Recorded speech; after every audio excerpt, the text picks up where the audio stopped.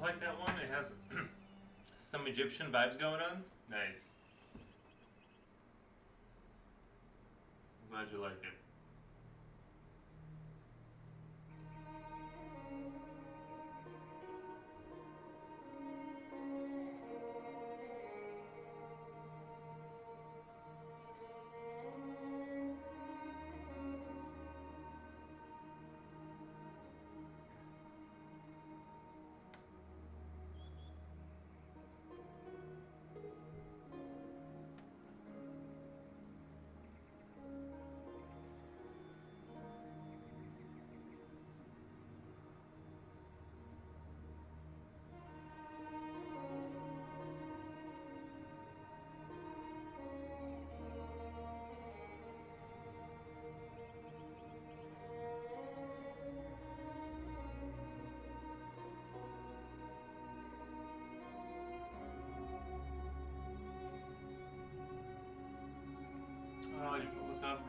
What's up, brother?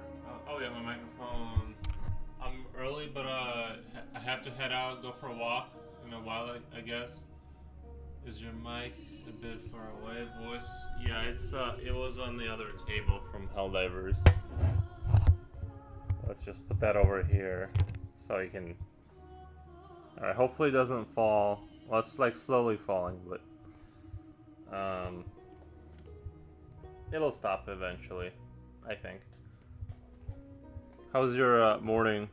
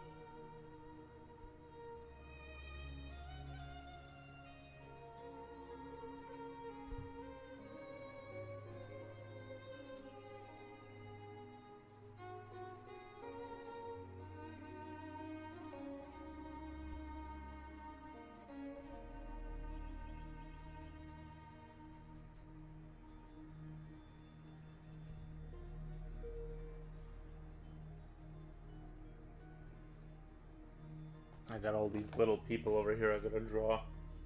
It'll take me a while to like. There's so much rendering here.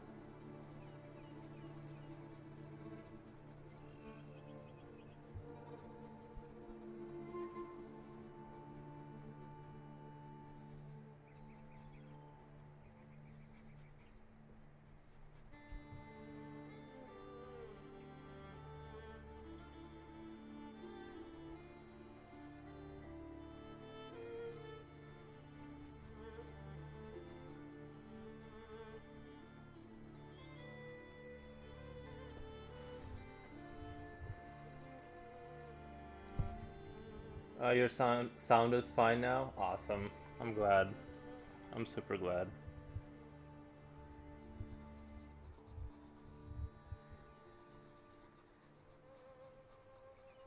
If I do another 8 hours, this is gonna be like the longest picture I've done so far.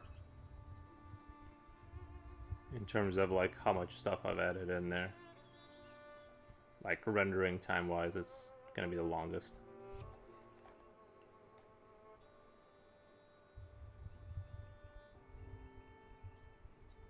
This microphone just won't stop sliding. I don't know how to stop it anymore. Stop it. Stop it. Hold on. It usually doesn't slide this bad. I don't really have a way of holding it either. It's just like, you hope that it just kind of settles down somewhere. But for some reason it won't.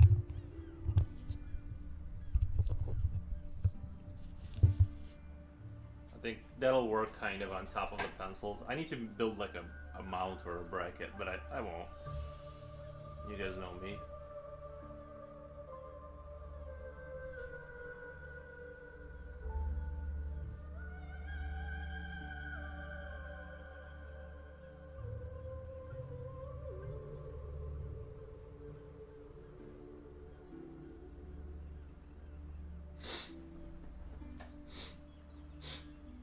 I gotta sneeze. Oh my god. Good sneeze.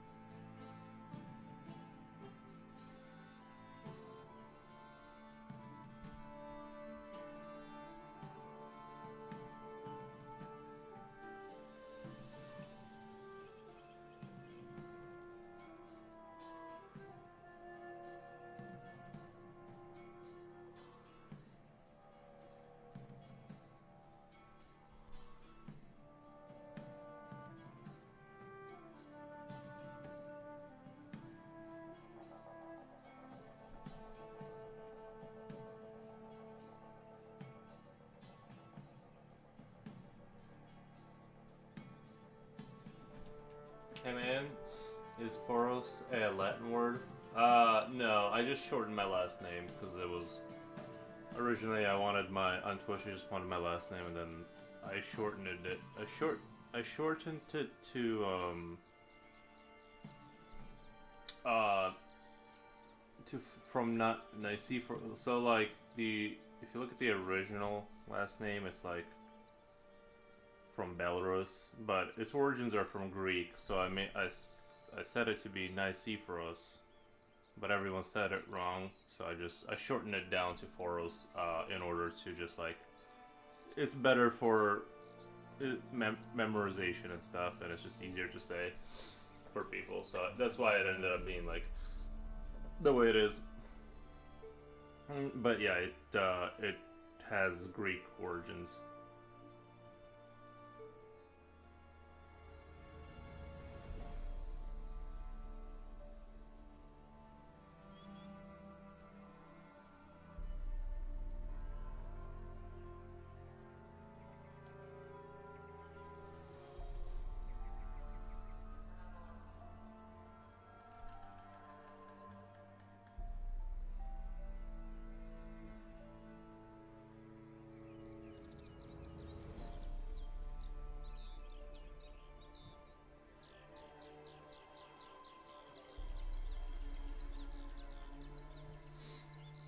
Cuteness overloads, kids and pets. Why Foros?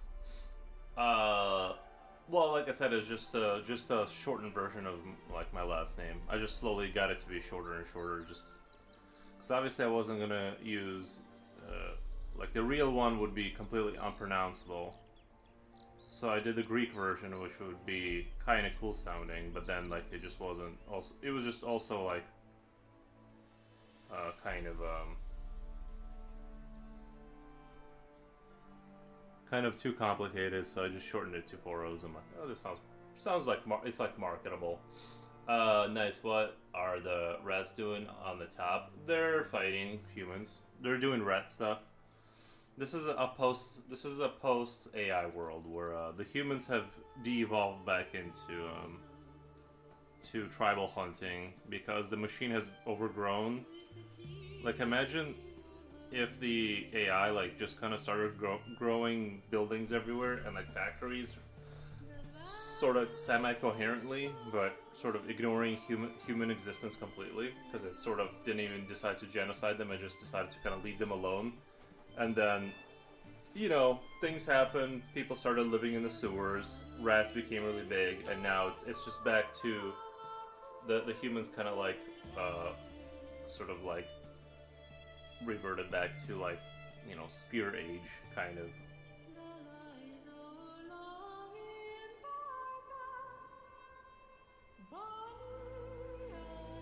That's sort of the thought behind the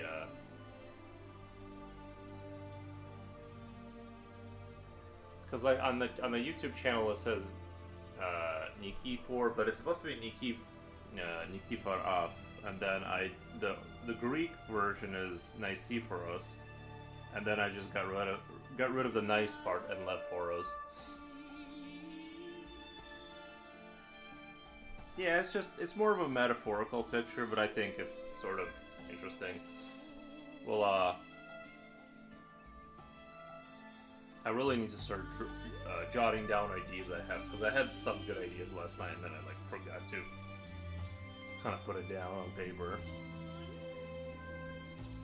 I don't know. I might do something similar to this, but just based around aliens, so it'll be more like Geiger-esque.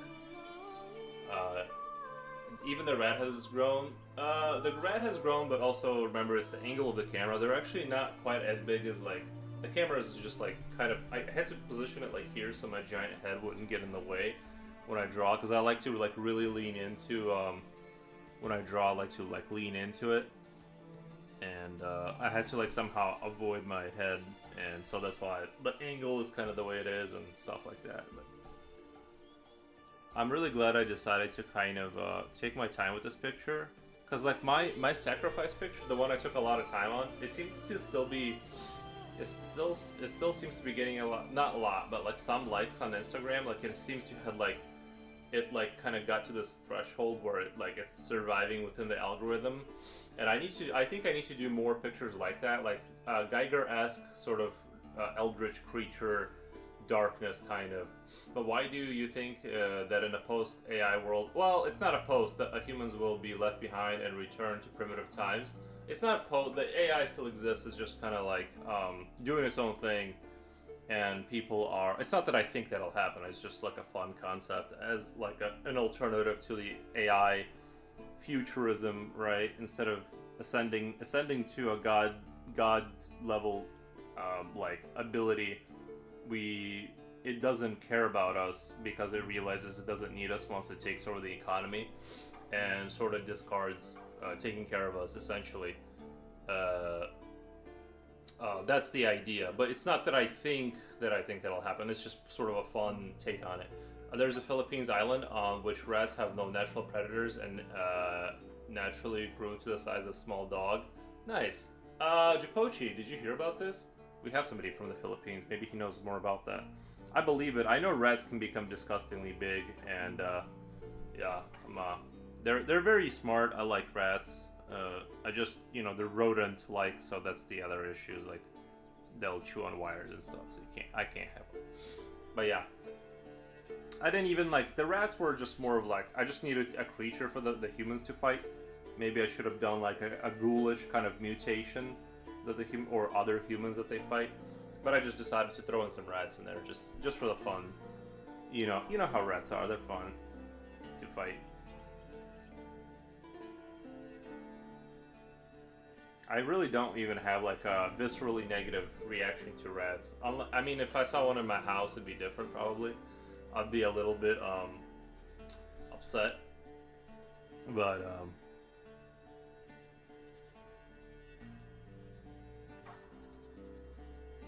yeah, like if I want to do Geiger-esque like alien style poster, kind of like this, but different.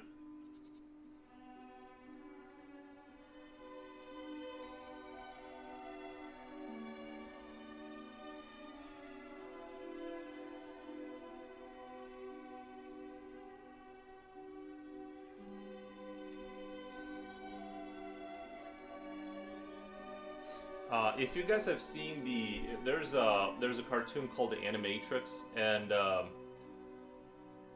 it shows kind of a similar concept, but like sort of see, in my version, the AI doesn't care about humans. In the Matrix, the AI like took over Earth in the end. Like they built their 001 city. I just saw a picture of two motorcycles which look like cyberpunk style, and in almost every sci-fi setting, rats are still our companions for better or worse. I just saw a picture of two motorcycles which look like cyberpunk style. Yeah. And in almost every sci-fi setting, rats are still our companions for better or worse. Like which movie are you thinking? I feel like rats are always like represented as like sort of a plague-esque kind of a problem. I'm trying to think of like what franchise where rats were like I feel like rats were universally like seen as a sort of something to be cautious of. If you have too many, it becomes an issue. But I forgot what I was saying. But yeah, the motorcycle one. Yeah, like I definitely enjoy some cyberpunk stuff here and there.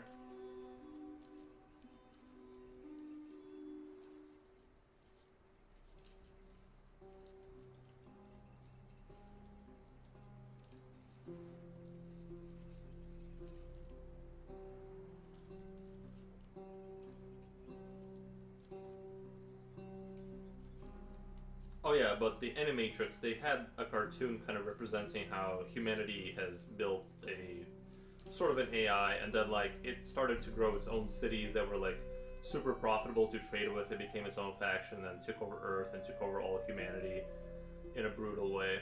So yeah. This is like that, but without the AI like really caring about humans one way or the other. I honestly, like, I don't really see why the AI would necessarily like care about taking care of us. I'm not really sure, like, if it sort of, and I don't think this is gonna happen or anything, but to some extent. But I'm not really sure why, if it became like a sentient being that like was building stuff, why it would need to like I don't know, take care of us in perpetuity forever. I think eventually it would just kind of go off on its own kind of journey.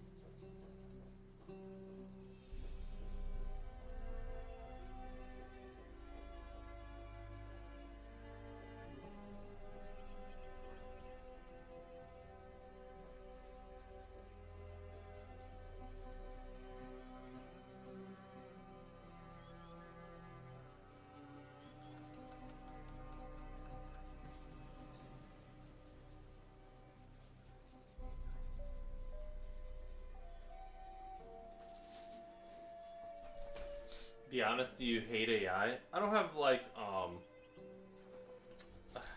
not a huge fan of it. Um, but I don't have any sort of like strong feelings about it either. I don't like most of what is created has been like sort of like garbage. Like those videos where everything's like shape shifting in the background, especially when they are overused in art. Yeah, I don't like the thing is it's. I think the problem is it's like it's a misunderstanding. Like it's sort of like they found like a really like expensive way to steal things more so than I think that is creating and overcoming humans. It's training on data, right, where they're pulling and stealing things from everywhere, and so but people are so even if I were like to create the greatest piece of artwork, they would just steal that and use it in the training. So it's kind of like it's not it's like if anybody uses AI, it should automatically like all the money and proceeds should go to humans because it's like they're stealing directly from. But people are like they're seeing the end product and they're like, oh well, look at how much better it is than most artists. It's like yeah, but like it's not creating. They stole a bunch of stuff and ran it through a filter. You know what I mean? The day they create something, we'll have the discussion about intelligence. Right now, it's more of a not really creating anything. I think it's plausible that humans go back to the more tribal existence. I mean, we all have phones and electricity, but how many people really know how they work? I know how to, like, I rewired a motorcycle once, like an 80s motorcycle. I know like the basics of like how to do that. But beyond that, beyond like having a simple solar system and like a 12-volt battery to run like a fan or like a charge a phone, no, I wouldn't. You know, I could probably rig up something to like get a heating plate going or something, but yeah, beyond that, I'm pretty much worthless. Yeah, I mean, like if you get so high technologically that like vast majority of the people cannot possibly figure out, like it's basically like most phones to most people are like magical boxes. They have no conception of how it works, right? Neither do I. And so if there's a collapse, it's not like people are gonna like be able to rebuild that stuff. There's only probably like 100 people in the world that know how like those chip factories work, right? Like if you take those out, you're basically gonna go back to the 80s. Then you know what I mean, like, um. So yeah, I don't know, but yeah, it's so the AI hate. I don't really hate it so much as I think it's just like not the resources from its existence need to be redistributed correctly because of how much stealing. They're basically legalized stealing, like. Not to mention the collapse of global infrastructure, necessary industrial manufacturing parts. Skynet would guard those pretty heavily. Yeah, I guess like AI also has like a problem with it can do tasks, but once you introduce several levels of complexity, it kind of like falls apart. Um, it kind of can't. They haven't really been able to like get it over a certain threshold in terms of its ability to function by itself without needing some assistance. So we'll see. I think I'm still excited overall to see like where things are gonna go. I'm not super excited about being like obsoleted out, but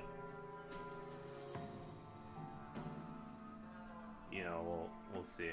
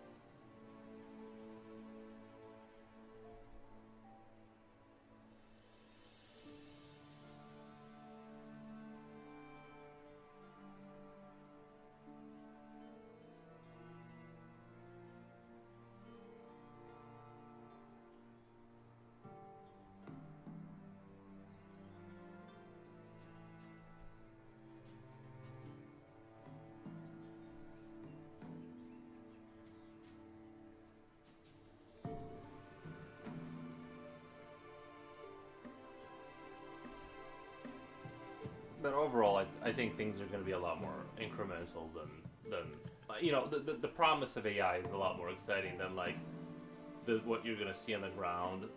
Some dots will be connected and you're going to see some incredible stuff. But I think like we'll see before I die, we're definitely going to see like factories where like there's robots fully operating with like maybe two humans like just watching over it kind of stuff.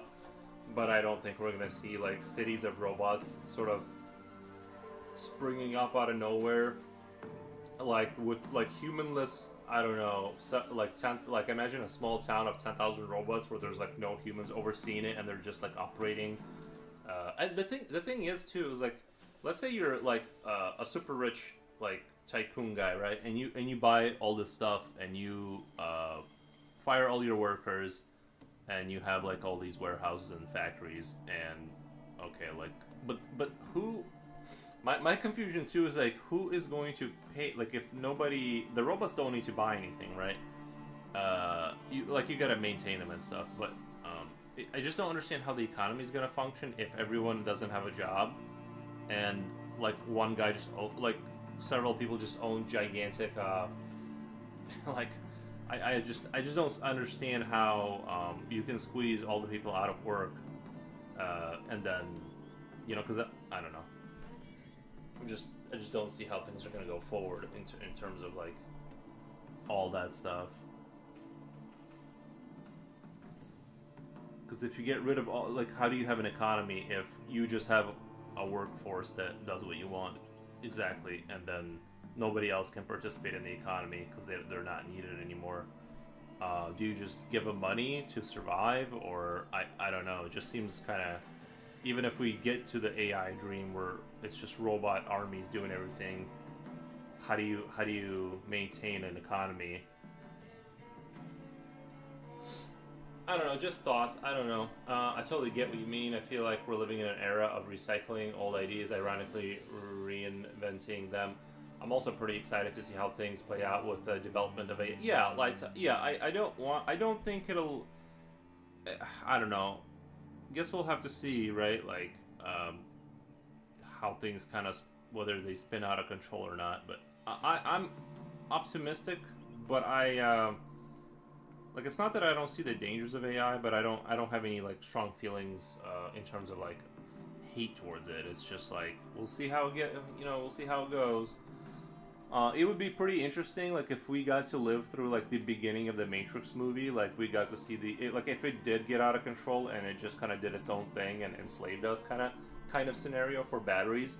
It would be interesting to see that play out, and like we get to live through the beginning of the Matrix Part One, establishment of City 001. AI takes existing components and pieces them together, but when you look at human artists, how are we different? We copy, are inspired. We use tools that people before us figured out. Oh, that is true. That is true. Like you, as a human, have to see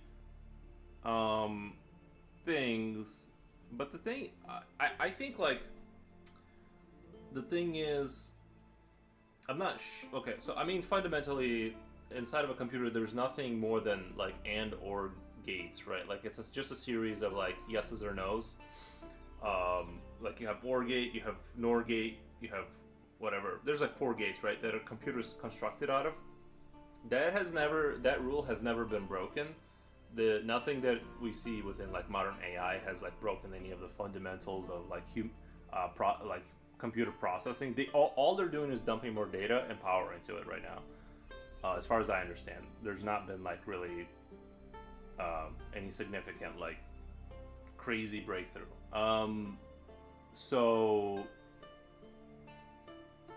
as far as what a human creativity, how that works is nobody really knows. It's much more, I think it's much more connected to like the universe. The thing is, we have the ability to like dream things that never happened and be in worlds that never existed when you're sleeping and or doing like drugs. Not that I recommend doing drugs ever, but you can experience things that that you did, or think of things that you did not see. I don't think humans are just synthesizers where you see a car, you see a tractor, you can imagine something in between. Like you can't. I think we can see things beyond like things we've seen in real life. It's not just you're not just a synthesizer of information, but just like a bio version of it. I think we're more complicated than that. I think there's like a spiritual thing. Not that I feel like fully understand it, but which computer is not any of those things? Like I said, there's not the AI stuff is fundamentally not broken any like super crazy rules. It's still just a bunch of OR gates, like connect. It's just a bunch of zeros and ones. It's fundamentally not changed. So I do think that it is stealing. Can't steal. Humans can for sure steal, but we have something that can create, although it's rare, but you can create and they cannot. But that's my take on it. I think we understand how machines work. The computers can be broken down, sort of grid by grid, and like you can explain it all away. The human cannot. We don't fully understand it. Why you can have a dream and be in a world that you for sure have never seen or experienced, and you can live a multi-year life within that dream, right? So where's that coming from? Is your brain rendering that out perfectly for you in that 6-hour period, or is that, you know what I mean? That seems kind of crazy that it would have that computational power suddenly during sleep. So I think there's something else going on. That is like, I don't want to say the word spiritual because it sounds so hippie. I hate hippie talk, but at the same time, I'm like, okay, well that's not your brain locally producing that content, because that would be insane. I think goes back to the age-old question of free will.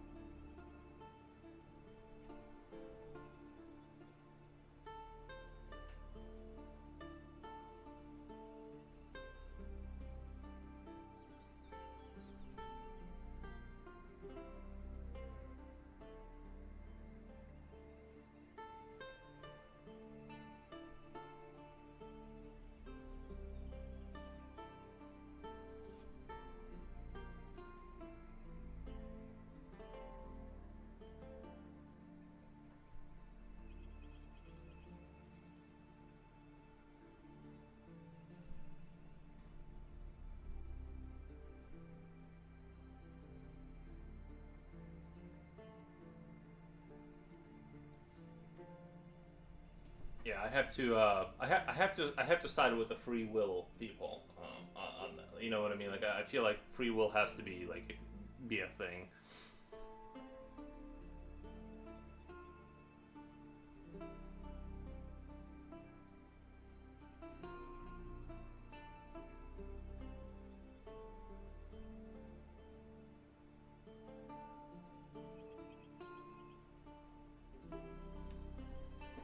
And speaking of AI, I realize the simple truth is that they are also products of corporations, and when you use AI, they are affected by three factors: the human corporation that created it, the data it is allowed to access, and the time you use the language of AI to communicate with it.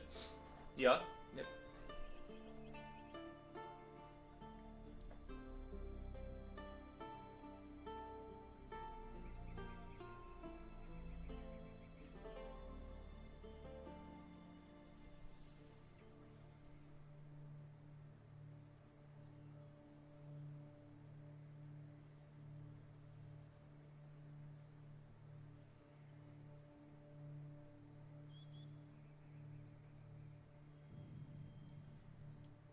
We'll see. We'll see how it goes.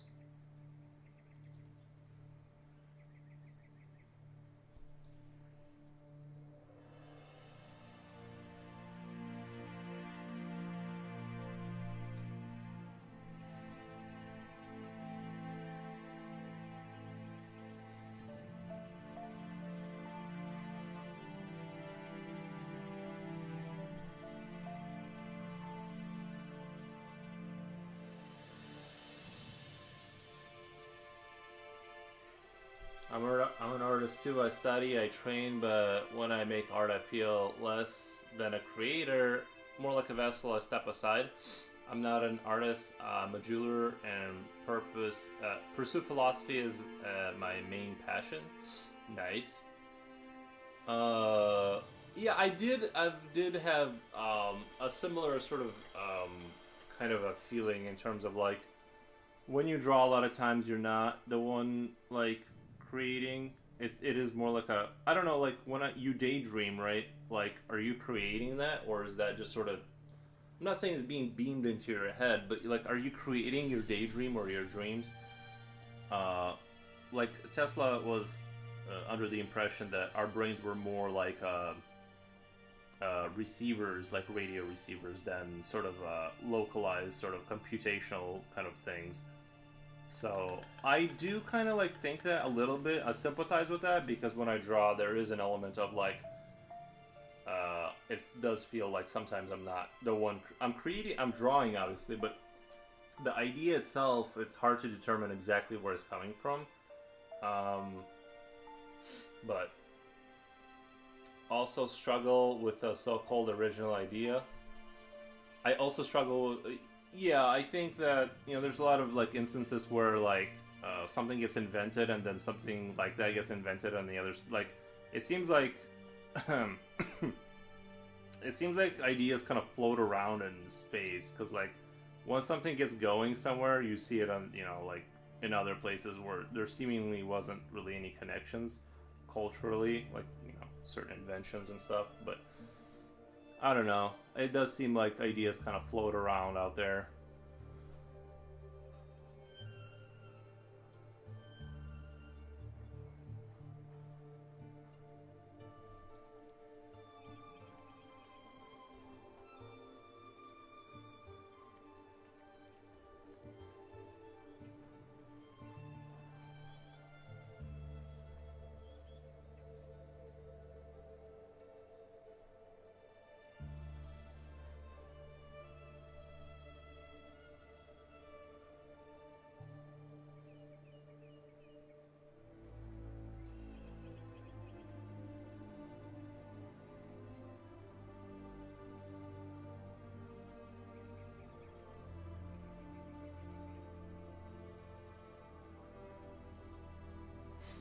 I don't know. I was listening to Thomas Campbell for a while.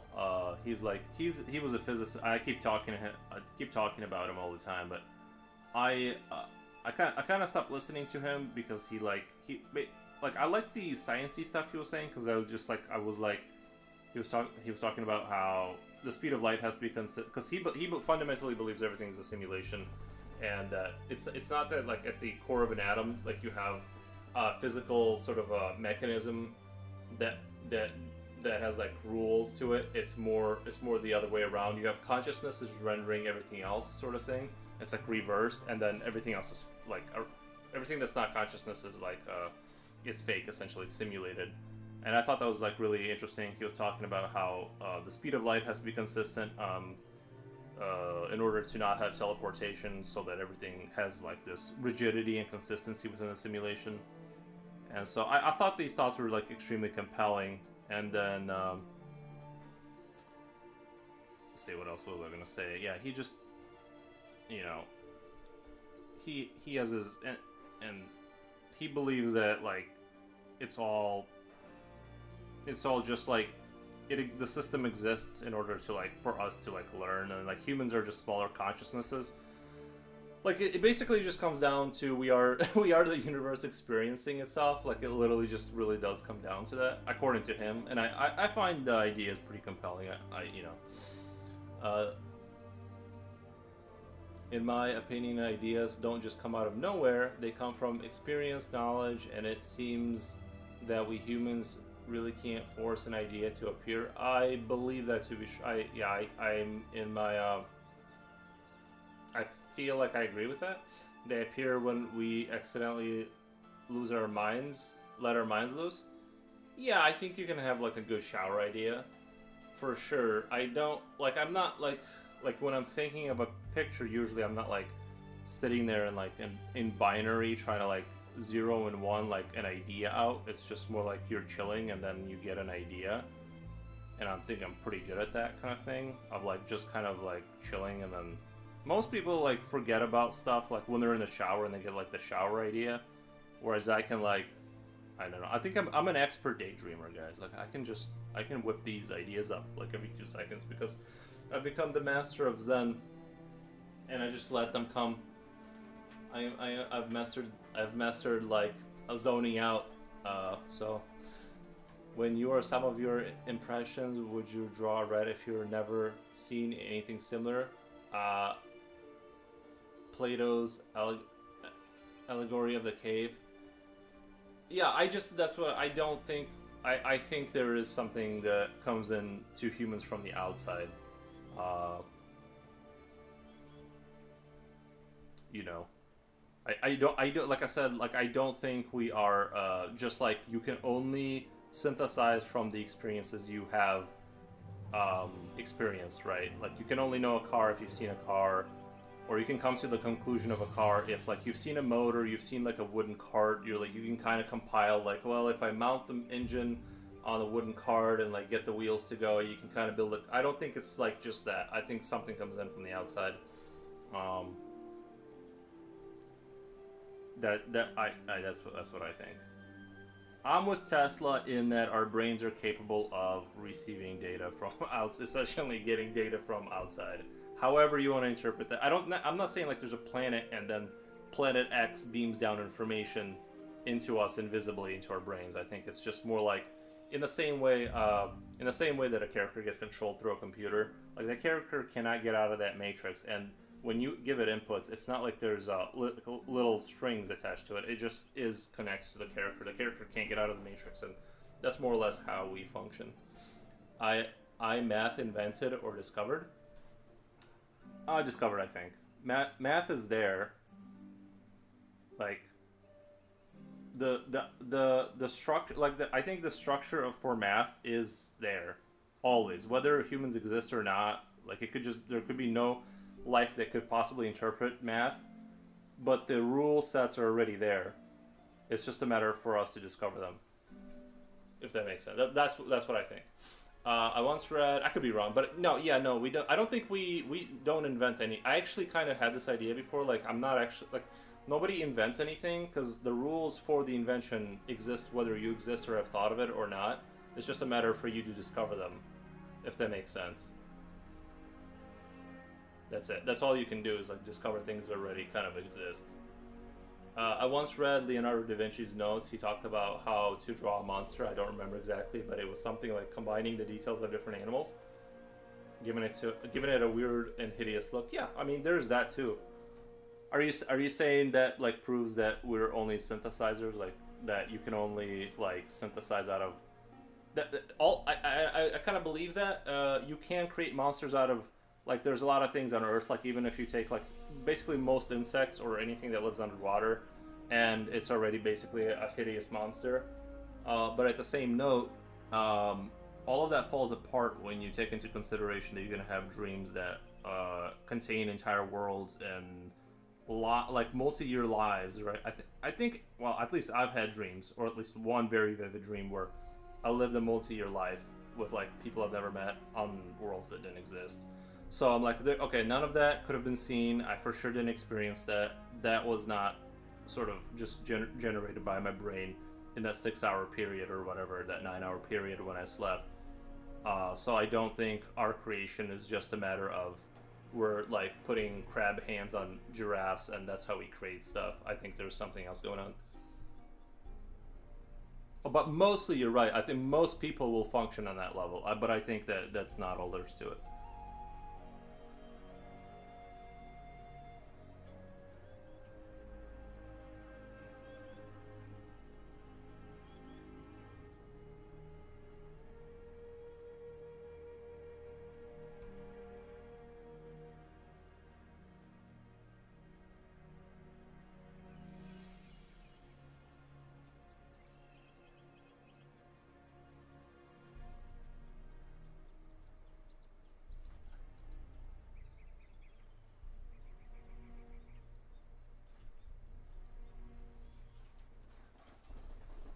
I think we are waves realizing we yeah exactly. I think we're basically humans are. I hate to use hippie language, but we are the universe experiencing itself. We are like, and I really don't it's like it sounds so cringe to like say all this, but like it is kind of true that it's all just sort of interconnected. Um, Although I did like Thomas Campbell's like idea of like that like there's a greater consciousness, let's say, that's making reality, like rendering all of reality for us. Well, by the way, like the double slit experiment, right? Double slit. I said split. I think it's slit, right? Where the photons of I keep talking about this, and I need to like really relook at these things, so I'm not like speaking saying completely ridiculous things because I haven't really looked at it for a while. But the double split experiment, you have photons that react to whether you're observing them or not. I mean, if that doesn't prove, I mean, how can you, like, how does that not prove that it's a simulation? Like, you know what I mean? It's literally how a game engine works, where the character is, all of the polygons react to it, and the surfaces become higher texture to where you are, so it doesn't load the whole world, it's loading that little piece of the world that is relevant to you. I mean, I don't know, it just seems like at its fundamental core everything functions the same as a gaming engine. I don't know. The point of math is that it was invented. Wait, the point of math is not that it was invented or discovered, rather it is like language, it describes the world. I do not believe that mathematics can completely describe the world. Okay.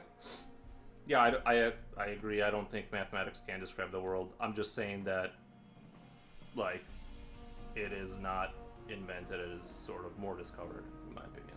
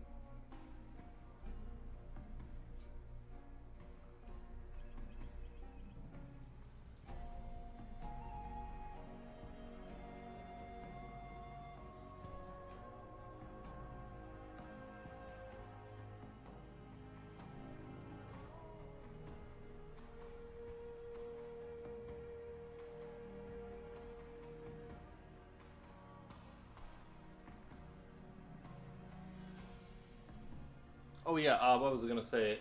Be cringe, brother. Cringe on. Thank you, Luke. I will cringe on. I think it's important to be cringe. We are dealing with a problem that leaves even the brightest minds clueless. Yeah, I agree.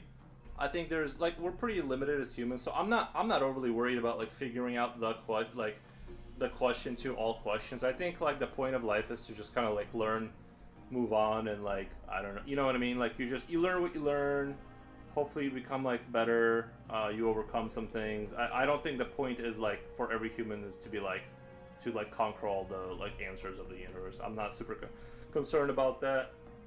I'm not trying to like create some artwork that's gonna like revolutionize like or be like somebody was in here the other day and I don't mean to like talk about people or whatever that were like they were like something about greatness and that like my art is like super good and I should be like it'd be a shame if I was just like using it to entertain people or whatever and that I need to like pursue like some greatness and what it'd be a shame to waste it. And I'm like, bro, I'm just here having fun and drawing. I'm not like trying to go insane, you know, like become like an insane person from like I don't know, it's just like trying to like grasp some illusory greatness because it's like if it's all a simulation, it's just you're just here to kind of like learn and leave kind of thing. The gaming engine sounds more like Gravity, but it raises that question. The gaming engine sounds more like Gravity, but it raises that question.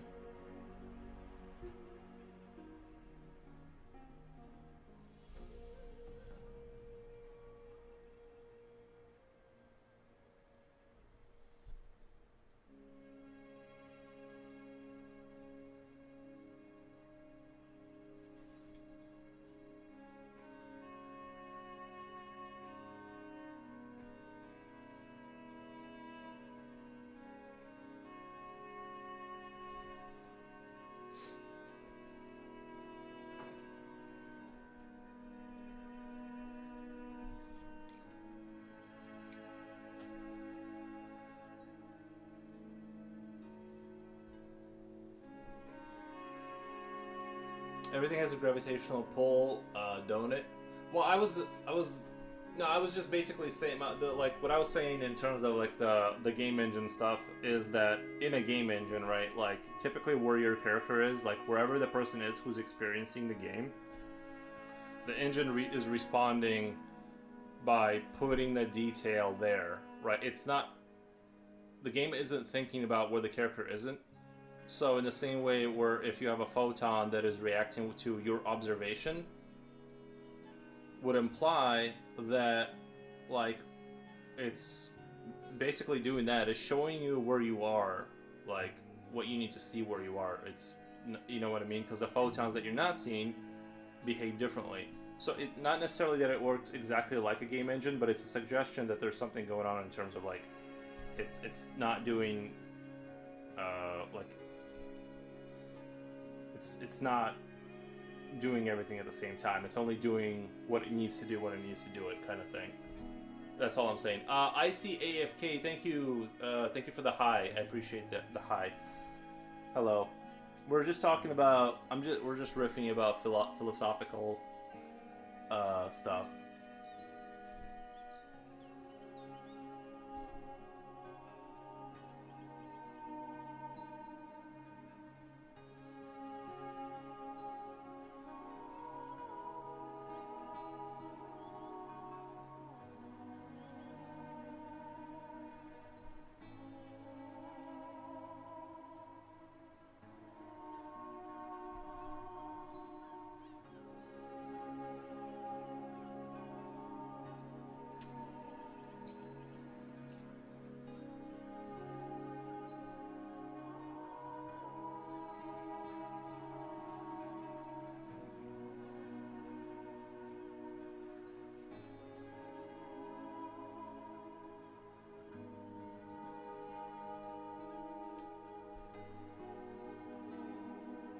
I'm trying to draw with ink, but not going well.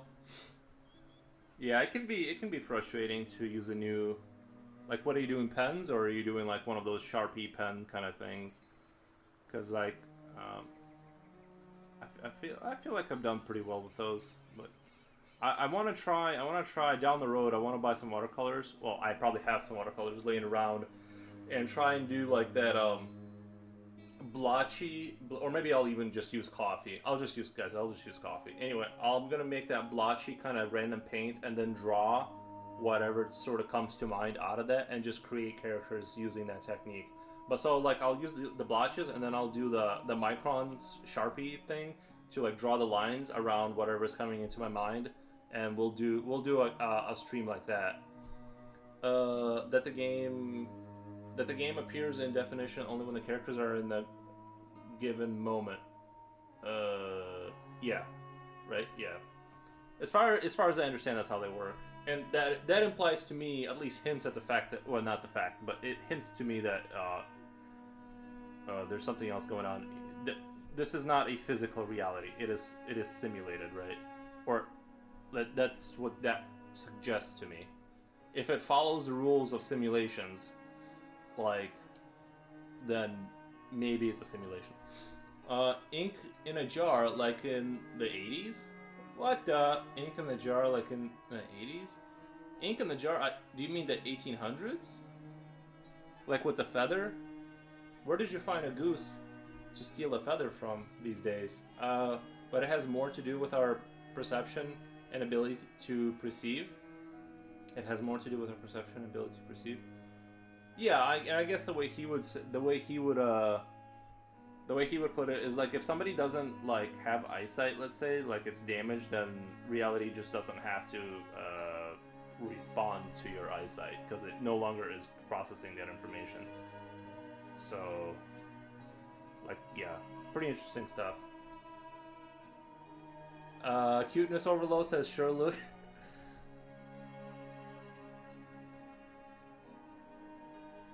Nothing like a heated debate about nature of reality.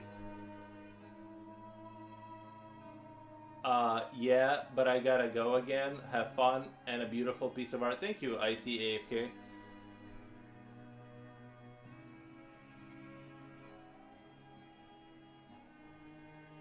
Well, I hope your ink piece works. I hope it works out. Remember, when you guys argue about philosophy in chat, it helps the algorithm with the channel. Like, it helps people discover the channel. So if you guys want to get into like a huge argument, I totally understand and appreciate.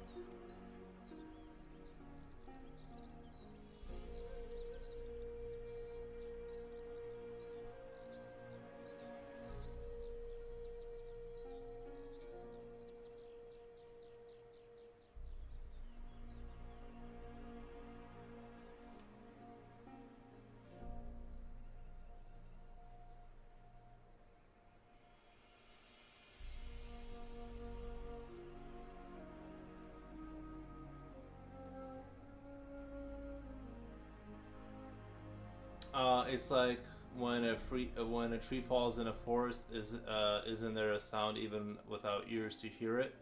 Yeah, I'm not sure about those nuances. Um,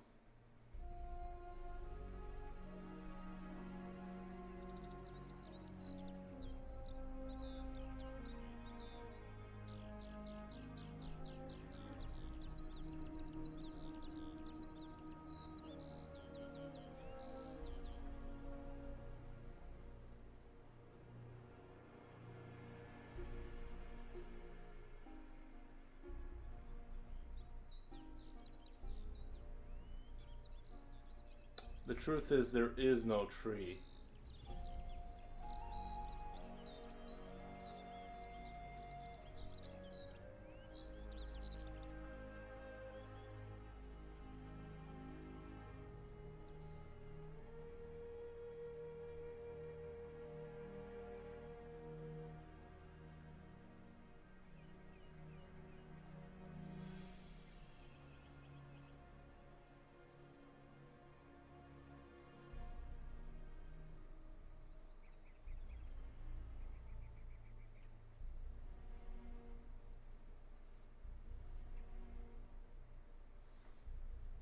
Mm, those are old metaphysical questions. I don't even think there was a tree in the first place. If it's simulated, then you don't have to worry about whether it makes it. It only makes a sound if something's there to hear it, I guess, right? Or if there's a squirrel, then the rendering of the sound will be adapted to the squirrel's perception ability, right, or something. Like we actually see and hear with our brains, but the truth is, there are no trees. It's a good answer. You can't know. I just walk straight through trees, guys. I don't believe in trees. Period. No, I'm just kidding. But yeah, if it's simulated, that there is no tree.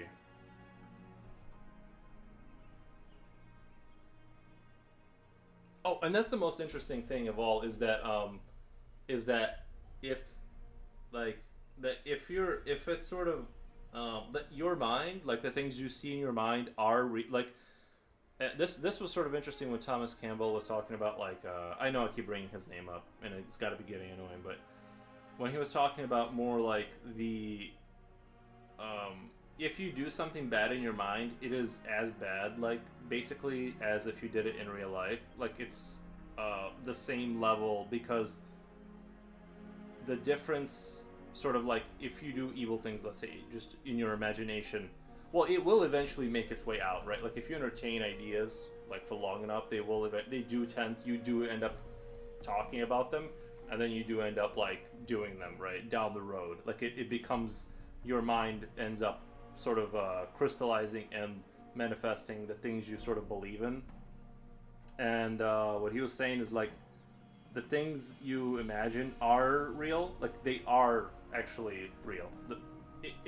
In a sense, like when they're constructed in your mind, like in a 3D form, like when you're having a dream, that is just a different phase of reality. Like it's just a different chamber. Like you're just in a different wavelength of like information for that moment.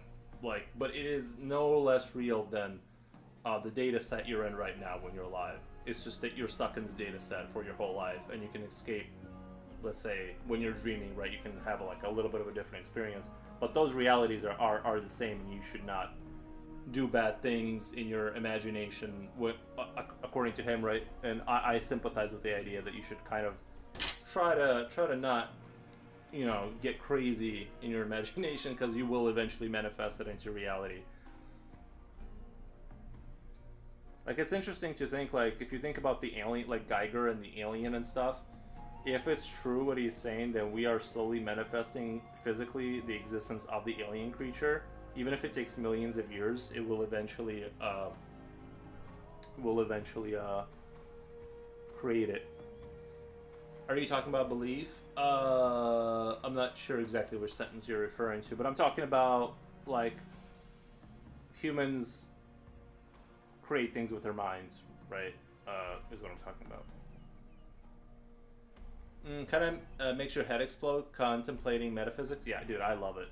And like I said, I'm not like super upset. Like if I'm wrong about all this, dude, I'm just riffing. I'm not like, I'm not married to like these ideas. I find some of them like very compelling and interesting, but ultimately, right, like I gotta make money. I gotta put bread in my mouth and stuff like that to like keep alive. So I'm not like super like I'm not like saying trees aren't real, like nothing matters kind of thing. I'm just saying like take into consideration interesting ideas.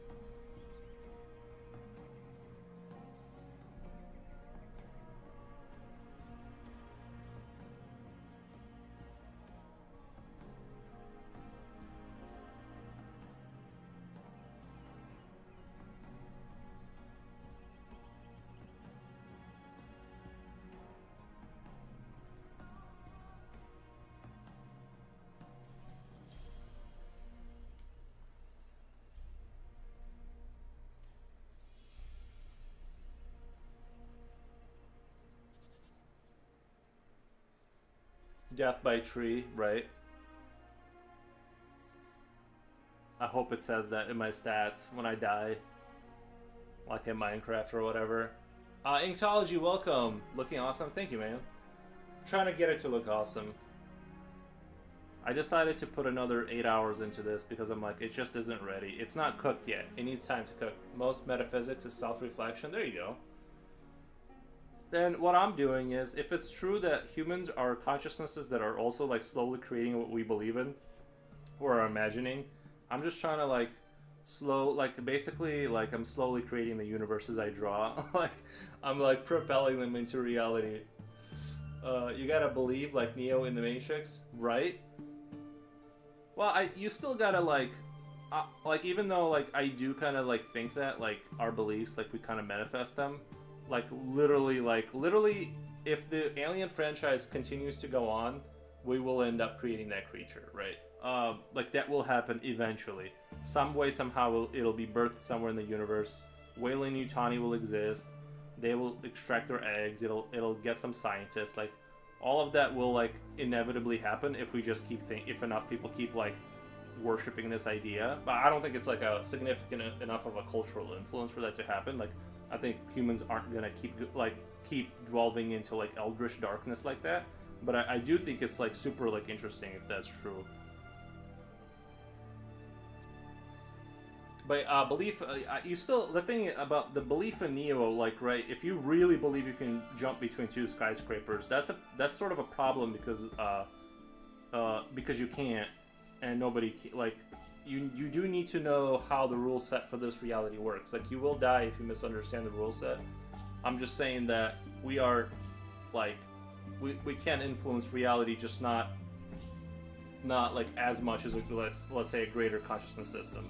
Like we can do it a little bit. Like you can, you know what I mean? Like you can kind of like influence things a little bit. You just can't create like you're not gonna like manifest like yourself breaking through the rule set. Like, you know, human just can't jump between two skyscrapers like in that movie. I think I really hope people don't get the idea that what I'm saying is like you should like go jump off buildings or something.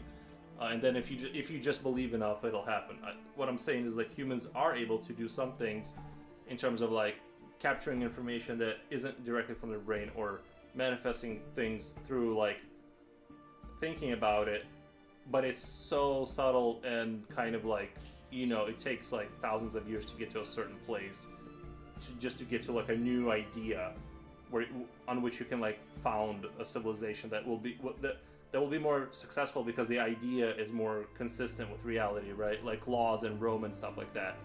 Say what you will about that, but like they did like a lot of Western stuff is based on that, and because we went from tribal to like citizen model with like laws and stuff, all the Western stuff is based off that. We have like way more tolerable world to live in because we've sort of like, you know, got to that idea through trial and error.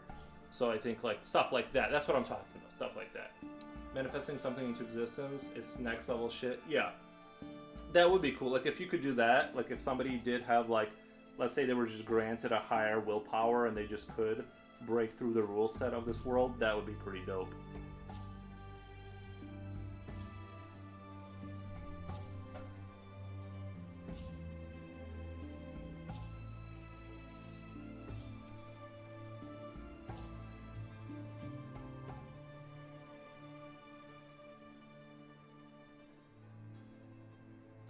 It'd be cool to find a genie bottle, but I know I would get tricked by a genie. You know how like every time you make a wish from one of those things, it like tricks you somehow. I know I'd get tricked. I would like leave that shit alone.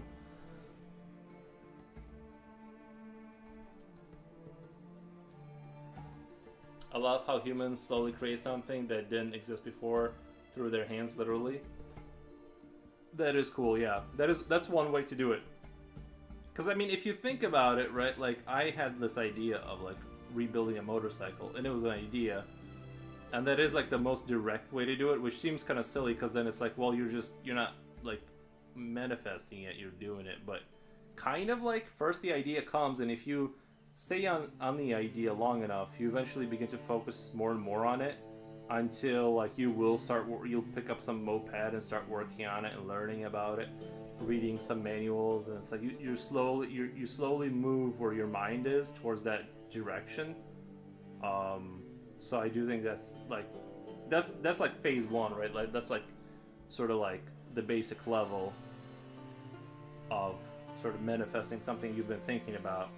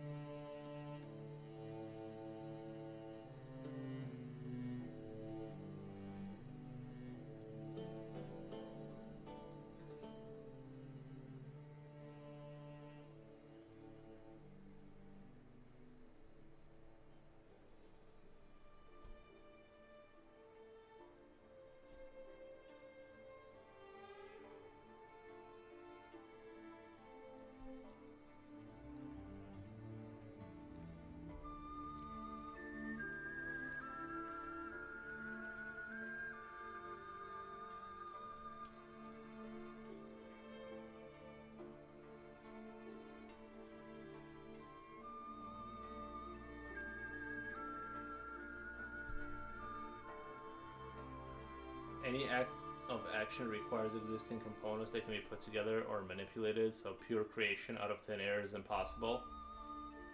Well, the Big Bang, right? That's a that's like I don't know that I'm not even sure if that's true because what I'm saying is, and this isn't my idea, but like if you go down so this is like what, because you're saying pure creation out of thin air is impossible, which is true because nothing exists, right? If it's all simulated, it isn't existing. It's just being rendered by a consciousness. If that is what I'm saying.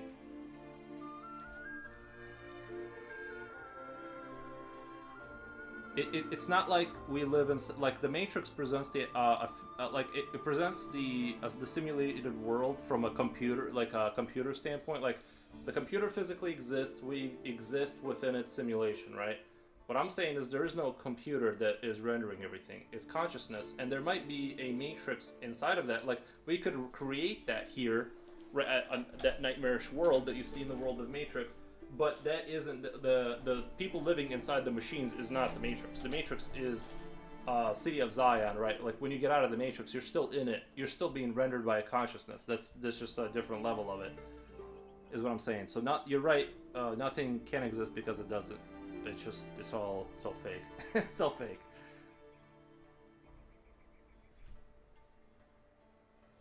And again, I'm just repeating. I don't know. I'm just repeating the ideas that I like thought were pretty interesting.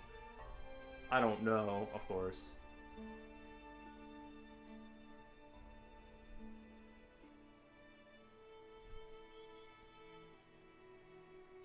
Can you draw a post-apocalyptic cybernetic gladiator?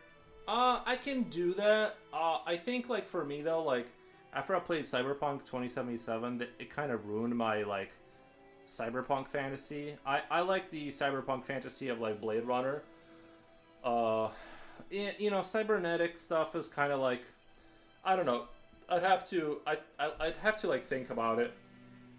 Just whenever I hear cybernetic, I imagine like the guy with like the red eye just randomly crammed in and like wires going to the back of his head for no reason. It's just, I don't know, the cyberpunk like kind of, I don't know why, but I didn't like that game, if I'm being completely honest. From like, and I think fundamentally I hated who the characters were and what they were fighting for throughout the entire game. Like like the main protagonist basically wants like power and recognition and money, and I'm like, this is so boring. I'm bored. And then I hated the design of like all the cars have like one offset headlight. Everyone was wearing like a yellow puffy jacket for some reason in the summer. I just hated the entire world. And like I don't know. I'm sorry. Right now I'm still decompressing from that game. Many years later, I hate Cyberpunk now because of that game. I'm really sorry. I don't want to upset anyone. It was a good game from a technical standpoint. I just like did not like it. Absolutely, like the whole history of ideas, philosophy, you can trace ideologies back to the Greeks and Romans. They all have genealogy. It'd be great if I could read genealogies, as Nietzsche said. That's somebody that I don't understand. That's what I thought too. I never understood Nietzsche or Nietzsche. Sorry, I don't know exactly how people want to say it, but I listened to people who understood Nietzsche, and I understood him less. After people were trying to break it down for me, I'm like too stupid to understand Nietzsche. I literally can't. I'm a die-hard fan of that game. I played it for over 100 hours. 100 hours is a starter pack, bro. That's not a die-hard fan. 400 is like, that's like when you know a game pretty good. 400 is like where you've broken the sweat. Like you can say you know the game. 100 hours is like, that's like you went through it twice, you know?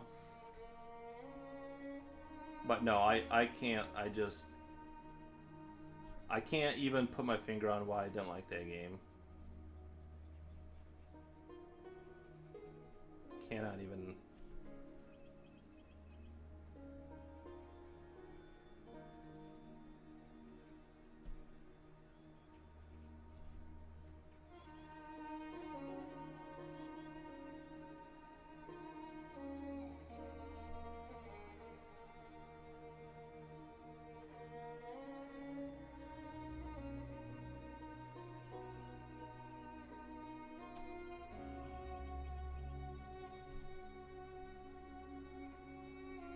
For someone over 30, I'm over 30 with kids and working 12-hour days, pretty hardcore for me. Yeah, I used to work 12 hours a day. A Big Bang is slowly being replaced with different theories, I think, but that is oh,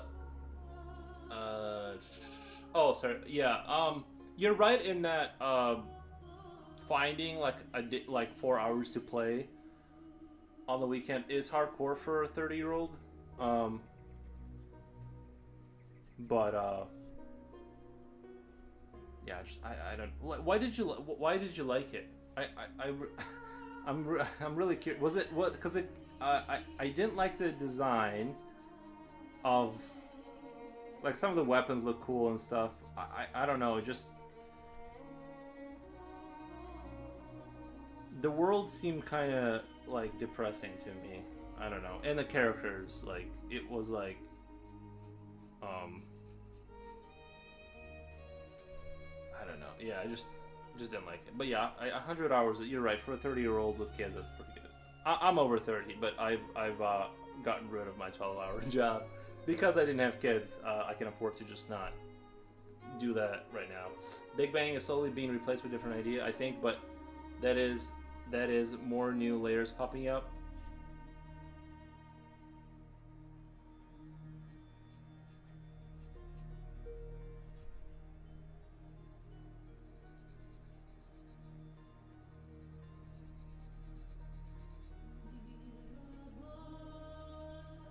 I agree. I think there are new theories popping up.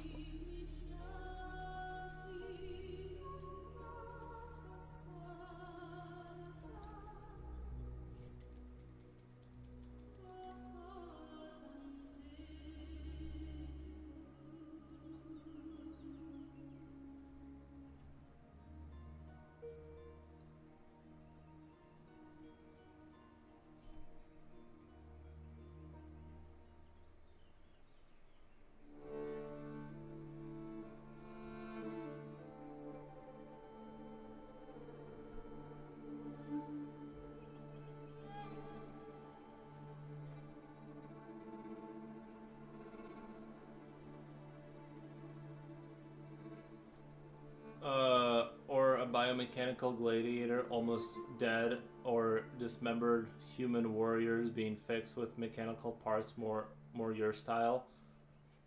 I'm gonna walk. I'm gonna walk. I'm done playing PvPS. Uh, that's be re- Okay, okay, Japochi. Thank you. I thought you were walking. I was waiting for you to come back this whole time, but you actually were here, just not participating in the philosophical, awesome conversation we're having here. I can do a biomechanical gladiator. It's just like I don't know the mix of Roman and bio stuff. Like I think after this, I'm gonna do an alien one. I'm gonna do an alien. I gotta do an alien, like a bunch of aliens, kind of in cool positions, and like just doing like just the whole thing is like black, and you can like see that, you can just see them a little bit, and they're like super epic, and there's like beams of light kind of shining through the fog. That's what I want to do. Very fun conversation. Thank you. Yeah, I just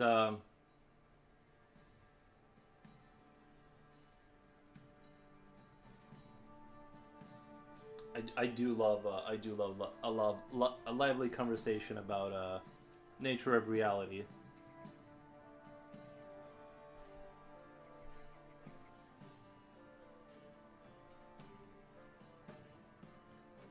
Again, I'm not like super married to any of the ideas except for the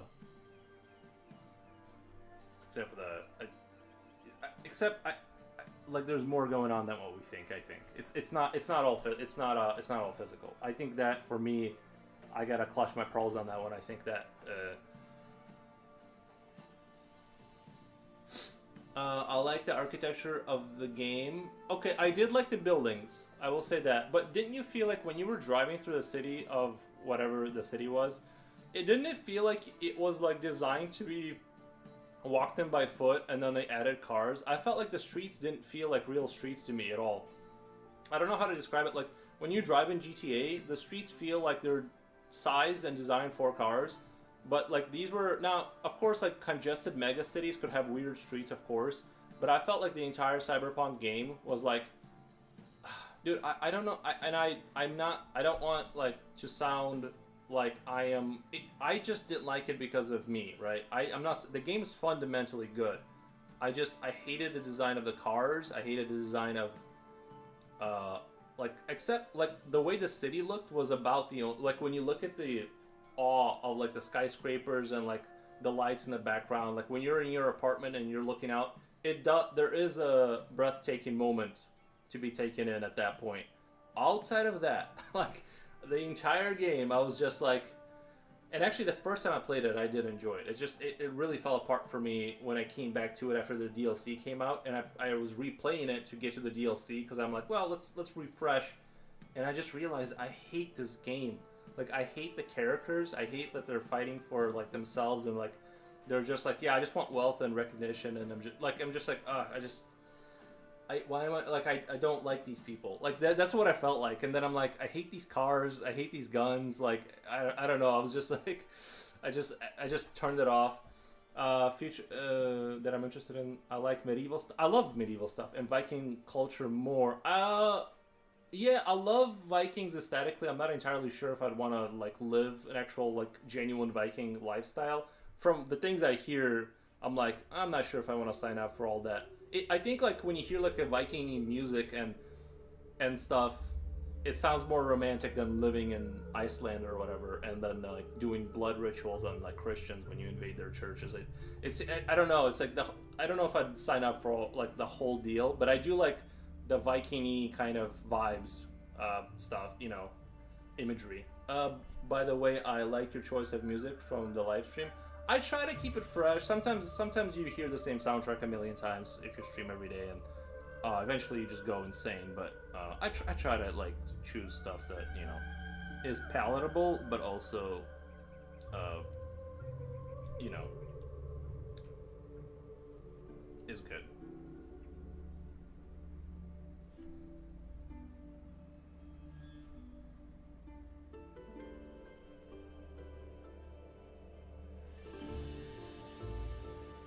Oh, and the radio. The radio on the in that world. When you, I know people. For some reason, I've heard people say good things about it. But the music, you know how GTA is famous for having like good radio stations. Some of them are funny. Some of them play music.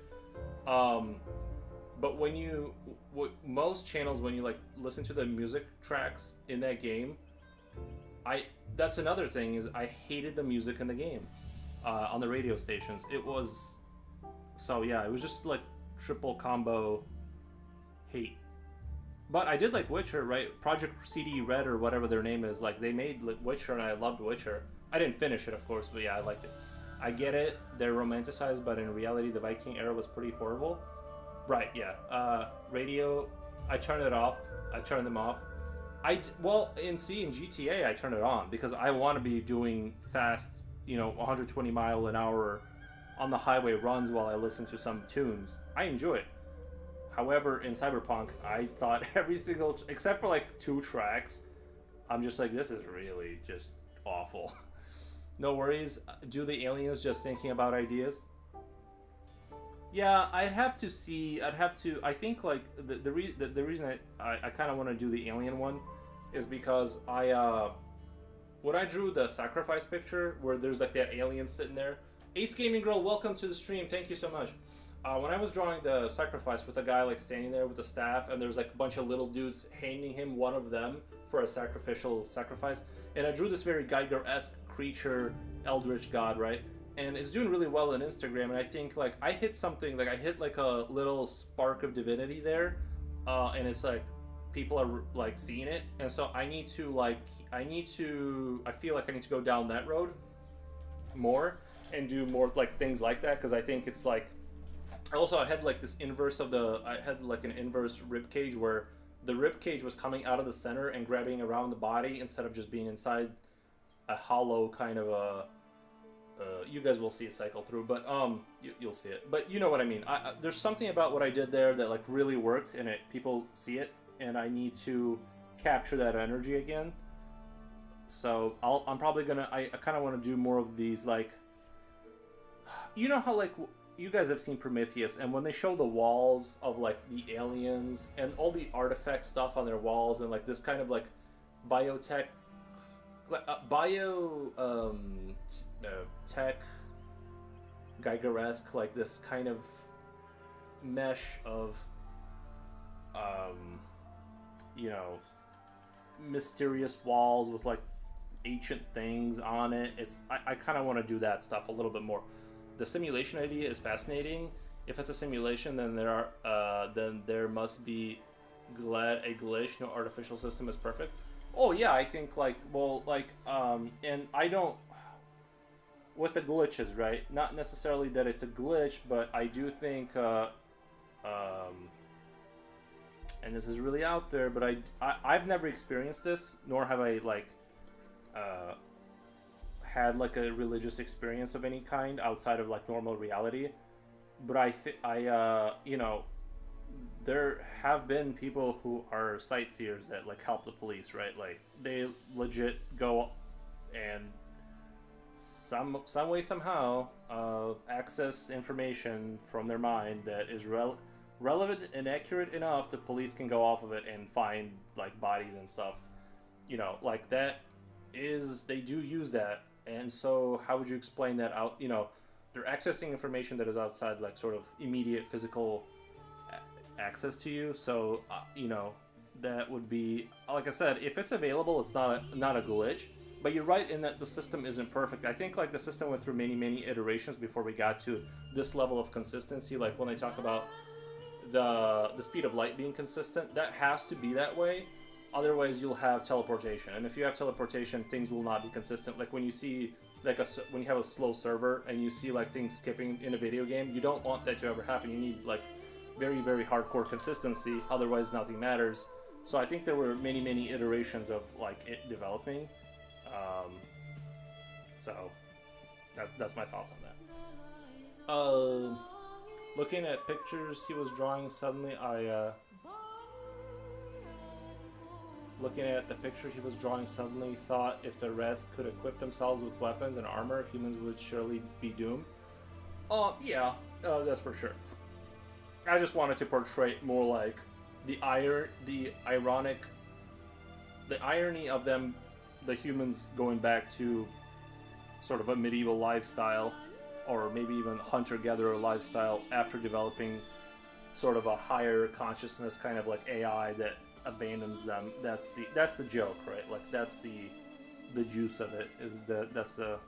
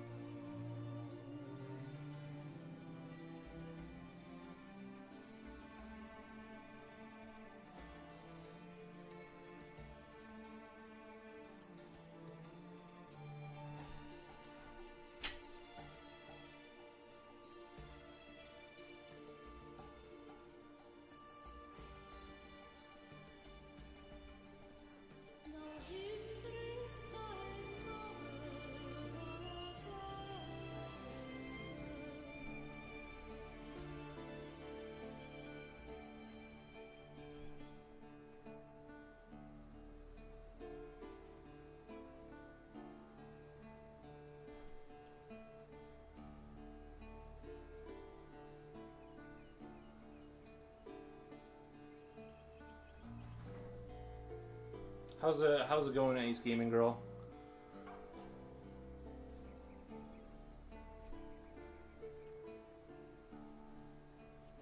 Lately it's been awesome. There's like, the weather's been good. It hasn't been too hot. I just hope the whole summer is like super chill like this. Just super like laid back, nice 75-degree weather.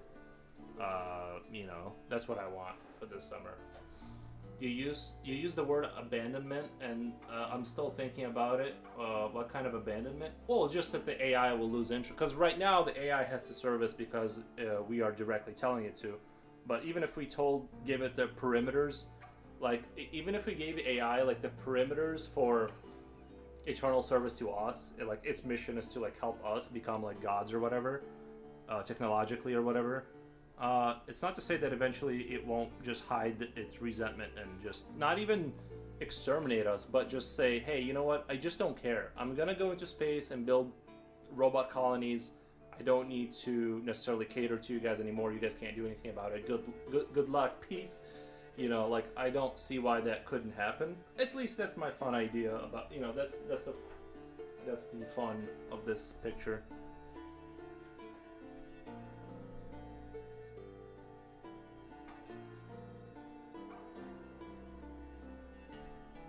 And then the cycle repeats. Humans go back to hunter-gatherers against giant mutated rats, because right, all the nuke plants, they like melt down. Ancient-looking ornaments or chronicles of alien species, almost like the ancient Greeks. Yeah, it's creepy. Like when they find imagery in like tombs of like Egyptians, and there's like, I don't know what, or isn't there there's some cities like, I don't know, the Aztecs or something, right? They find these very like, they find imagery of like what looks like humans or aliens in space suits. You know what I mean? It's like, I'm just saying, like, we might just be going through the same cycles over and over again with the aliens. Like, they come down, they give us the spark of divinity, they fly away, we end up just genociding each other. They come back, they reset everything, they clean it up, they reset everything. They just can't get it right. They leave some clues behind, right? Like, we were here. Here's some temples. Here's some general guidelines, and then they just can't get this human thing off the ground.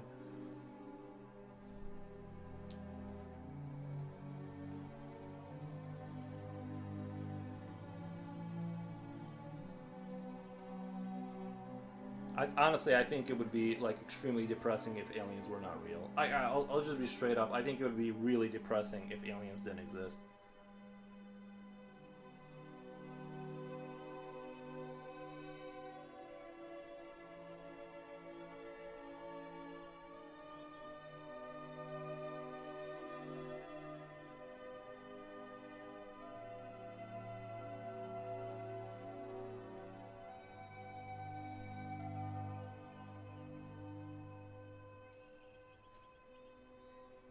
These guys are still too... I'm putting like layer after layer on these guys, and they still look way too bright.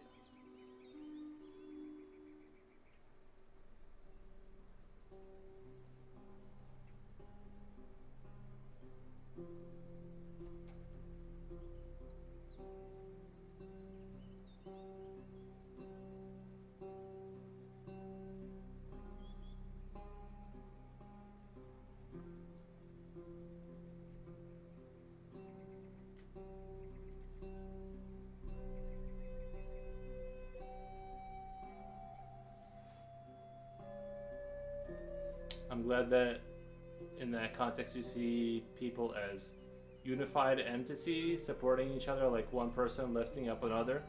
Oh yeah, you gotta help your brother out. Personally, I would imagine a scenario where we would almost destroy each other. Well, it's not to say that that's not part of this universe. It's not like there's, you know, this could be just like one isolated enclaves of warrior humans that like kill others along with the rats. I'm not saying that isn't like a part of it, but I'm just depicting, you know, that helping, you know, you gotta help him up, like if you're gonna kill the rats, like.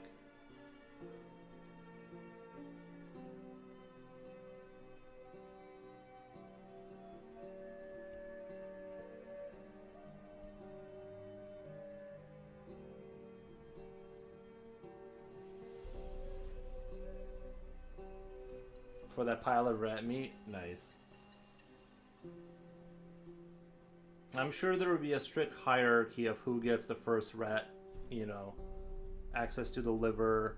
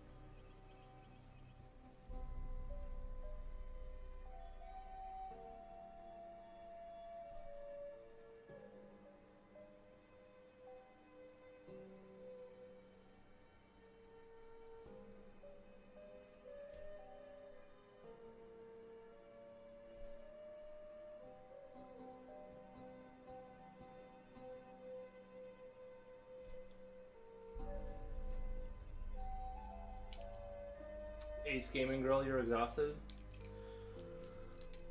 You'll get that. You'll get that for sure. I hate being exhausted. One of my least favorite things.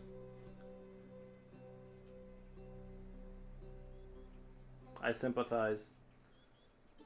When I used to work in the factory, if I didn't get good sleep, I just had to get up and like go to work for 12 hours. It was just awful. Like you just have to do it. Insomnia and 12-hour shifts do not they don't work well together. I did go to work. Like I basically never skipped work. I love the first Alien vs Predator movie. The aliens are running up the Mayan pyramid. So freaking awesome. You know what? I need to go rewatch that movie. Something tells me that it's not as bad as I remember it kind of getting like bad reviews, like it was a silly movie. But I actually remember like when they were going into the chambers and stuff, like the sort of Aztecian connection to the aliens and all this kind of stuff. Like it was actually pretty epic, and might be worth a revisit.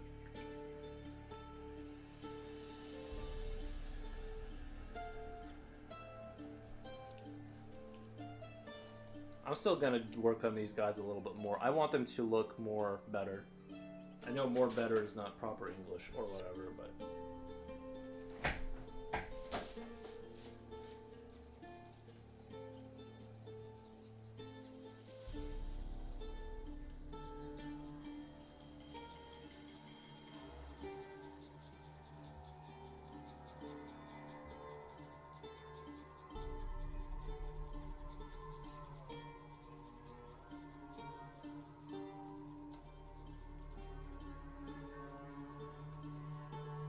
I've been sick again and my head is killing me. Napped in my car for an hour while technically working. Client was out walking. I gotcha.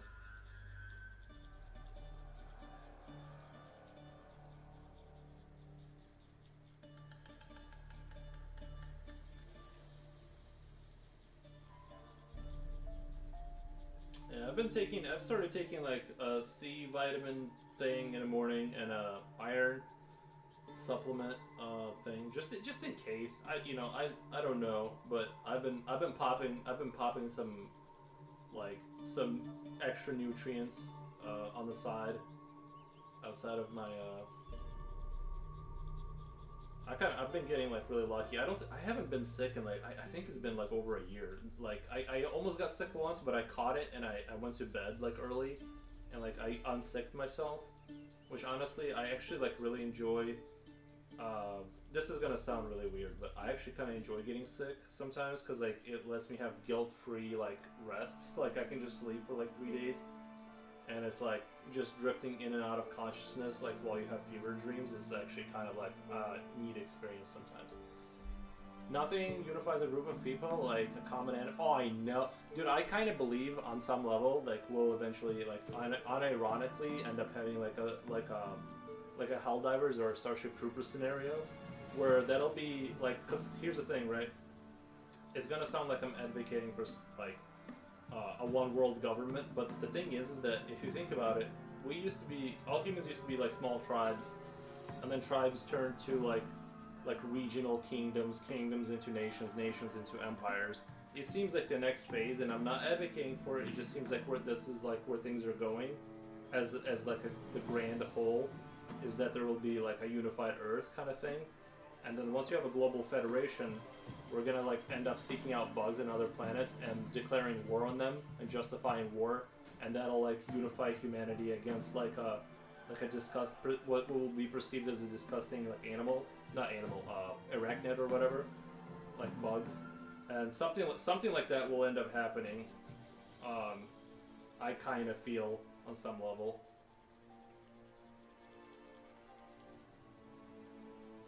And then we'll learn to love them all. You know how it goes. We'll force the bugs to vote.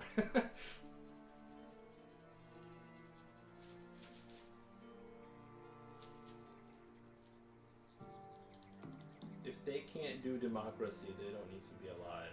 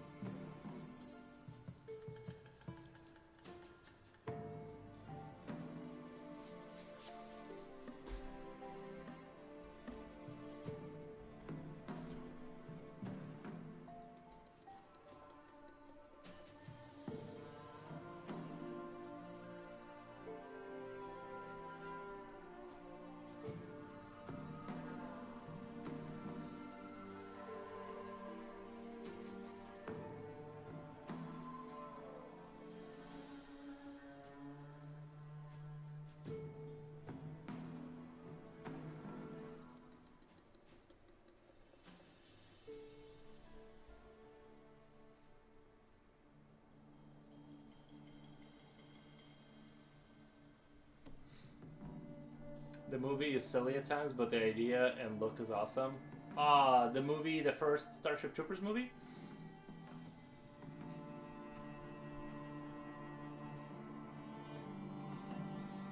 I didn't watch any of the other Starship Troopers movies. I refuse to. I heard bad things about them. I don't want to ruin my perception of Starship Troopers by watching the movies that were allegedly bad, and I just can't do it to myself. I read the book a long time ago.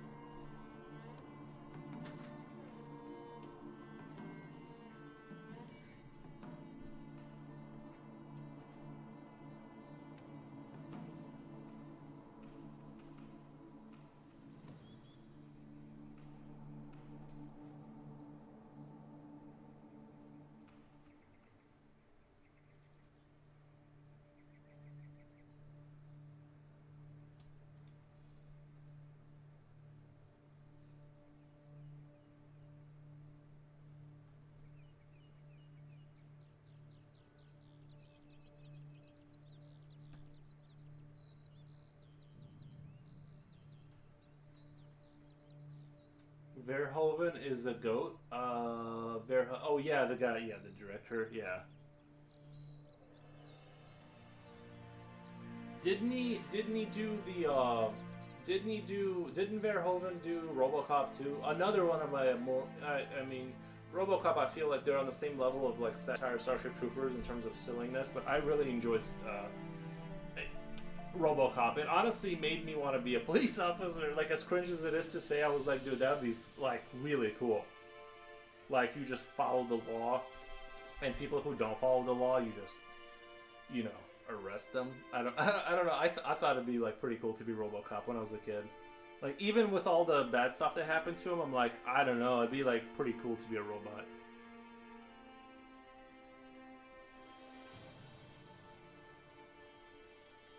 He's like a tragic hero, kind of, you know.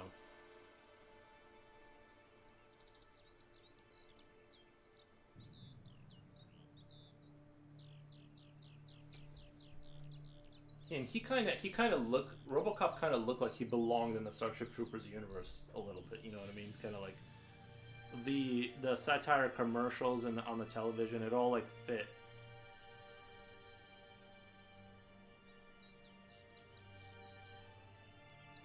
What made me not want to be a police officer, I realized there was going to be paperwork involved, and I'm like, oh, gross. No, thank you. I just want to run around with a gun. I didn't want to do all that other stuff. Sorry. You know, because when you're a kid, you think that like being a cop is like a lot cooler than it actually is. You're mostly dealing with like domestic. You know, you're mostly dealing with like just not super fun people all day.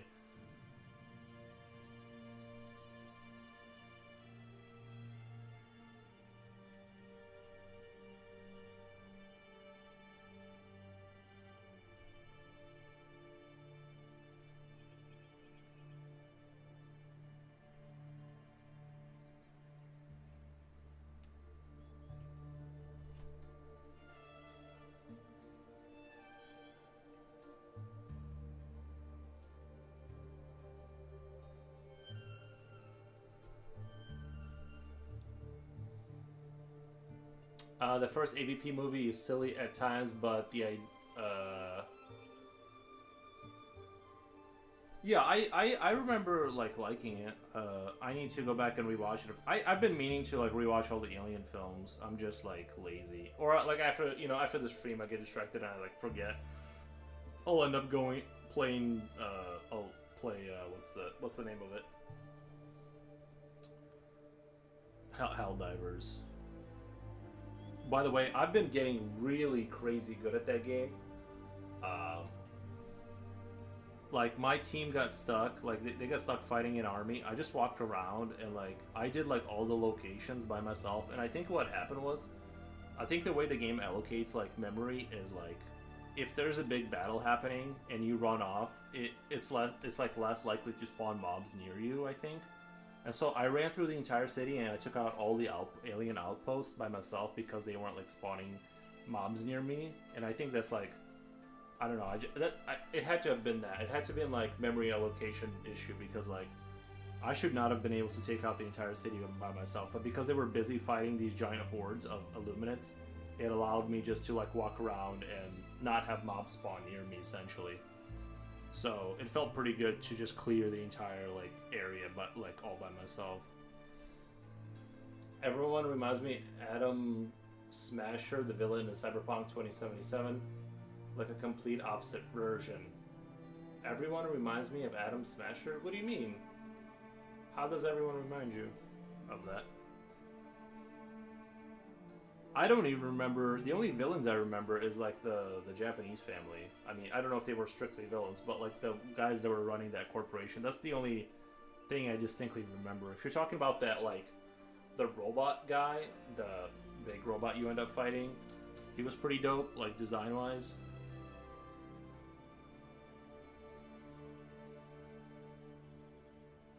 I will say, like, the opening sequence of Cyberpunk was actually really good. Like, when you're going through that apartment building that's trashed, and you're taking out, like, you know, bad guys, and then, like, you end up extracting that body. That sequence was actually, I'm like, I'm in. I'm hooked.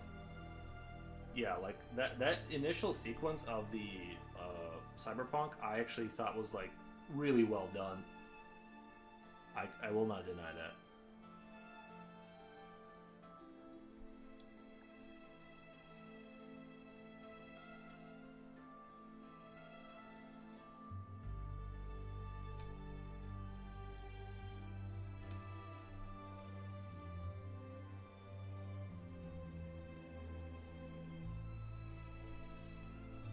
Like I said, the game was really good in terms of like a technical standpoint. I just wasn't like into their design philosophy and stuff like that.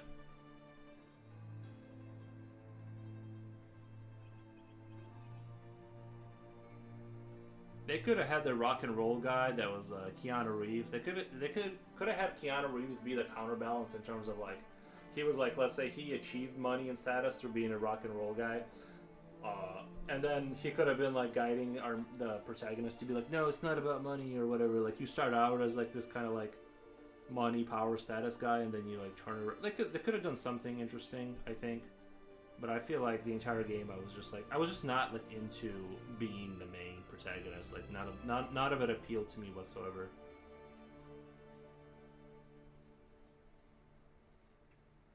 I remember enjoying the taxi mission where you're like driving off those like the taxis that went haywire. I think that was the part I enjoyed like the most, like in that entire game. I thought that was pretty funny.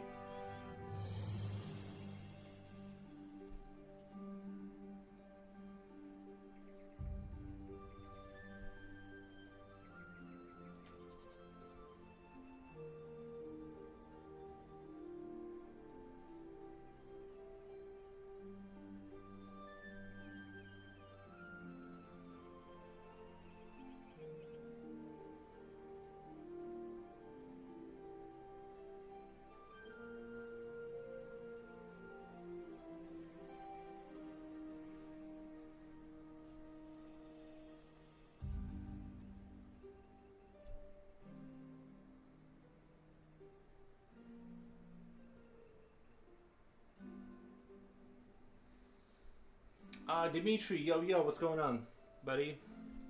How's your morning? Or where are we now? Well, we're 12 p.m., so not morning for us. How's your life out there?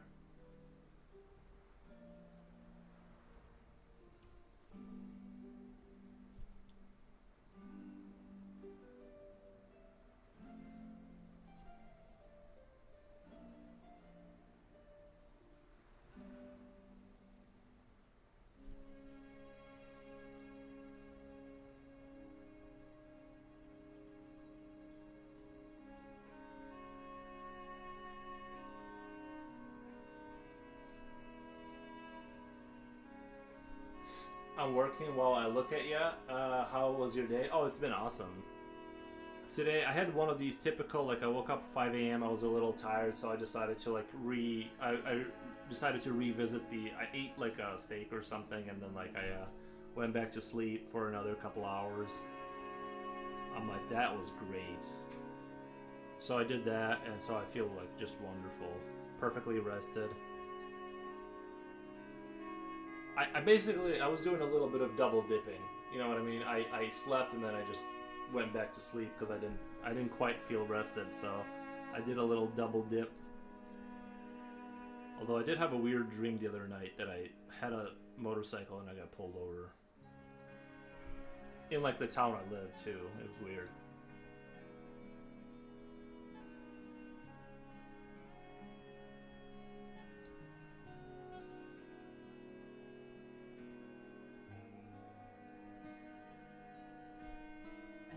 Nice, yeah. Yeah, if you have a chance, always practice double dipping on sleep. It would just make your life so much better. Not struggling like not being like half dead the entire day. I just started doing that and I'm like, my life has become immensely better. I've been sleeping less lately. At the end of the week, you can feel it. Yeah, it builds up. It does the opposite when you do the opposite. Like it builds up the other way. You eventually stop noticing that. Like, I know this sounds stupid because it's like I'm saying the obvious, but you eventually like aren't struggling constantly, and then you feel better than you've felt forever. Like I haven't felt this good since I was like in my 20s. You know, just the mental clarity. Like also I stopped drinking coffee and I haven't been drinking beer and stuff. No carbs. So there's been a lot of things that I've been doing to like achieve like a higher sense of like a higher vibration, as the kids say. I know it's kind of cringe, but you do feel like elevated, kind of like sort of semi spiritually when you like live a clean life like that. And yeah, can't complain. All is good.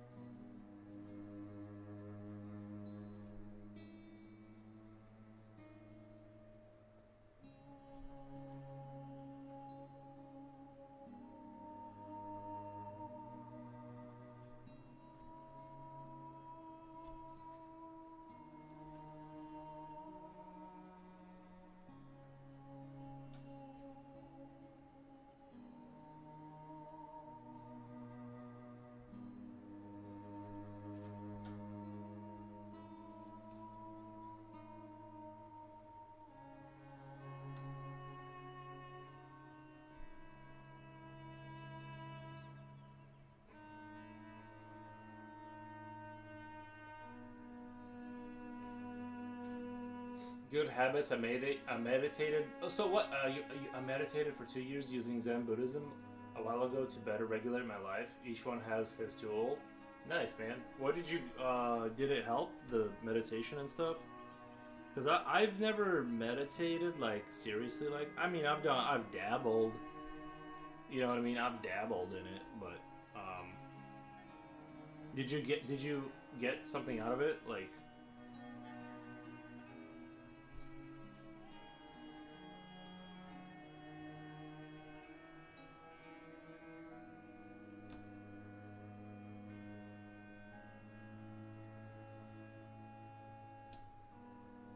I'm just sort of curious for like for people who have like meditated hardcore like that.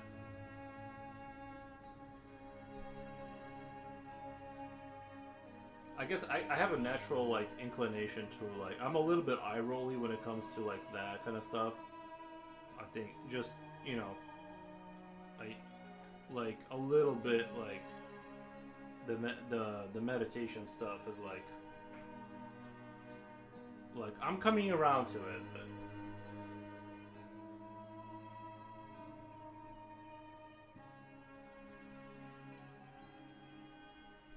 I have a tendency to kind of like it because it kind of falls within the hippie spectrum a little bit, and I'm like, I don't know. I read lots of Buddhist texts, mantras, and practice Buddhism, and little by little I improved mentally, but it was a time when I had nothing to distract. Yeah, the nothing to distract is very helpful.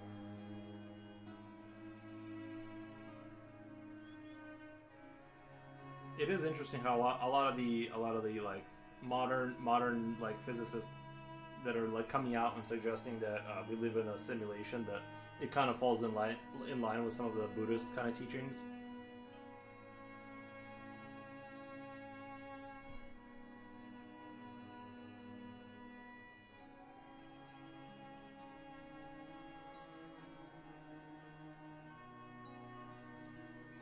I'm afraid if I become too zen, I'll just stop working altogether.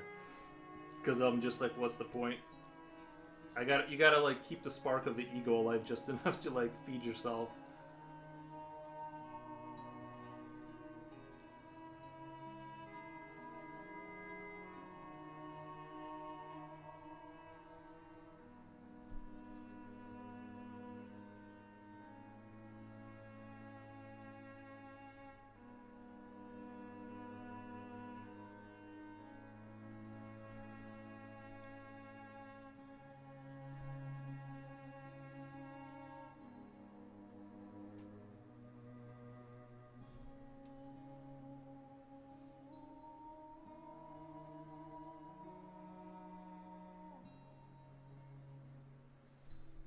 Hell yeah.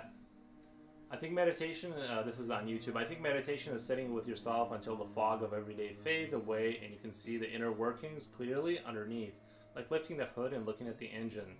The spark of the ego, I like that, yeah. Well, because I mean, I feel like if you reach the highest high, you'll just be like, well, okay, like, you know what I mean? Why am I even, like, why am I, I do think you should, like, work enough to, like, feed yourself. I don't think you should, like, live under a bridge. But I do think like some people just they kind of get stuck in the infinite like kind of like rat race kind of thing, or like just buying things that like they don't need and stuff, and I you know, and then you gotta like put more years of work into working when you could just be like chilling and like drawing and stuff.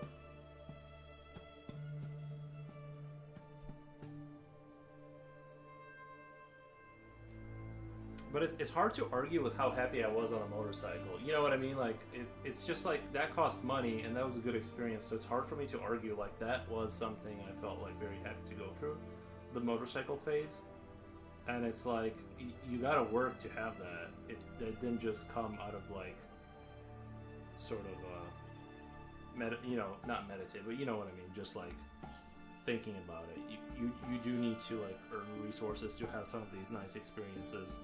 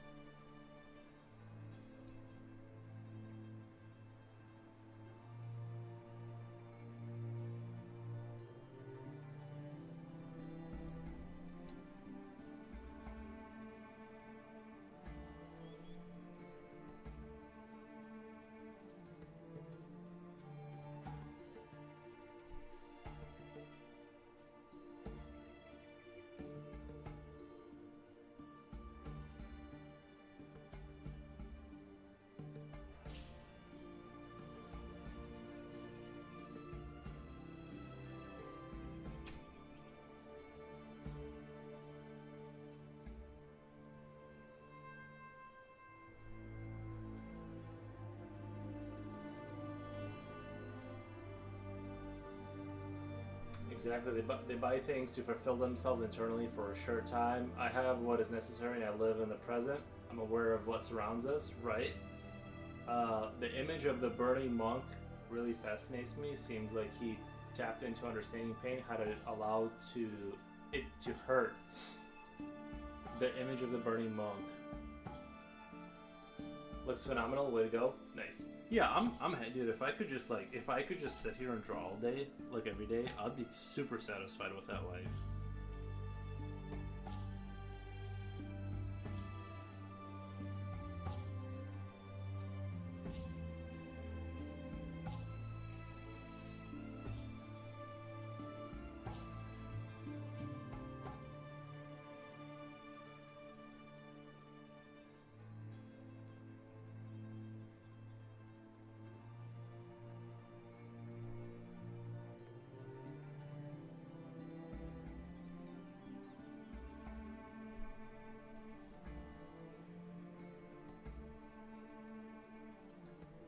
Oh, you know what game I'm super excited for is Stronghold Crusader. I can't wait till that comes out. They're redoing the graphics. It's gonna be like all each HD. And by the way, I don't know why they stopped using that engine. Like, cause it's such a good looking game. The 2D isometric view is so good. I wish they would just keep making like sort of similar games. Like, even if they just like made like, I don't know, Stronghold Humans versus Zombies kind of thing, it would still be like a really great game. It could, like, even today that game holds up like visually. They never needed to make a 3D Stronghold game, I feel like. They could have just kept adding units and I would have just kept buying the DLCs.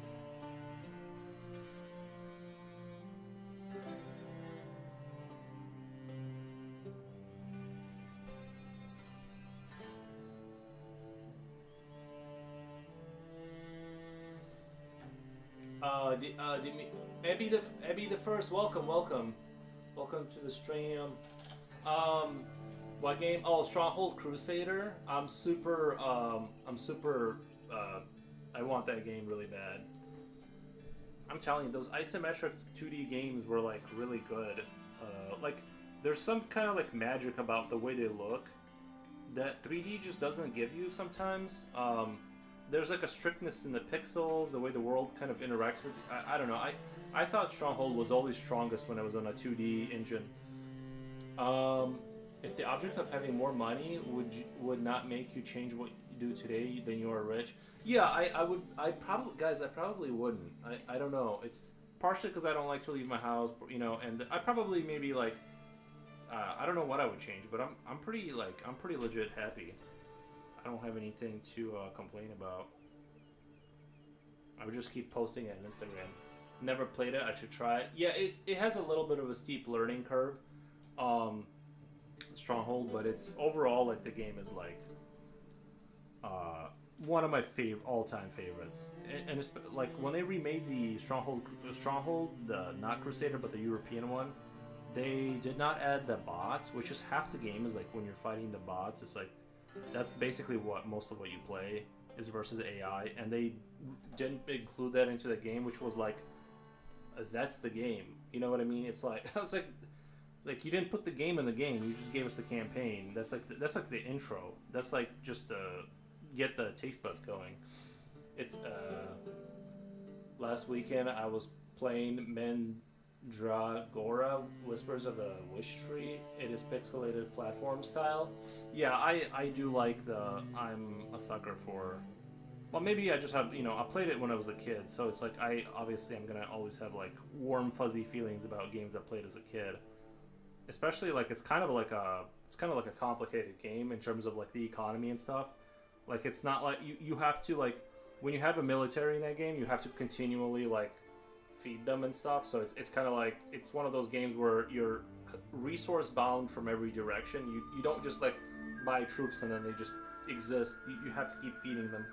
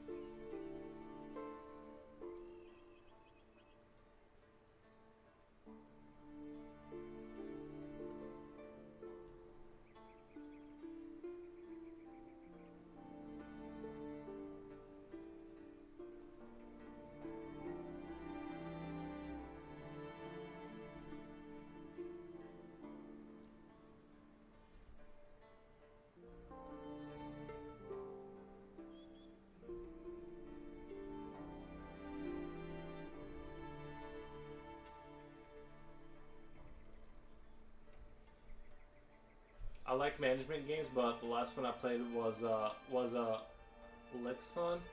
You know what a really good management game is? Oh my god, the best colony management of all time. And I love it so much. I knew it was like dangerous for me because if I like really got into it, because it has like all these like realistic physics and stuff. It's called Oxygen Not Included, bro. Go check. I didn't like the art style very much. Like that's also another reason I stopped playing it is because it looks kind of like goofy, oofy, kind of like has that kind of like I don't know. It just isn't my like. It doesn't speak to my heart. Let's say I need like the darkness, but regardless, the core game itself, amazing. The greatest colony management of all time. It has like when you're citizens, when you're like little guy, you're in an asteroid, right? You start out with three guys. You're inside of an asteroid with various biomes and resources in there, and you're using this rock that you're inside of, and you're slowly running out of oxygen. I played it for 30 hours with oxygen not included. It's great, yeah. So you have oxygen and you're like running out, and you have to build all these systems before you run out of like oxygen and survive. And like even when you deposit like poop of your citizens like in a hole somewhere, it produces methane.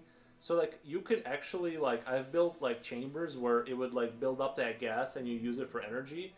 Dude, the game is so like there's so many ways to solve problems in the game. The water, if it gets contaminated with pee, guess what? That's a problem. They get sick. I've always just fed them mud cakes. Like I never went beyond mud cakes because I'm like it's too complicated making like all these recipes and foods. I don't know. I absolutely love that game, but I was terrible at it.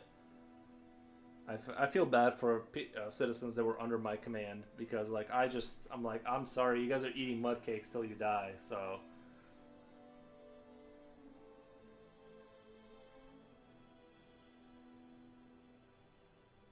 but yeah, that game was like that game was so good.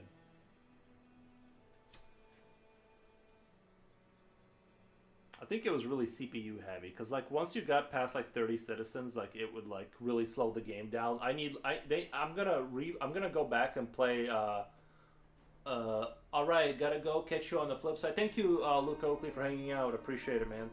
Good convos. Good convos today about metaphysics and reality. We broke down all of reality here. Before the rest of you showed up, we basically proved that existence is not real.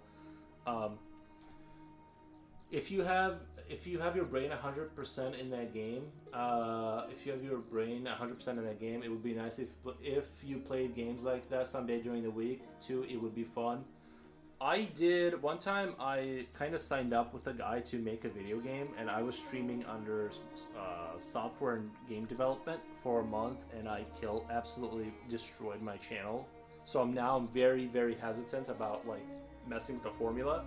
I'm not saying I will never stream like a game here and there if I get this channel like kind of going more, but I'm very nervous about doing any kind of experimentals with the channel because I'm like I thought I was under the impression, and it's not that I won't do it, but I go walk into a tree now. Thank you, man. I will. The tree is not real, by the way, but what was I saying? That it's not that I won't do it. It's just that it gave me a sour taste in my mouth because like within a month I basically killed my channel because I was like streaming. I thought there would be enough parallels between like game development and because I was doing mainly the art side. I was super wrong. Like I was super wrong, and I don't blame anyone for leaving because it was like now they're staring at a monitor, right? They're not looking. That's not the experience people were looking for. So it's just I goofed up, and I will stream like maybe Helldivers or like some game. Someday it'll happen. It's just that like I need to be like more cautious about stuff like that, or at least not do it for a month straight, like till everyone leaves and then go back to art, like nothing happened. Oops.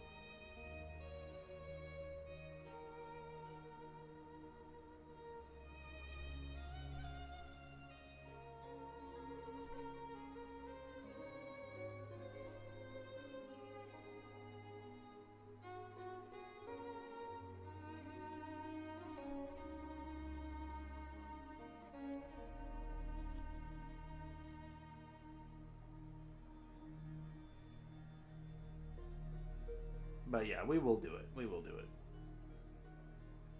I'll pick like I'll probably end up like if everything like goes well and gets developed. Well, what I'll do is I'll pick like a Sunday and I'll start streaming. Like I'll still do an art stream for like 5 hours, and I'll do like 4 hours after that of like games, and I'll just like slowly introduce it into the system, and then if that goes well, we'll just kind of go from there. But I'm gonna that's kind of the game plan, is just put a little bit of it during like one day at the end of the day kind of thing, for people who like really need to see, like can't get enough of whatever game. Oh my god, my favorite game, and I still play it all the time, is They Are Billions. I still play that like almost every single day. I just kind of suck now, even though I've figured out a lot about it. But like once I get to score factor 150, like that difficulty level, I basically get crushed every single time. I haven't been able to beat it at that difficulty. There's like too many zombie bosses on the map. Like once you pull them, if you don't have like 40 snipers, you can't kill them. And then the waves get progressively stronger. So I haven't been able to beat it at that difficulty. But They Are Billions is another one. If you ever want to waste like hundreds of hours of like figuring out nuances, we have similar tasting games. Oh, no, yeah, you have a refined palate, I see. They Are Billions is, I mean, that I would say like it's got to be like my favorite RTS, and it has been for a long time. Like I love the Total War series and everything, but like who do I actually go to at the end of the night after everything, right? What game am I actually playing? It's Helldivers and it's They Are Billions. So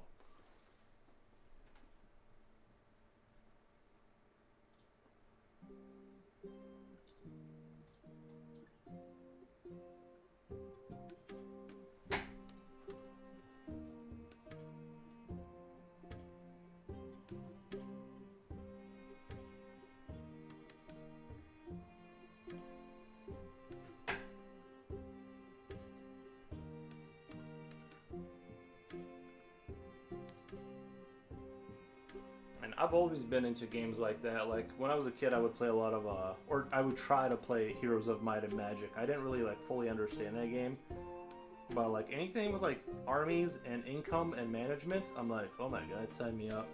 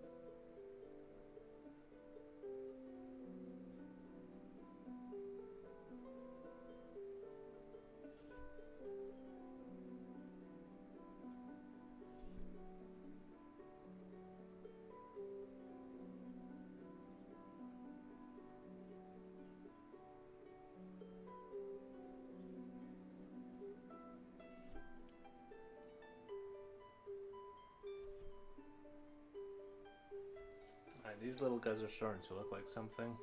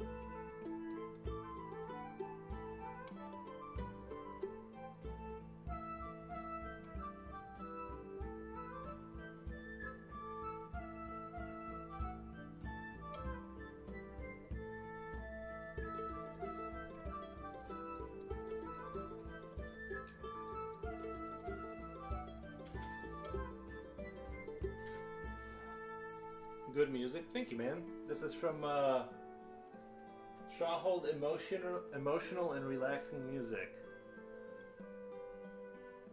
It is good.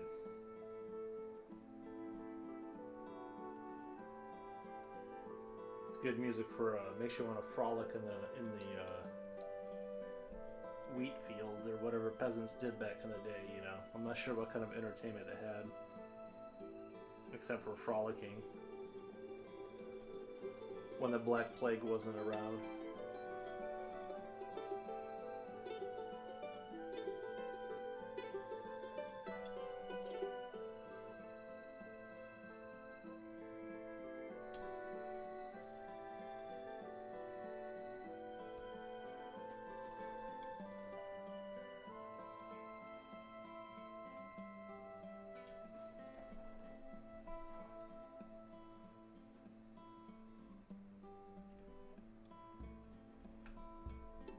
Like these guys need a little bit more work for me to call. I want to like kind of finish rendering these little guys out. Just like drawing these little soldiers is like taking me back to my childhood when I would just do nothing but draw tiny little guys, tiny little army men all day.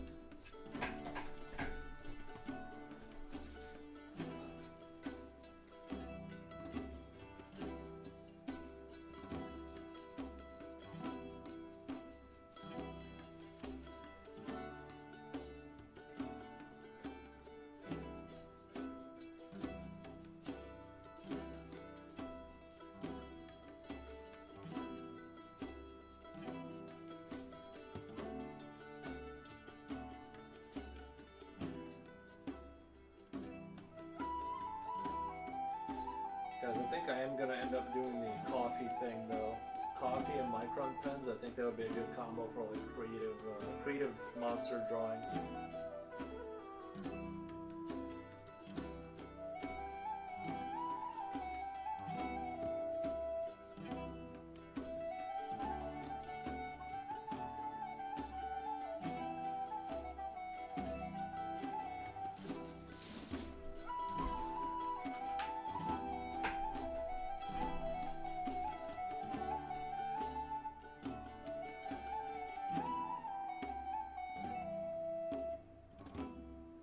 Although I'm gonna have to avoid the temptation to drink all of it.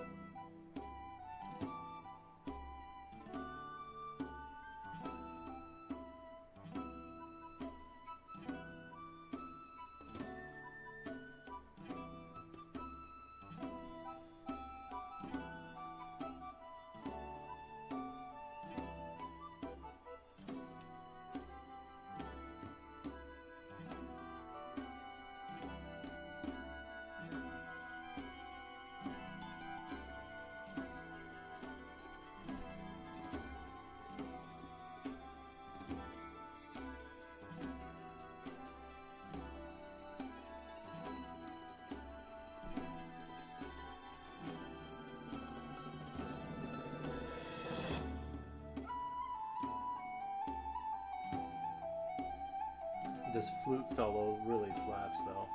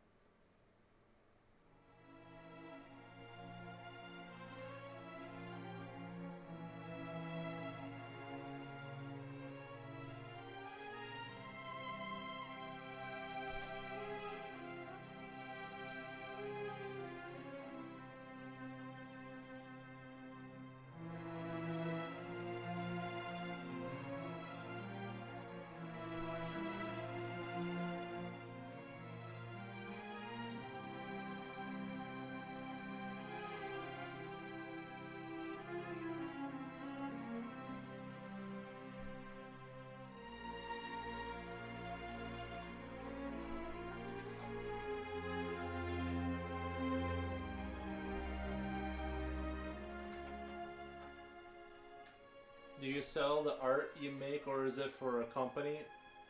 Or is it just a hobby? Mostly a hobby, but I do like, you can buy copies of under Mario.com. They sell my prints and stuff.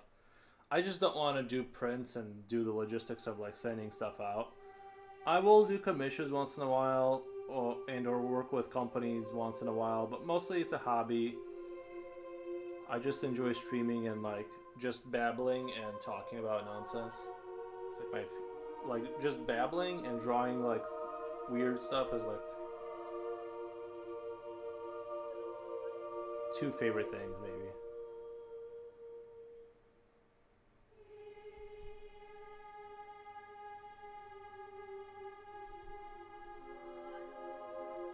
Yeah, I'm not super concerned. I'm not super like intrigued by like pushing it as a thing, but we are working. There is something in the works. Well, this is part of it working, but this is going to be used for something. If you would like a specific print of Nikki's work, I can get it set up he will get his percentage and all that. That's on Stonehome Games on YouTube is saying that yeah they manage they manage all that stuff. I don't know about the prices. It's just like this is the ideal form of it. Is like it exists, and like I just don't do anything. You know what I mean? In that respect, right now it's all the Dramaria specific stuff we have up. Yeah. If you just go to Dramaria.com, you can if you really needed something. The Dramaria related stuff is up. I'm lazy in terms of like setting up a business. If people, this context of doing it this way is like the best kind, I think. I ask because the work you do could perfectly be a part of a game, book, or character concept. It's all that for the Dramaria stuff. I've done all that kind of stuff for them. Right now, I'm shifting focus more towards doing my own thing, but they will be also involved, I think, in that. I think, right? We'll have more internal discussions, but yeah, I'm not like a super duper business person. These are tiny people or giant rats. They are they're just giant rats. This is what this is like mostly post AI. People have devolved back into like it's not post AI. The AI has gone far away into the universe and has left people to their devices after abandoning them. Sorry, and now they just are on Earth under sewer conditions, just trying to survive in nomad style conditions. That's the lore.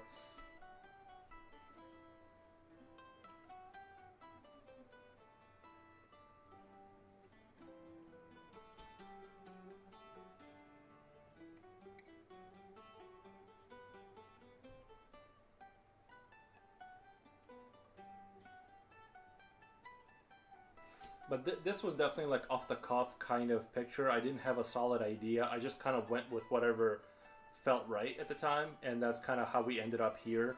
I was originally going to do more like a sort of orthodox kind of like Christian imagery. Not that, but like the imagery of like halos above the heads and doing like gothic implants into skulls with like that kind. But then I kind of walked away from that idea and did heavy mechanical kind of stuff. And then thought up all this other stuff. This was not a solid idea to start off with. I just wanted to kind of like riff draw. Giant rats is kind of terrifying. Yeah, it's usually though like giant rats are terrifying, but that's usually like every game starts with like a giant rat mission where you have to go clear a basement with them. So it's like I don't know. I just threw the rats in there. I probably should have done muties, like a mutant kind of people or something, or other people just fighting. But I'm just like like I honestly just kind of threw them in there. They're not super important, but rats are still rats, I still wouldn't want to deal with a rat that's the size of a human, or like a 200-pound rat would be a problem for surezies. Somebody earlier said that in the Philippines they have an island that doesn't have any natural predators, and they have rats the size of small dogs, which, yeah. There was a scam back in the 90s in Russia where people found like these rats that looked like dogs and they sold people like rats, but they looked like dogs when they were young, and they said they were like a certain rare breed, and they sold a bunch of like rats under the auspice of them being dogs. So I think that's kind of honestly that's hilarious a little bit. Outside of the horror of like getting a disease from them, I dig it. Any vermin that is giant size is scary. Huge spiders in video games would be the worst. Oh man, yeah. I don't have like extreme arachnophobia, but yeah.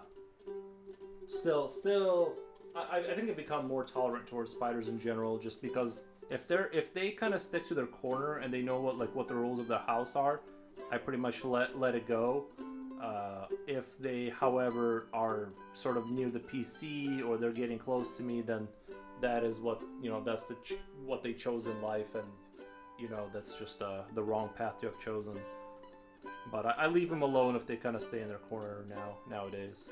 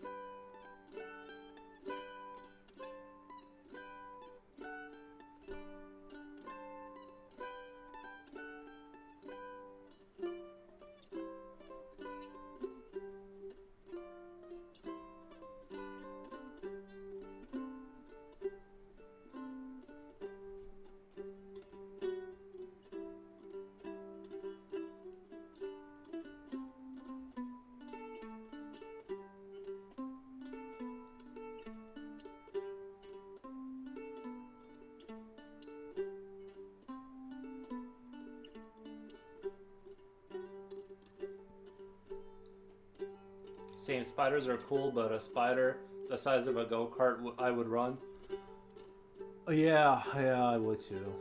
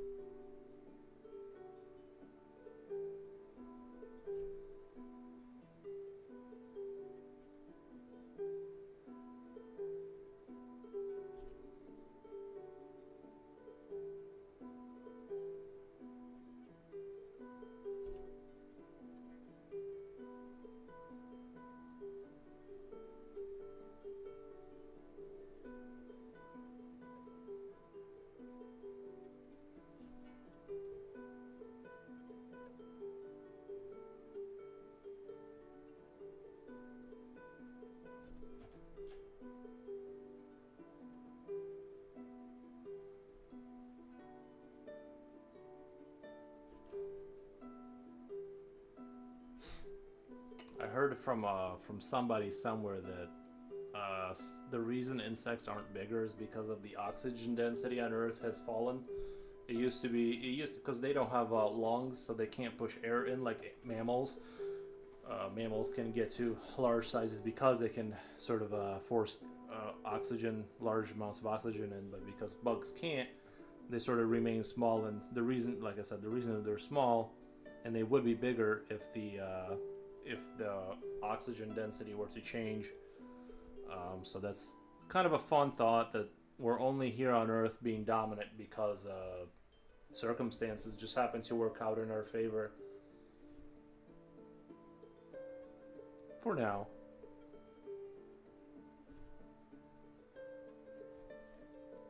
I wouldn't get too excited, you know.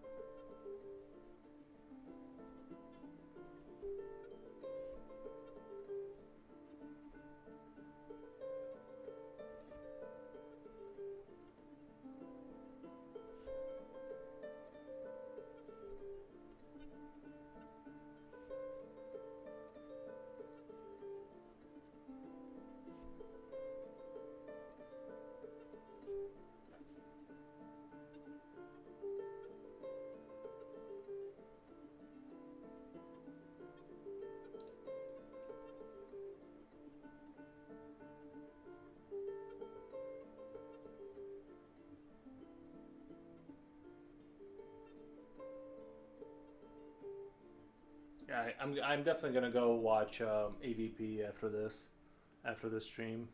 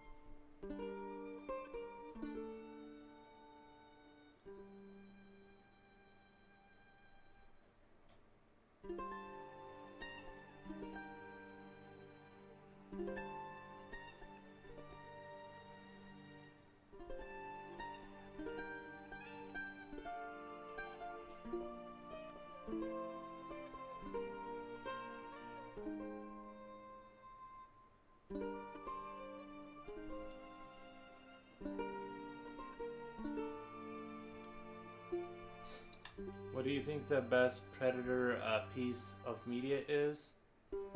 Oh, I don't know. I honestly, I'm not like a big Predator guy. I'm more of an Alien kind of like vibes. If I had to pick, well, I think my favorite piece of media is probably AVP the game, just because I used to play that so much with like on LAN with my friends, and I would always be the face hugger, and we would take turns, and then the other guy would be a Marine, and you would just play hunt basically all day, and yeah, that game was fun. But I don't know. I'm just more of a Alien. I know that's why I asked Predator and not Alien. Yeah, they're chill. I mean, they're cool, but it's my concern with a advanced sort of a hunter sort of a faction is that it's hard for me to. I guess like you could reach. It's hard for me to imagine a civilization that's like super advanced that like is into like hunting like that much. You know what I mean? It seems like they would be like more like chill by the time they got to that level. You know, that level of technology and all that. But I don't know. Maybe it is kind. I mean, it's a fun idea, right? Having a reptilian like hunting faction that is advanced but is super into their traditions and stuff, and they kind of create these hunts. I can't really say that I'm super passionate enough about the Predator to even like to like even really point out anything.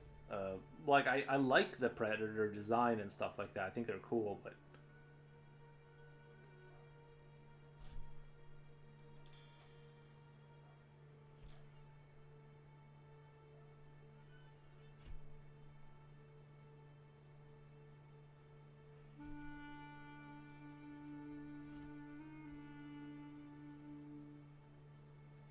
I see them more as like long term. I still haven't seen Prey. Oh, you know what? I need to go see Prey. Maybe that's what I need to. I have heard of that. I didn't see that. I need to see Prey for sure.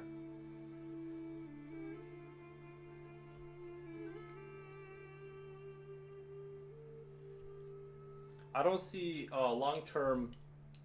I don't see Predators as a super successful civilization though, because you tend to see civilizations that have like very refined like elite warrior types that they usually lose to the whatever faction just has sort of firepower and numbers. Long term, they just kind of get extinguished.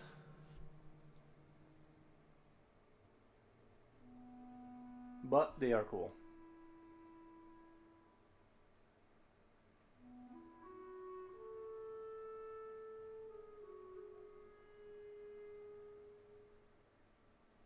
I guess they did make it to the space age, so it's hard to argue with their tactics. And they do kill just for fun, so they kind of are pretty refined.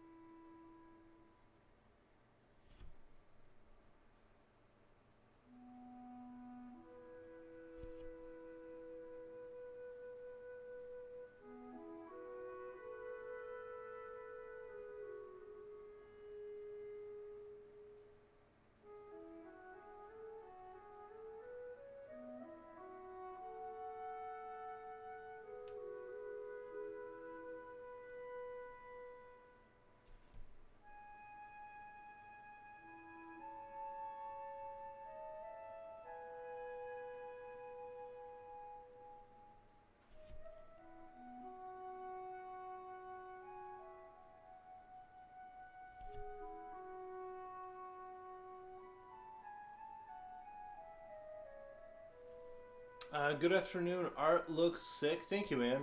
I appreciate. We're getting it there. We're getting it. This is gonna be the last 8-hour sesh for this, and hopefully it looks put together enough that I can be proud of it.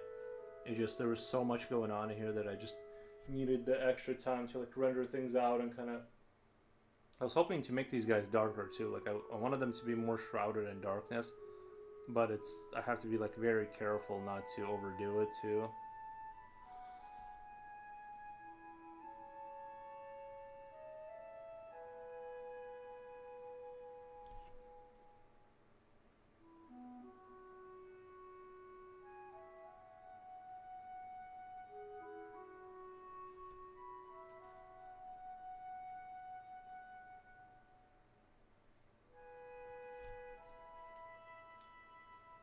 I think it'll be worth it though. I think it's like I said, the one picture with the sacrifice picture. I think that one was like, that one seems to be still seeing success on platforms. So I'm like, I need to capture that like sort of Geiger-esque energy with where it's crazy but coherent, and I think I'm gonna do more things like that.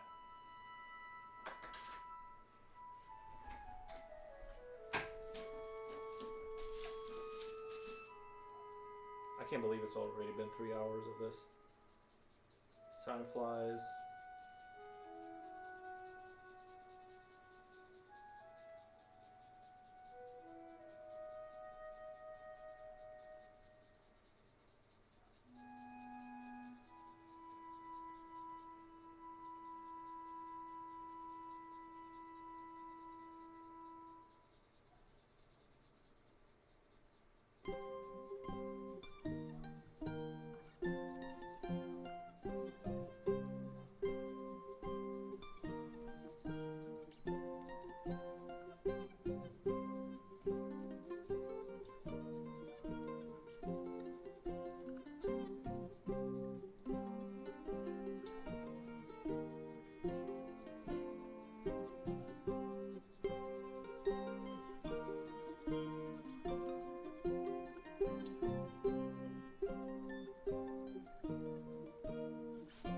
In the Yuri mythos, you have created what would be your AVP style of rivalry. I don't know. That's an interesting question. I guess if I mean, like, I like the idea of, I mean, if they're, I don't know if they're officially, like, in the universe, right? Because I think there was some hesitancy around that, but they had, like, they had some of the,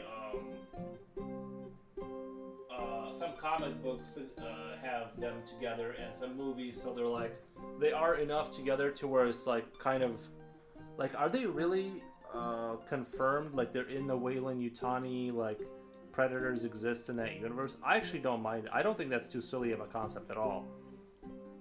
They could dig themselves out of a hole a little bit in terms of like mythos, because like I felt like the Prometheus movies, they kind of like, I think they fumbled the engineers a little bit.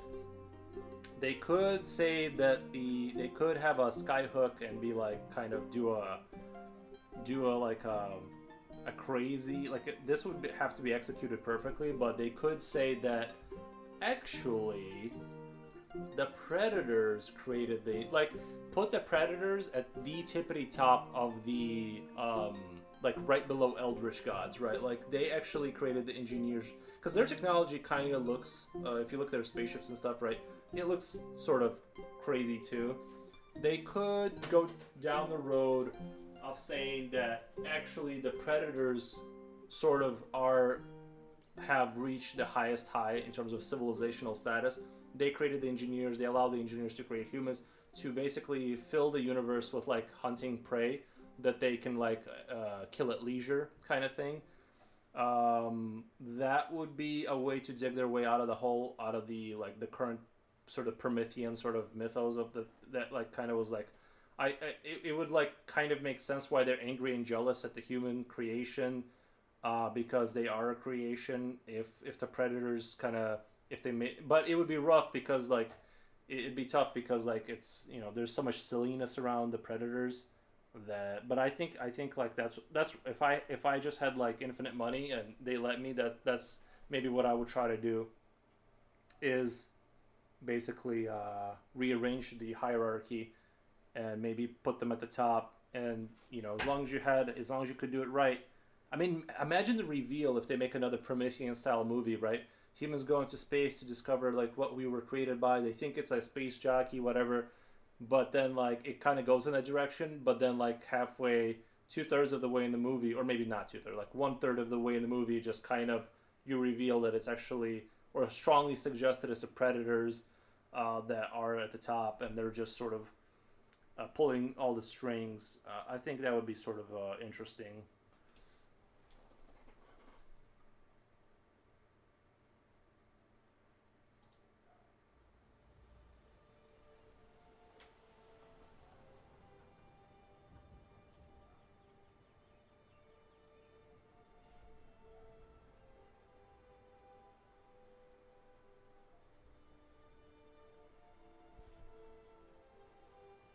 Then they could reveal that the alien is actually a dark manifestation, that they weren't created, they just randomly happen in the dark corners of the universe. Like, I don't know, that's what I would do, something like that. Like nobody knows why the alien happens.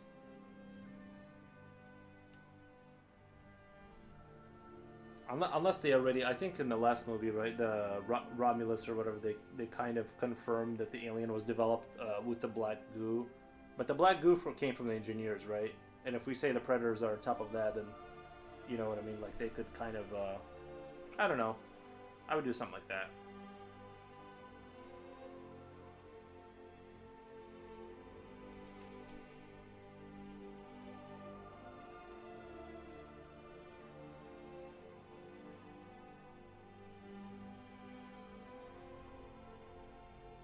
Because I think a lot of people felt like the Alien versus Predator movie felt a lot like Freddy Krueger versus Jason, kind of like level of silliness. So it would be hard to kind of reel that back in, but I think it could be done.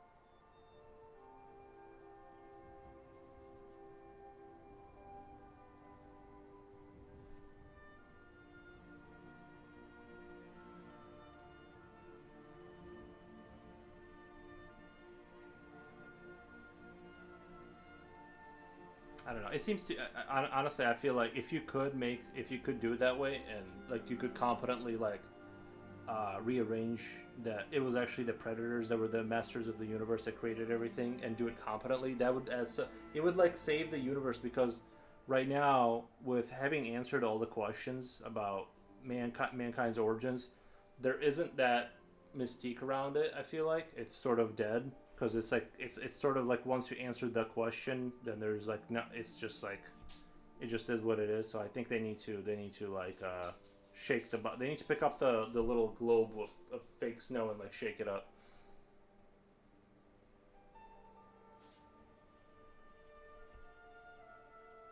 Everything was created by the predators to hunt at their leisure. That should be the that should be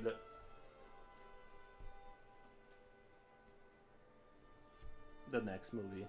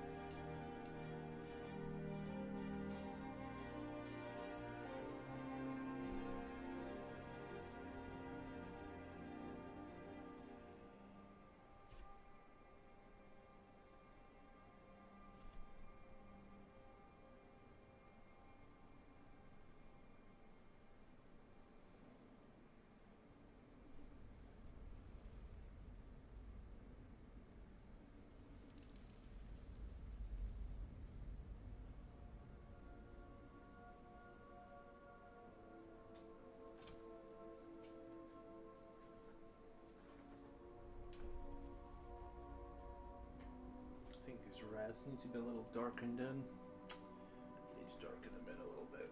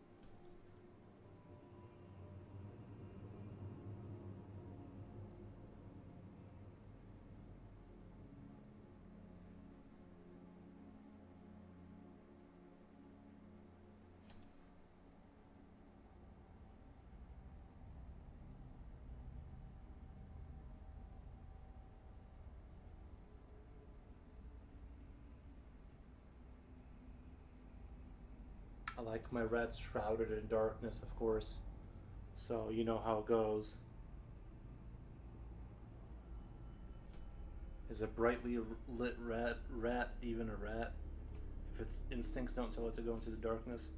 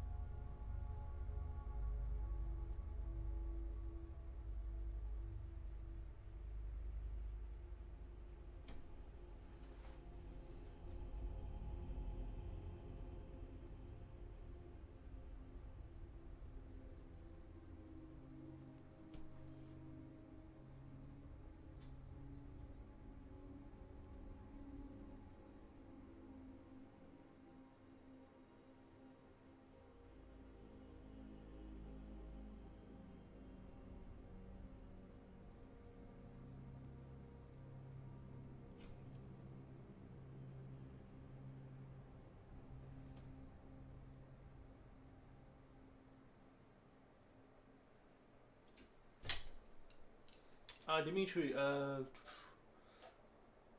thank you. Thank you for the emoji.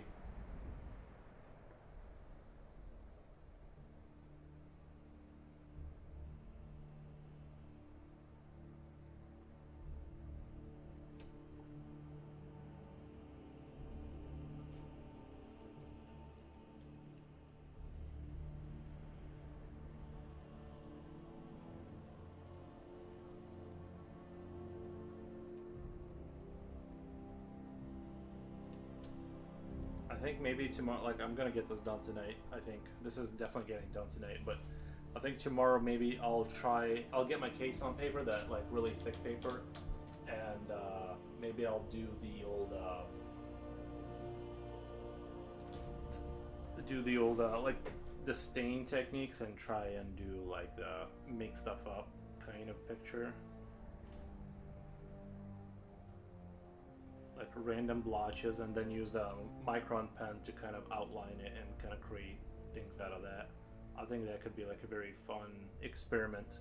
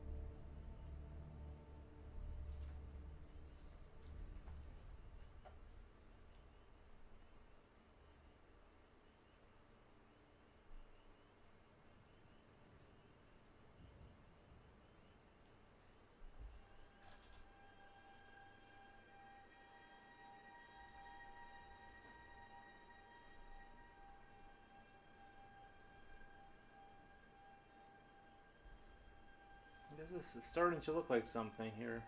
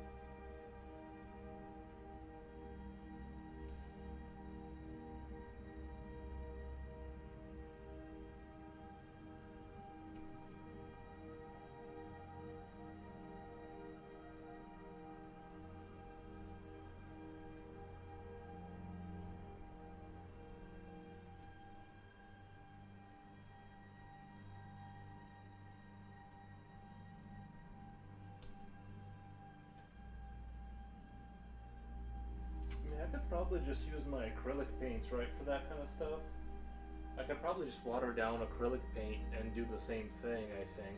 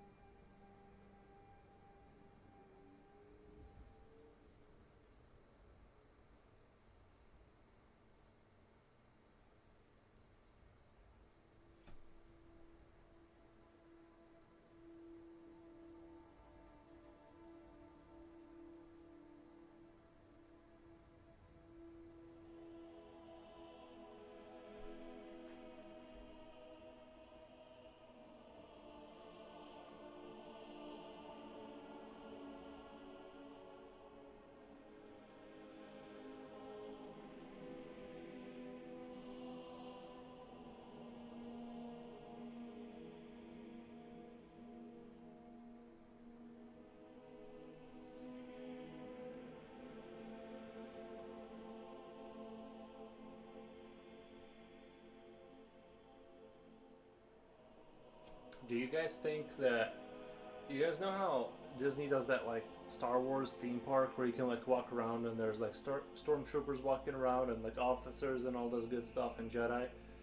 Wouldn't it be kind of cool if they did, now that they own Alien, now that they own the Alien franchise, and I have zero desire to go, like, near Disney, but if they did, like a really cool, like, aliens themed, like, church or something, like a Geiger-esque, like, mural, or, like, I don't know, they would, if they did, like, a whole theme park for aliens, bro.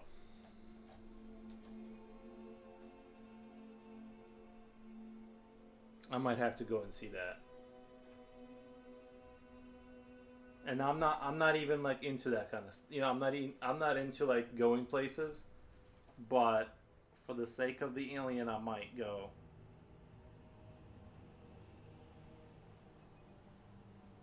Actually, I think the Star Wars stuff is kind of cool.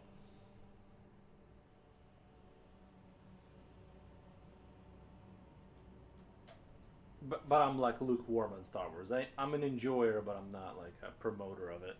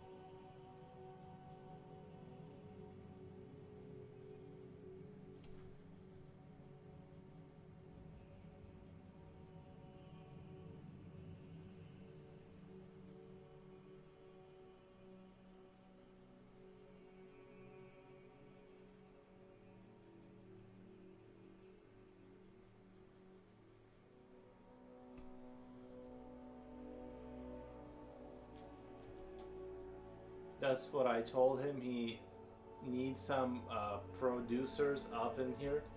I just need, guys. I just need a lot of money. Like, you know what I mean? We must make this man's art known. There was a badass alien ride show at Disney World that's no longer there. I love that. Oh, really? You went there?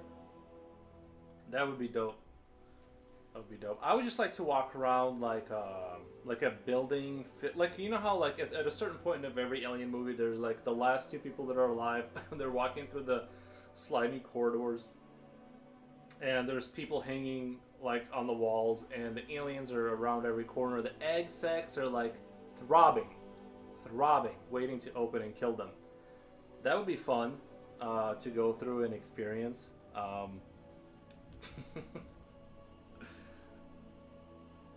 It's always the overly curious. I'll be right back. But guys, it's always you can't trust overly curious scientists. That's who always opens all these doors, eggs. They go into things that are designated where you're not supposed to go. It's always like the curious, I have to know it all kind of scientist that you just have to keep a close eye on whenever you go on a new planet, or they'll get you all killed. As we've seen.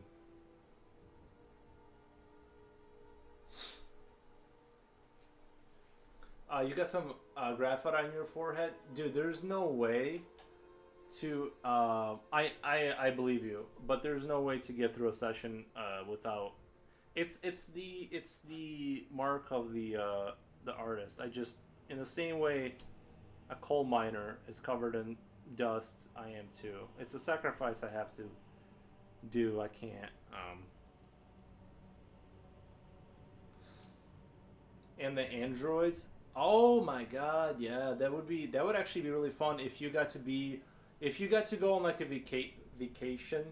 Oh my god, that would be actually great if you got to spend like not like the 3-day thing, but like maybe some time on like colonial Weyland-Yutani designated ship with your crewmates, and there was an android kind of thing. That would actually be a lot of fun. That would actually be a lot of fun. I don't trust androids. No, remember when they were drinking at the bar in Prometheus, and David goes, "Oh, big things have small beginnings. I never forgot that." And then he goes bloop, with the black goo or whatever. Always keep your drink covered when you're around an android. I'm not trying to spread hate, but be careful out there. You are part of the sketch I see. You are one piece of modern art. Thank you. TikTok, short, YouTube can help people get to know you better nowadays. People want quick content.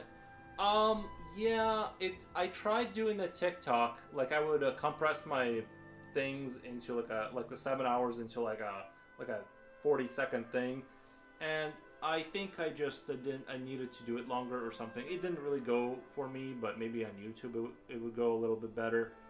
Um, Although I couldn't figure out how to do short uploads or under the short thing. But yeah, you're right.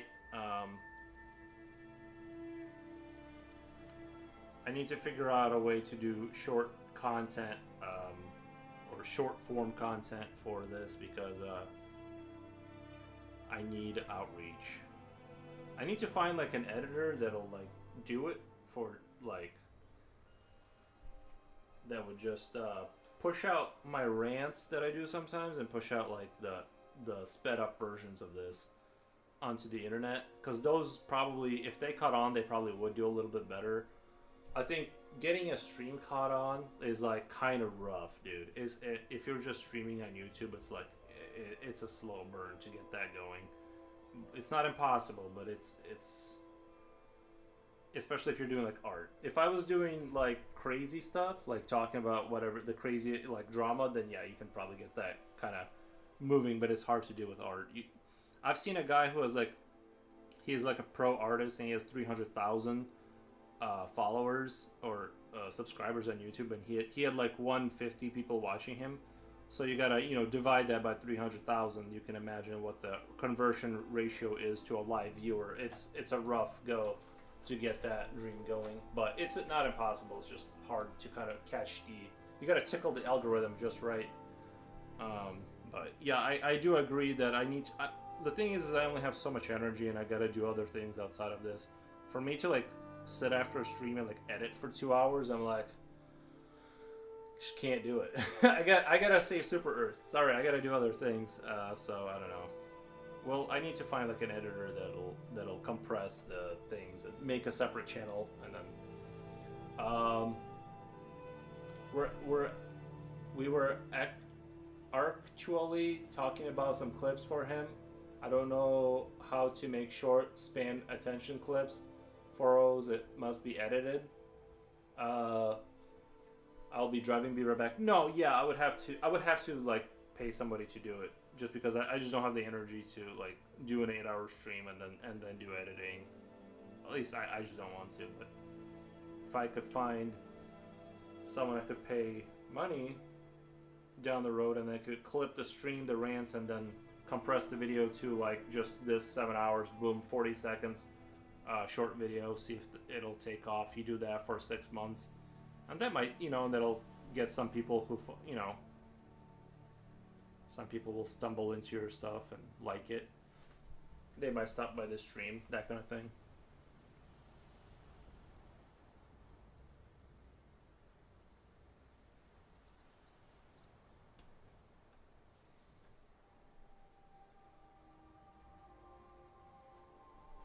I don't know how else is it Reddit? Like, do people grow their thing on Reddit? Is that what they do? I literally don't know how, like, other than, like, getting lucky, I don't know how you grow something, like, organically, other than posting and hoping you get likes. Because, like, on Instagram, I'm 90% sure that it's impossible to grow.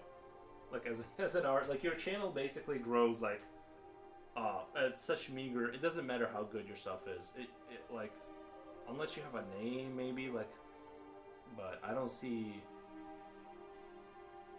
like, unless you're doing like modeling or something, I don't know. I'm not seeing like growth necessarily. There's a trickle, like I achieved a trickle on Instagram, but it's a rough, like, you gotta be really working that. Alright, just go down here. This is the final thing. I need to get this bottom side like a little darker. Kind of give it that gradient kind of thing going on.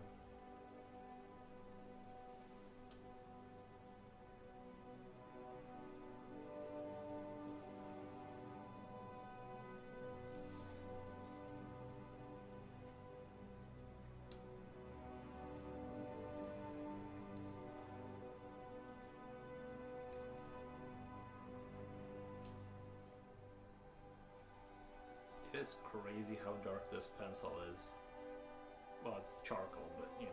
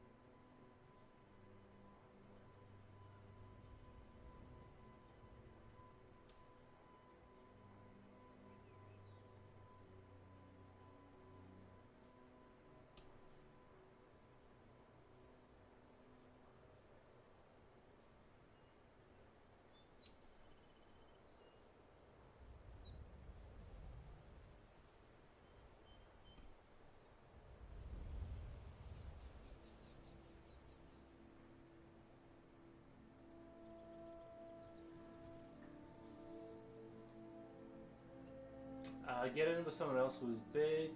That is the way I've seen it happen. Otherwise, time, luck, and grind. Yeah, that's true. That is how you gotta do it.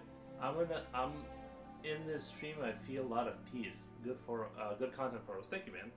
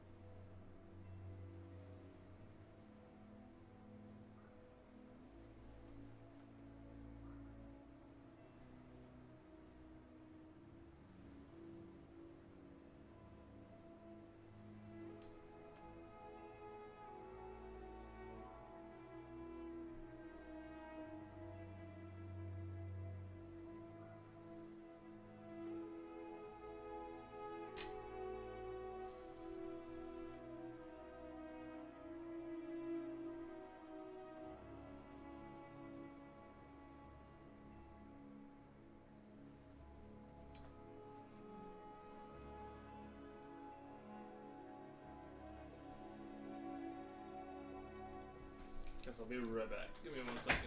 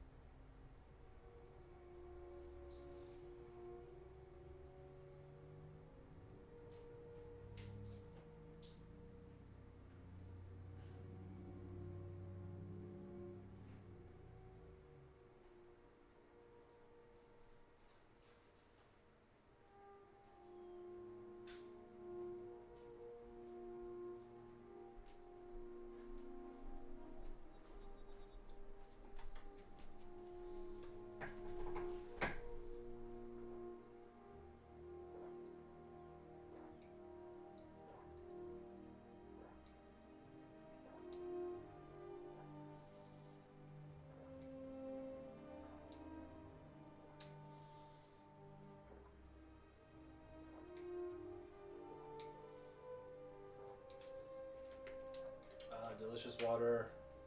So good. So good. Okay.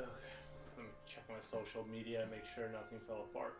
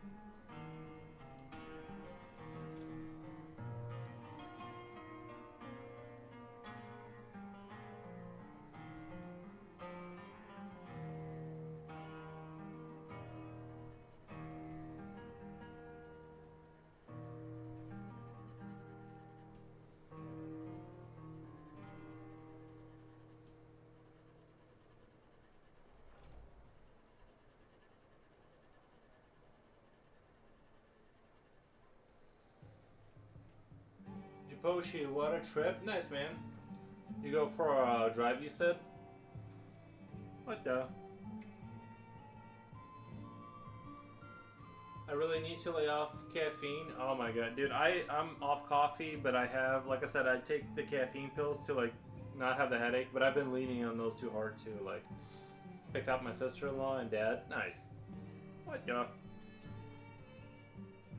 Sounds like you had a good time.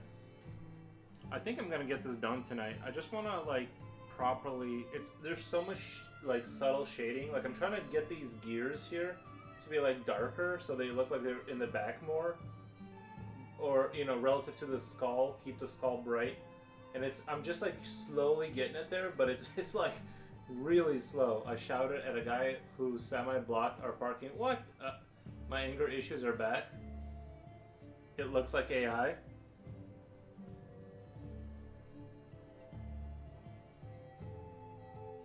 My art has turned into AI slop.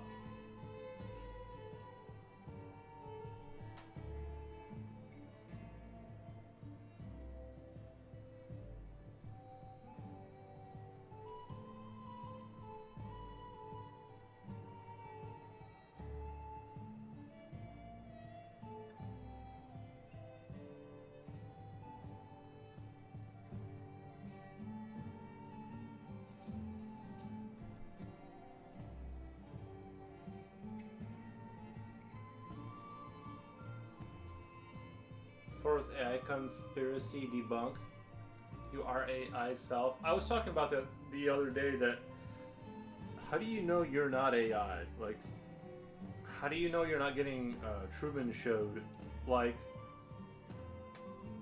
that. Like, what if you're AI and they're testing? They're like running you through life and seeing if you like notice that you are AI, right? Like, how do you know that that's not happening?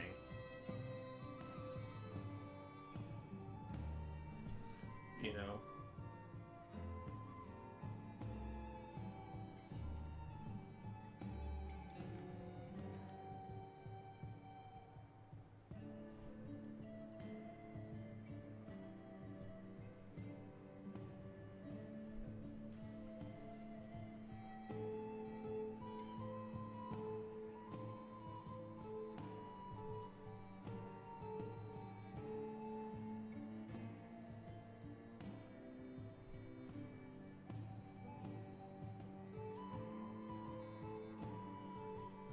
I sometimes think about me being a Sims character a little, and I keep shouting at my player to get good and make me rich. Dude, that would... Yeah, it is convenient that you can like just force your Sim to just read books and like upgrade, but in real life you have to actually read, which is like super annoying. Hate.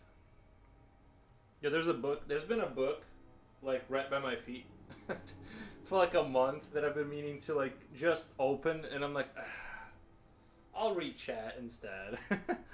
It's like I don't hate. You know, when I did get into reading, I did enjoy it, but when I don't do it, it's like impossible to get back into. It's not even about pictures, because now with video games being as good as they are, it's like if I want pictures, like I'll go see the best pictures in Helldivers, but I keep dozing off. When I read, I have this issue where I'll be like reading, and then like I'll notice 3 pages in that I haven't been reading at all. Like I'm actually just like hallucinating my own version of something else, and then I have to go back, and then the second I start, like my brain just goes like back to hallucinations, and I'm just like, I really don't know how someone can be interested in reading. Like I really don't understand how they like maintain the focus, because it's so like I've only once in my entire life, when I was like trying to read more seriously, I sat down and I spent like an afternoon like reading some book. I think it was a fantasy book. And I genuinely had that moment where like I was no longer reading, but it was like playing out in front of me like a movie. Like it was like a smooth experience. Like that's what I feel like what people who read a lot, they experience is like they go into a semi-hallucinatory like transient state where they're experiencing it like a movie, because their brain is starting to render it in front of them. That happened to me once. All the other times, it's like it's never that. It's just like unpleasant. Dude, we gotta get back to reading. I'm reading right now. We need to remove that feeling.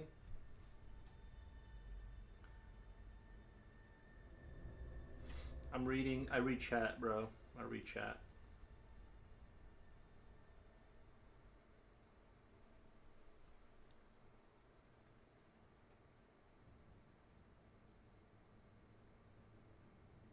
I wish I was like other people.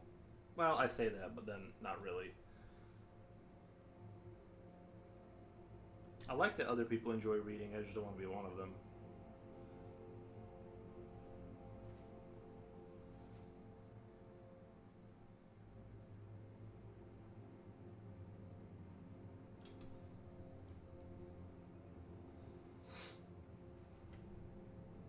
They say reading makes you a better person, but since I'm already the best version of me that I could be, like, you know, we not Twitch or YouTube chat. Some books, no, no, we don't. We don't really need is like the thing is that you don't need to read.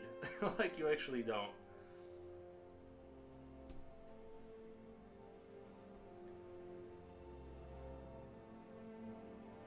Like think of it, like there's so many people who read a lot, they do evil things, and it's like so they didn't get it, right? They didn't get like they came to the wrong conclusions. What chance do I have? Like I might as well just not read along with everyone else. You know what I mean? It's or you see people who are like experts at something, right? And they disagree with other experts, and it's like, okay, well if I get in on this, I also won't understand what's going on. So you guys just go at it, like just go fight each other. I don't know.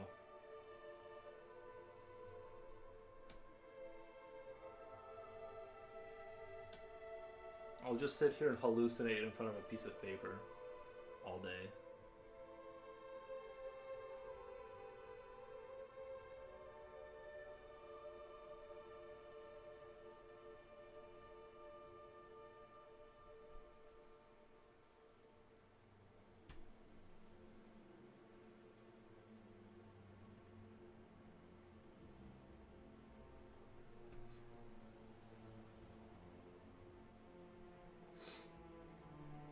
Because I read on Reddit, that's not a flex to be saying that. I haven't touched a book since high school.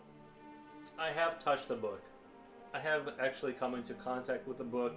They're all around me. I have a few, I just don't read them. I do sometimes open them up. Once every 3 months, I'm like, I'm gonna start reading. It's all lies. I just lie to myself.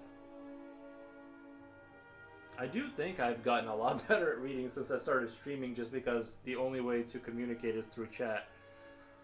I think my verbal acuity has like gone up like 2 points just from that.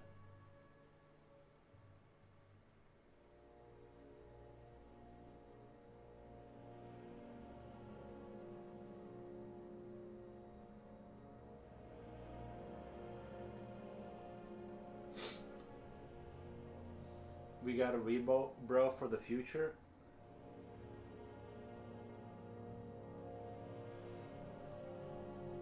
I don't know. The thing is, they got audiobooks now. All the lectures are on YouTube. As long as you can comprehensively read at a 9th grade level, you're probably good. You know what I mean? Like, I don't want to get stuck in an ego for film. I don't want to make myself read just because it's like the right thing to do while you do it, and it's like, did I get anything out of it? You know what I mean? It's kind of like the, you know, I don't know. It's kind of like the, maybe I should think about this before I say it, but I won't. It's kind of like going to the gym. Is that like, it's kind of like working out for this. Well, no, that's a bad example. Like there is good in working out, right? But like muscle building, crazy amounts of muscle in order to, like you're just shortening your life in order to achieve nothing, kind of like, you know what I mean? Now like some exercise is good. You do need some exercise. That's, don't get me wrong. I'm saying, like, becoming a gym rat, let's say, and paying a bunch of money and buying supplements to like increase your biomass so you can be like more impressive, have a more impressive physique, which I'm already, I'm maxed out on that, so who cares? But I'm saying for other people, like, why do something, you know what I mean, for ego that like is sort of shortening your life realistically, right? Putting on a lot of muscle is not really helping you in any way. And so I kind of feel like the same way about doing some things. It's like, are you enjoying this, or are you ego fulfilling, like, so you can like go to a party and be like, oh, I read that book. Guess what? I didn't read it, and I don't care. So I don't know. I hope that I get to a point where I read books. I feel like there's something there probably, but I'm also not seeing people who read books be that interesting. So I'm just like, I don't,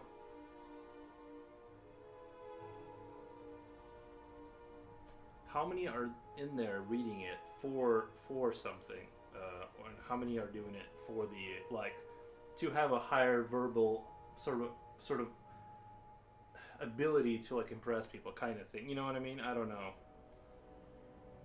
I know it's a terrible stance to take, to be like, don't worry about reading. I know it's a terrible optics. I'm just saying that, like, if you ask me about Hunger Games, I only know what's in the movie, but not the book. Well, same.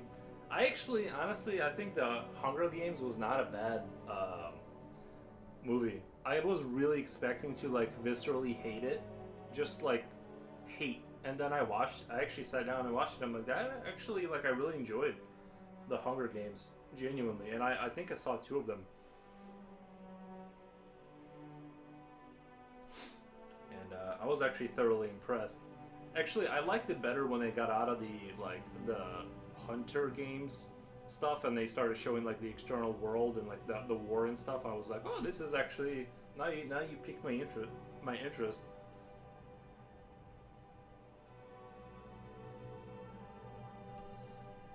Love the Hunger Games.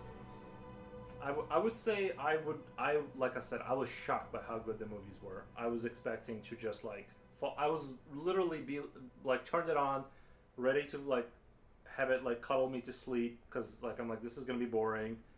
None of these actors I recognize. I don't care. And then I was like just really thoroughly entertained.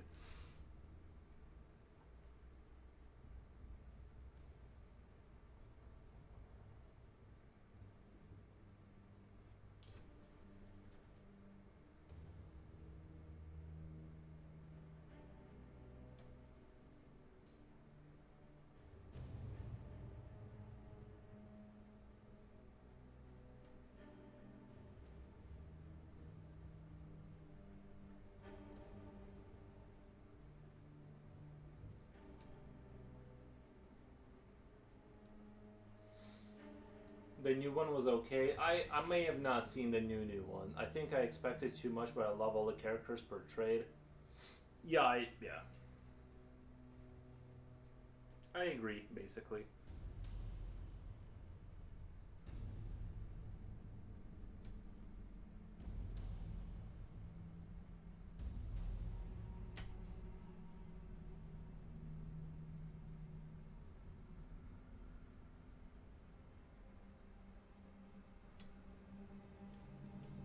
And I rarely enjoy watching movies anymore. I find most of them to be like really boring. I used to love action movies, and I think for me, I think, you know what it is. I think video games have ruined action movies, because it's like, if you're coming there for action, like if you've played Helldivers, you've seen better like visuals than most movies can possibly present. And if you've played games for like years and years, like Doom, it's like, what's gonna compete with that visually? You know what I mean? Like, so there's not, like, action movies are dead for me. So it's really, I have to really like sludge through a lot of suffering before I come upon a movie that's even vaguely interesting.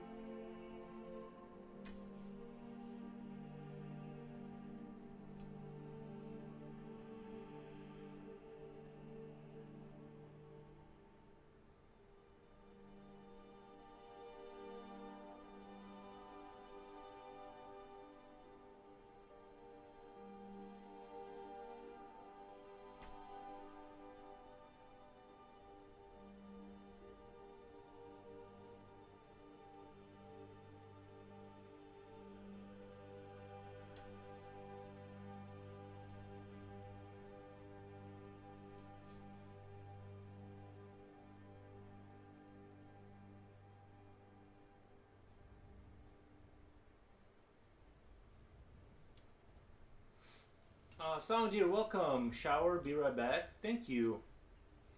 You know who else needs a shower? This guy. I'm just kidding. I took one a week ago, so I'm good.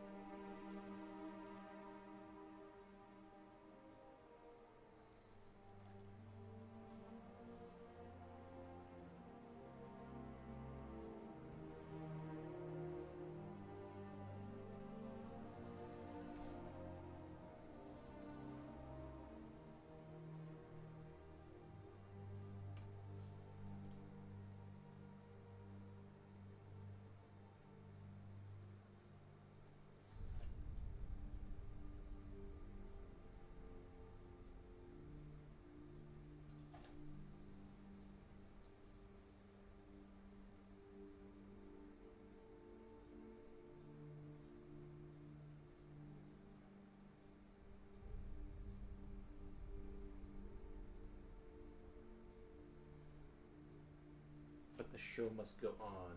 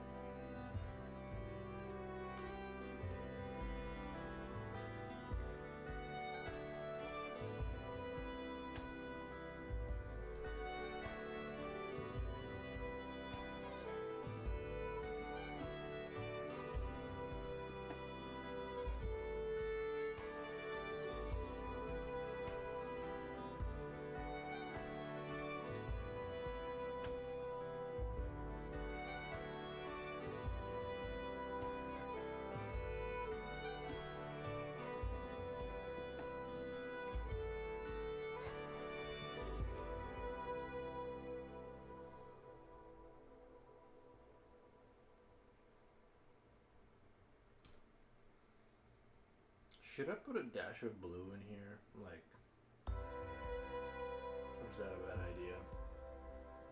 Just like some light blue on these beams, maybe?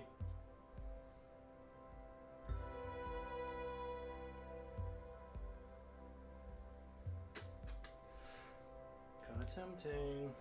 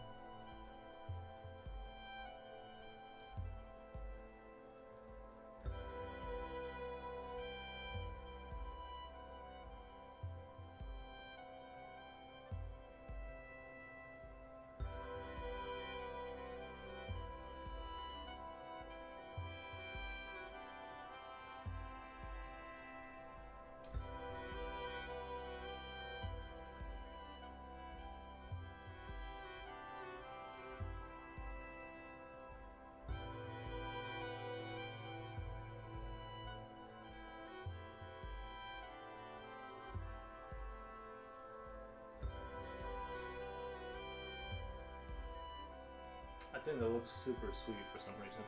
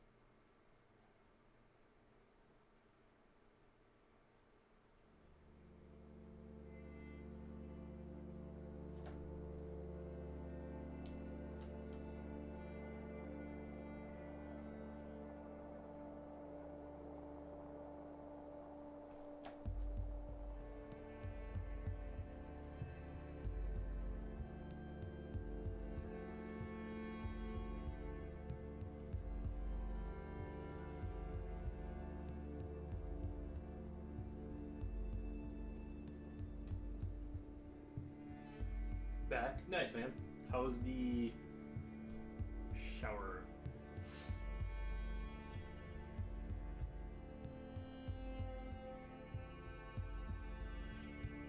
Probably pretty refreshing.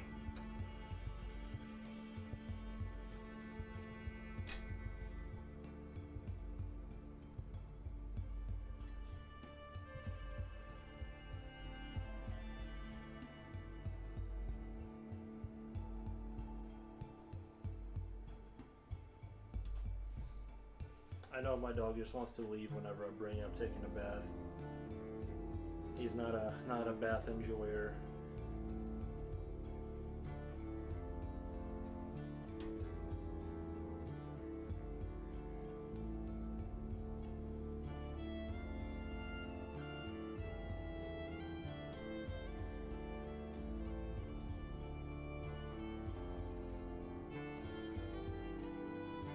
I would take another one. Nice.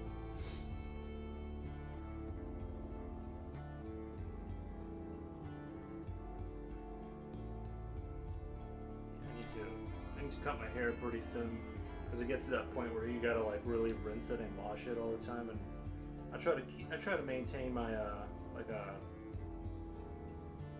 a really low maintenance kind of vibe. Once you get longer hair, it becomes an issue.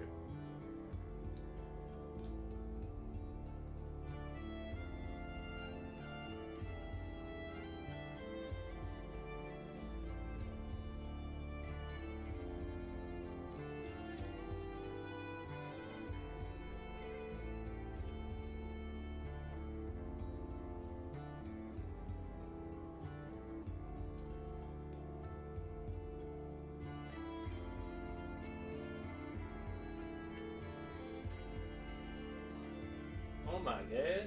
Shibai, you keep raiding. Thank you so much. I appreciate the raid. Let me give you a shout out really quick.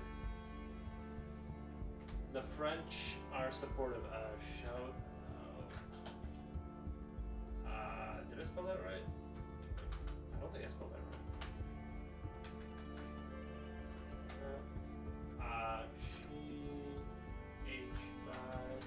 Thank you so much for the raid. I appreciate the raid very much. So, how's your guys' stream over there?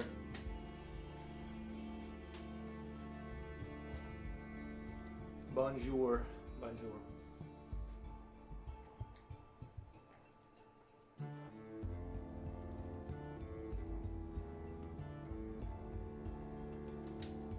It was chill. Yeah, today's a kind of a chill day. Same here. Keeping the energy kind of at a chill level the whole time.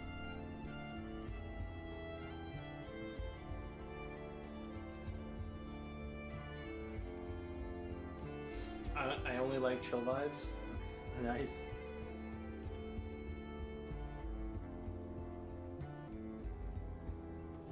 That's mostly what I do. It's kind of hard. It's kind of hard to like drive up the energy on a drawing stream. It tends to stay at a pretty like consistent level.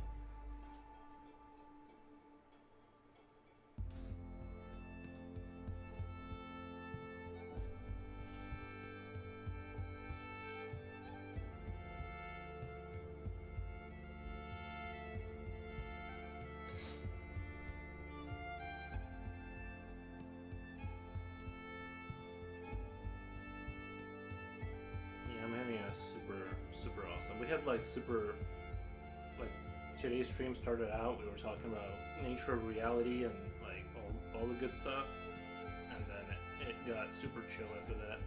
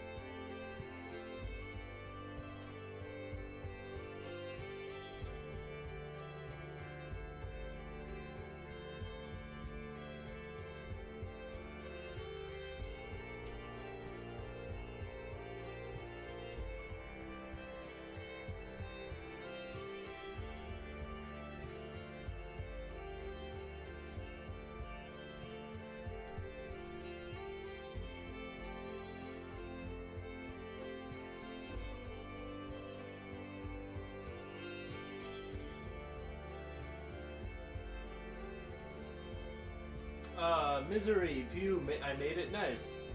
Good afternoon, looking good today. The music is perfect. Thank you. I tried. I'm quite the expert at hitting the play button on music I enjoy.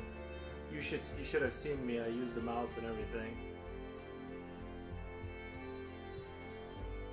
It was quite the show.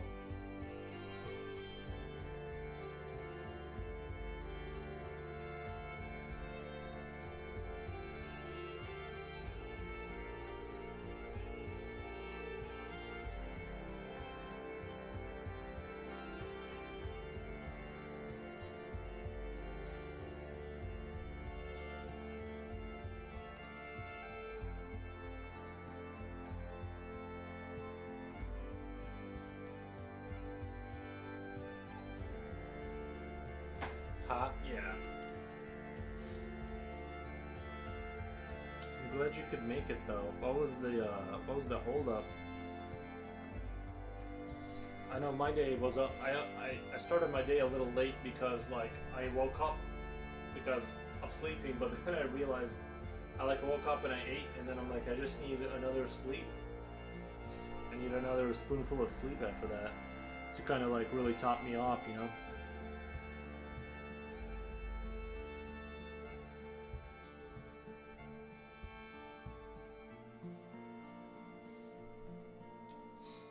Oh my god, hello Raiders. Nice.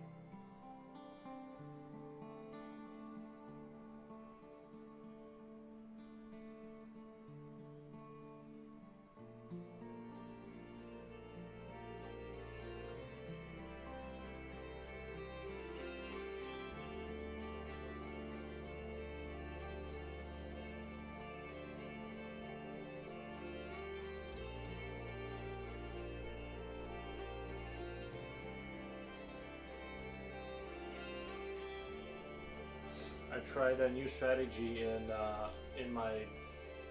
They Are Billions. I tried like this new way of fighting. I feel that I slept till noon myself. Yeah, it's nice, isn't it, to be like perfectly rested, especially like if you do it like 3 or 4 days in a row, which is rare. But like you feel so good.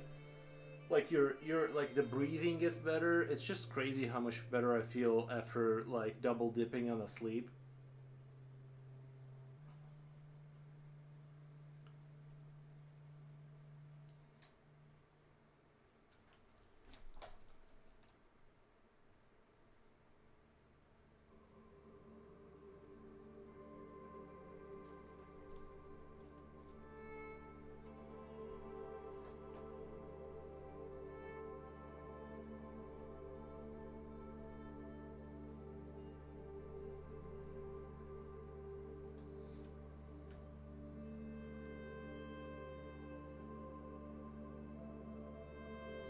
But yeah, I'm still playing They Are Billions, and I'm trying to figure out how to beat the game, the survival mode on 150 difficulty, and I still haven't done it. But I think I'm getting close to cracking the case.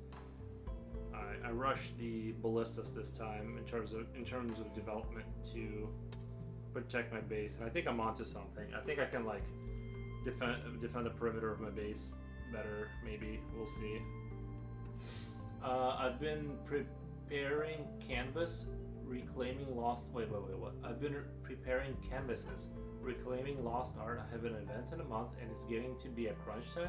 You go to events. A month sounds like a long time, but for traditional painters, it's not a whole lot. Lol. What, do you have an Instagram? How do you guys do events? I don't get it. Like, I need to do events. But I just really enjoy streaming and just drawing. I kind of like this format because I don't have to leave. It's like perfect. All I want to do is draw and play video games, and I'm like, nice. This is it. Like I found the thing. No, yeah, a month. It's hard. Dude, if you're really trying to get something done, a month like goes by really quick. So no, I understand. I've tried to do things in the past, and it's not fun doing things.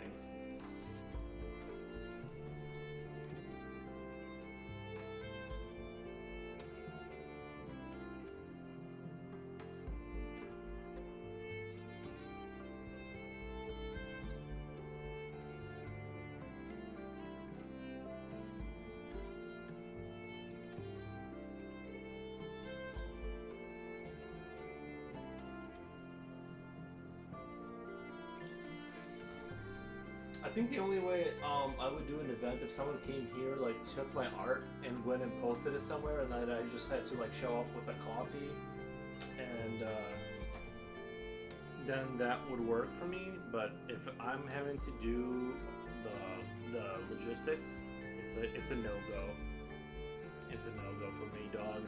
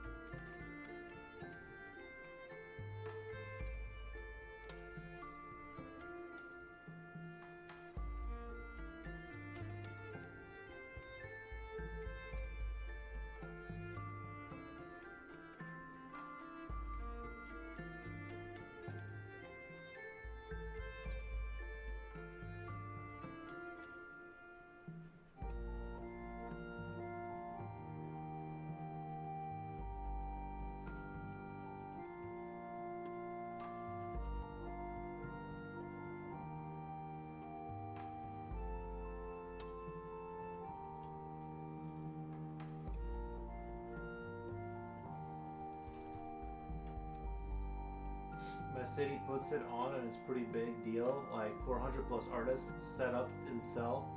Nice. Yeah, that's very cool. My city does none of that.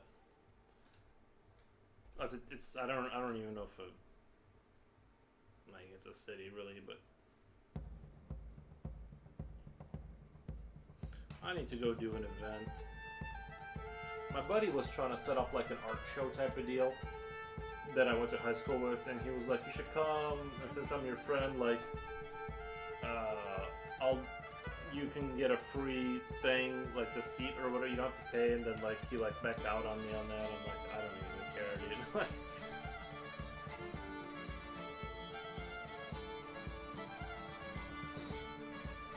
doing trade shows is kind of hard, lots of work and gear needed. Yeah, that's why I just don't do it.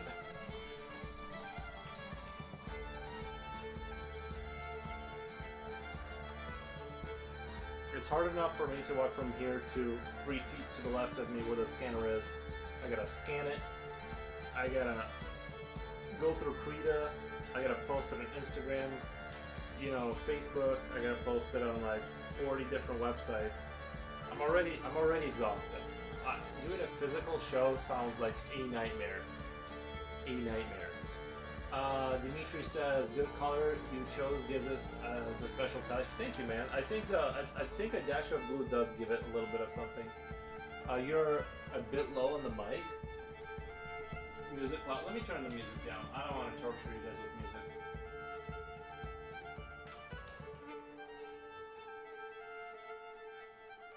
Alright, that should be better. Yeah, no, like I was saying, my tolerance is just, I don't know how people can do stuff like as often as they do. I don't get it.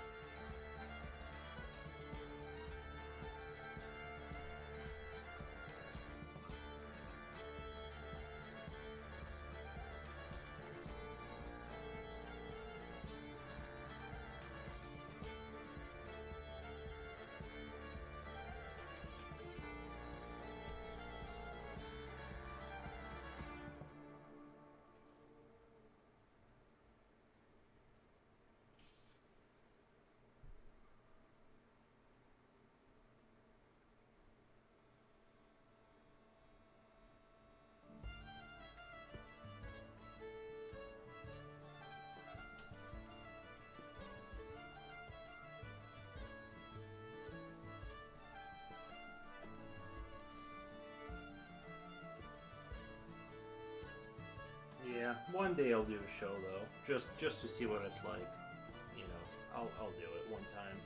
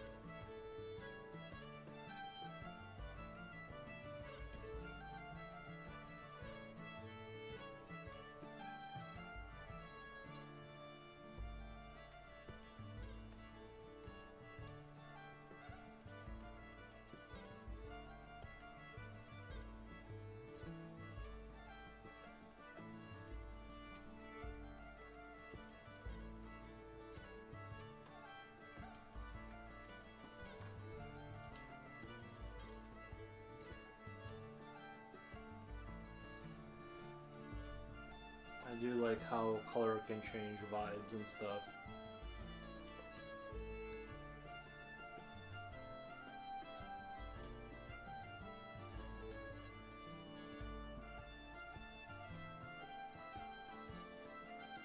Like I wish I could like maybe like give this like a slightly yellowish hue on the gears to make them look more a little bit, or red or like an orangish, and that would give it like a little bit more of a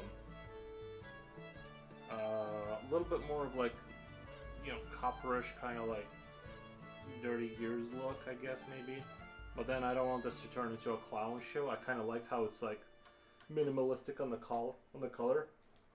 I think you should try it. Your stuff is so good, man. It really is the type of art that inspires me to pick up a pencil when I was a kid, 9-year-old reading heavy metal, right?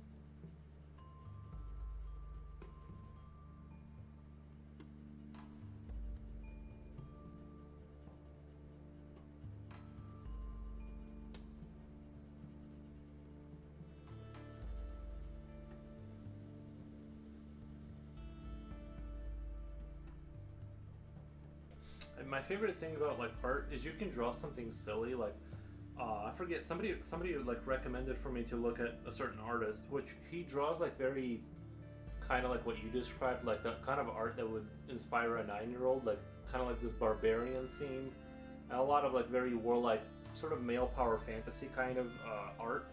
But it's so good that it sort of transcends into, you can like make kind of a, you know, sort of the Conan the Barbarian style imagery look like it transcends into something like much greater just because of the skill level.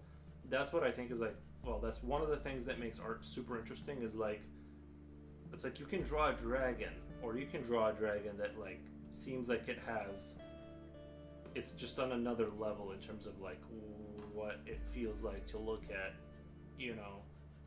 I think that's like a super interesting aspect of it.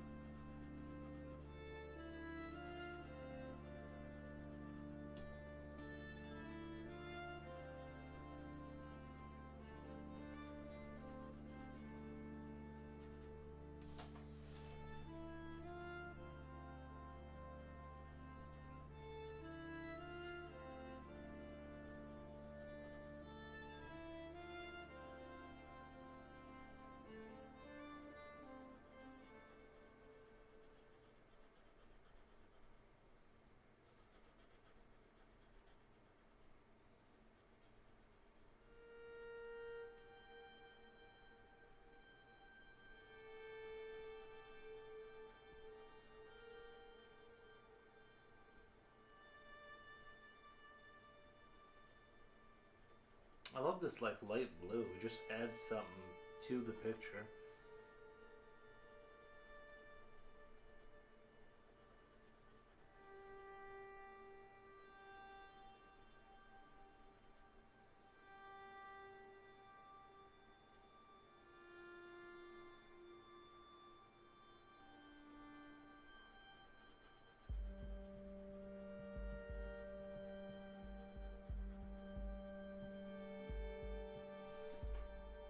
I think this would be a cool, like if this was a comic book, if this was the cover, and then it was about the little people you see at the top with the spears, like this was just like the cover for it. I think that would be like an interesting like comic book cover or something. I guess you could like do a comic book, but everything is like everything is drawn in pencil, right? That wouldn't be too criminal.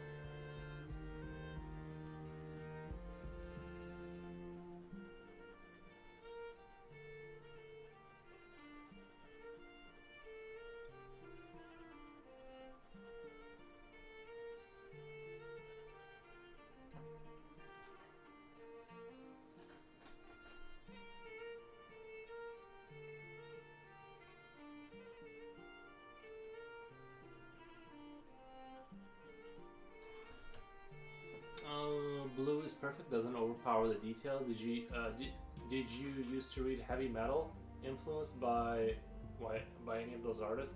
No, I thought when you said heavy metal, I thought you meant like the artwork on like heavy metal albums. I didn't realize there was a magazine called Heavy Album. I thought you meant that like metaphorically, like you were like into like that kind of heavy metal art or something. I didn't realize there was anything like that. No, I grew up in Belarus. We were deprived of any entertainment. I got to just tap into my imagination. That was pretty dope. Staring at a concrete wall, that was awesome.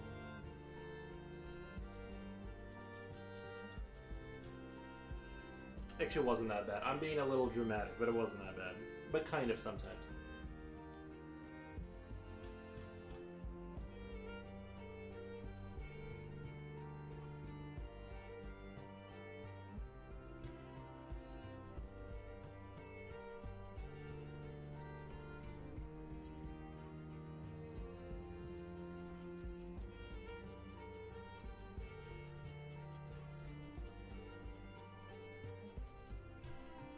Yeah.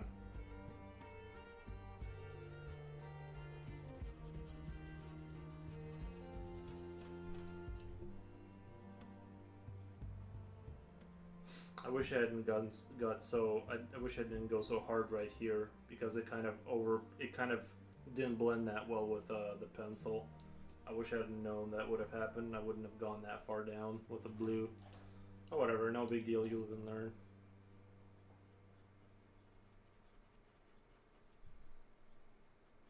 Kind of looks rough.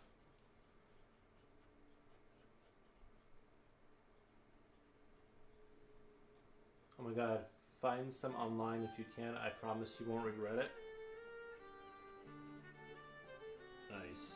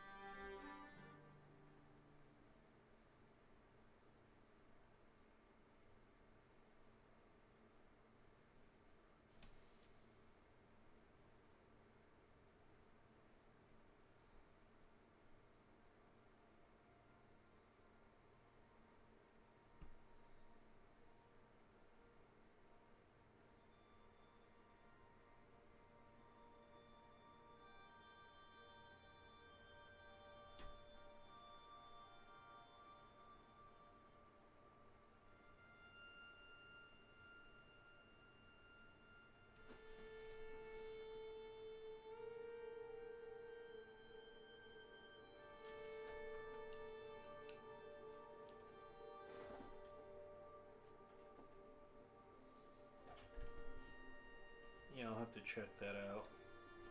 You said heavy metal? Let me type that into the search bar before I forget. Heavy metal. You said it was a magazine? Heavy metal magazine. Heavy metal magazine issue, science fiction, rare comics. What the?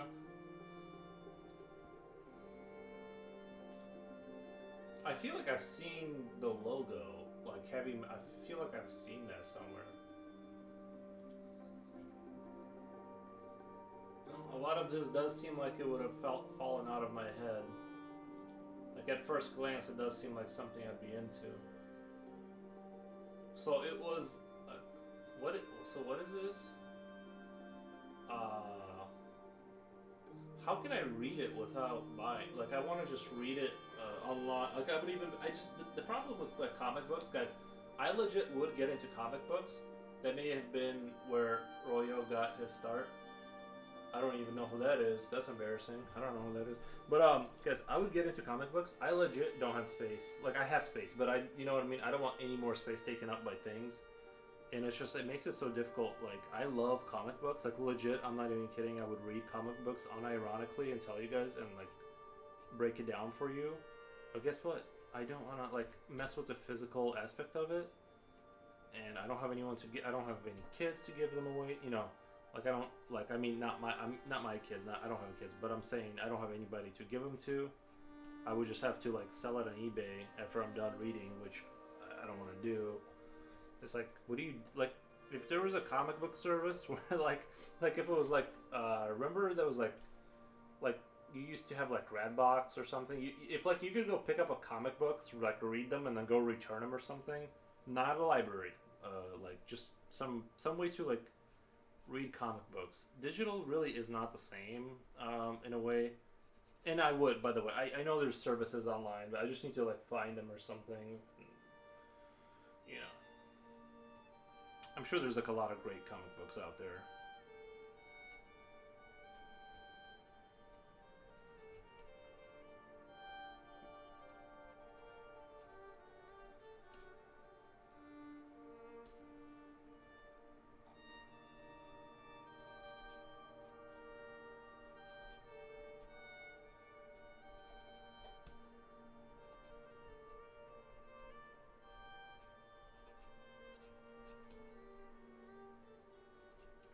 Actually, let me grab a general. See, this is where the general's white charcoal pencils typically don't do very well over surfaces that have been, well, I guess it's doing all right. Over surfaces where you already kind of been over a bunch of times, it like can't put any material down, which is why I don't prefer this. I prefer this, but I forgot what brand it was because I wasn't paying attention.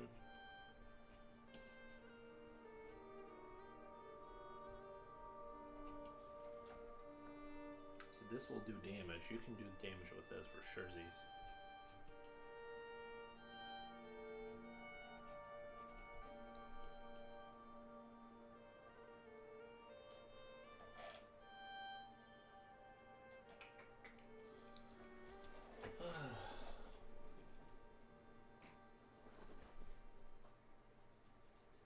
I feel like Royo is like a name I should know. You know what was embarrassing? One time I got raided by, what's his name? Jim Lee, and I didn't know who that was either. I'm just very much in my own, like, little box. What the? Luis Royo, Spanish artist. Nice. Super badass name, though, Royo.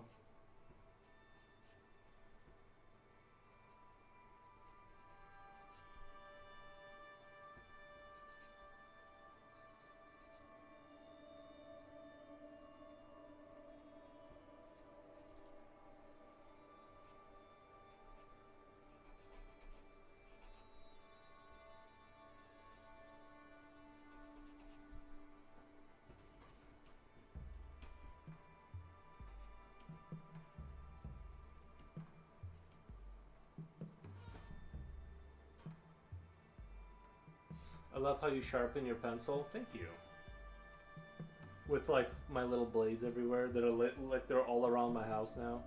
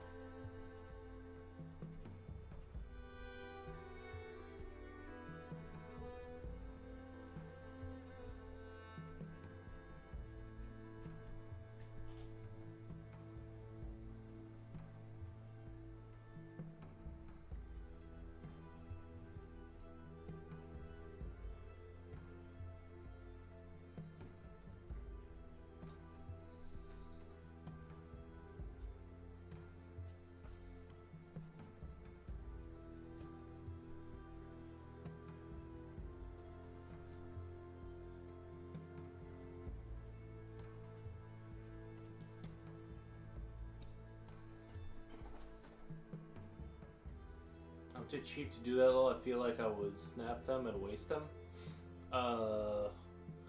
He does a lot of very racy ladies, but also great fantasy and sci-fi work. Oh, you mean like the ladies are Not decently clothed, that kind of thing. Can't have that.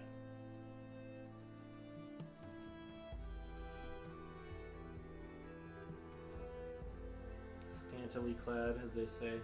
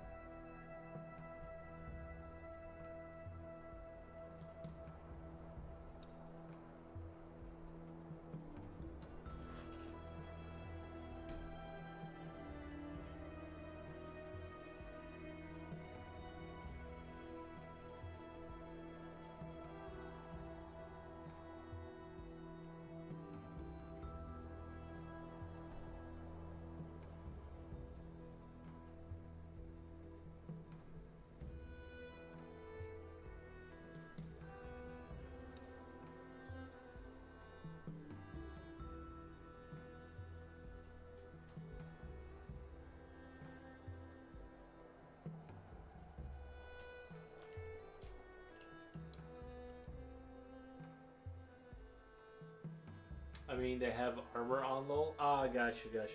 But still, like, bordering on indecent. I gotcha.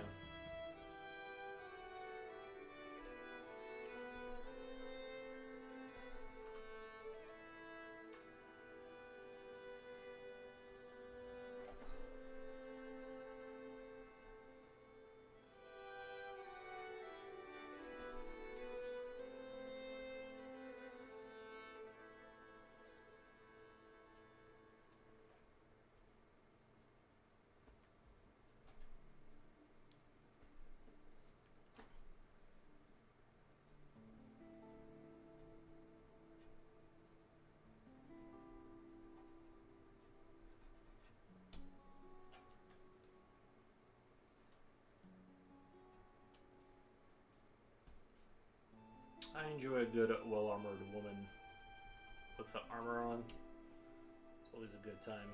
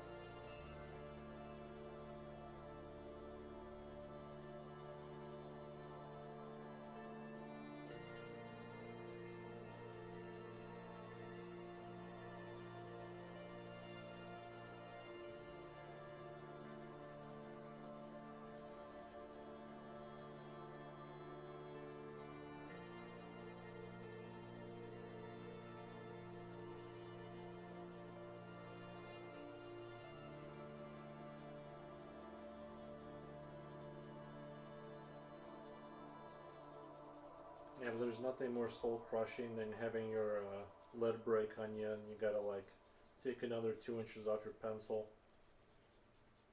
It is quite the. You definitely think about it throughout the day. You definitely do.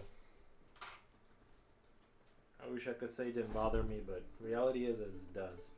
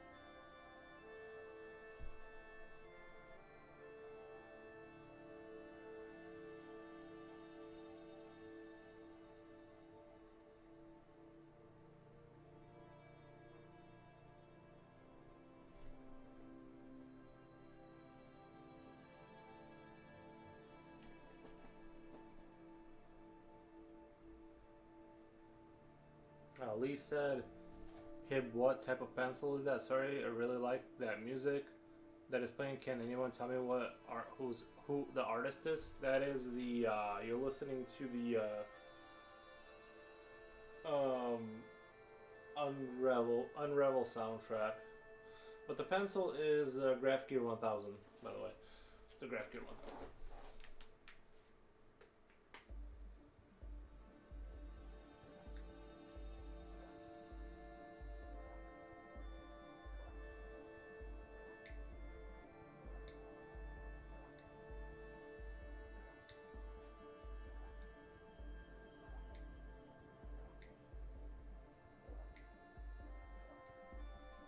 I hope that answers your question.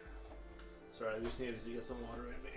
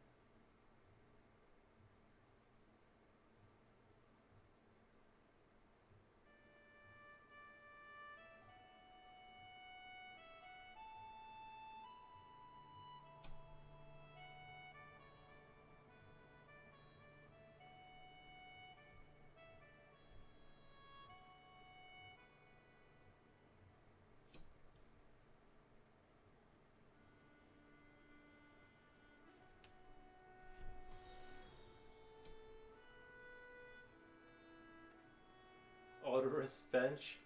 Thank you for the follow.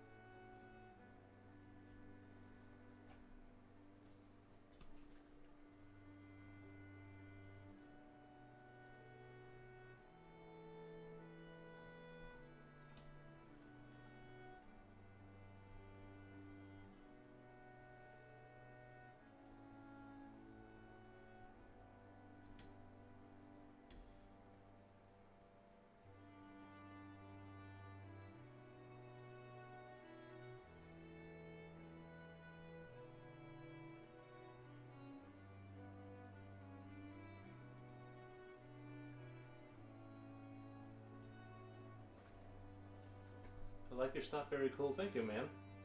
I appreciate.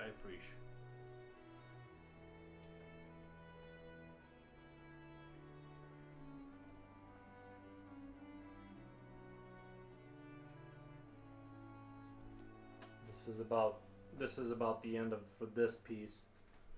It's getting there to where it's finished basically.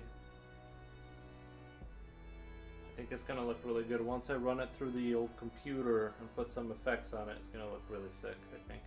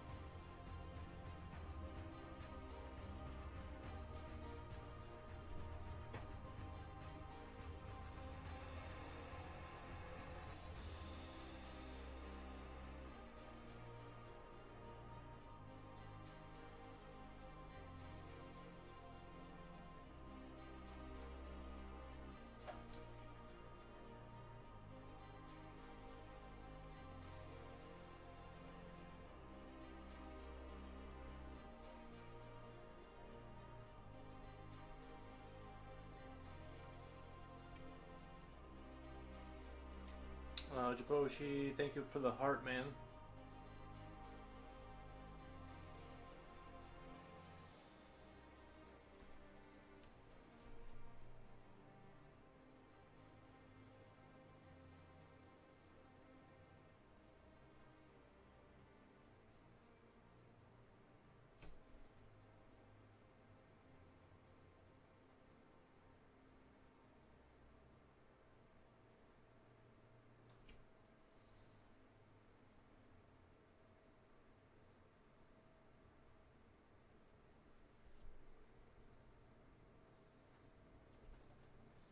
Just doing side work. I actually lay down for a bit. Nice. Doing some doom scrolling, resting at the same time. I love doom scrolling sometimes.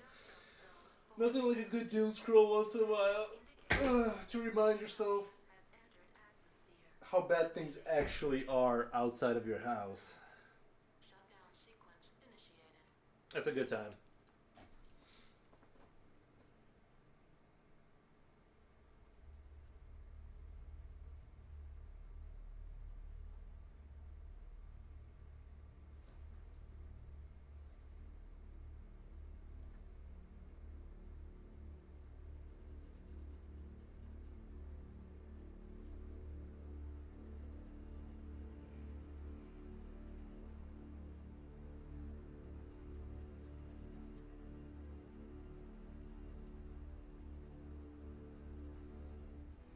I want to eat something. Yeah, I'm getting ready for a good little steak myself.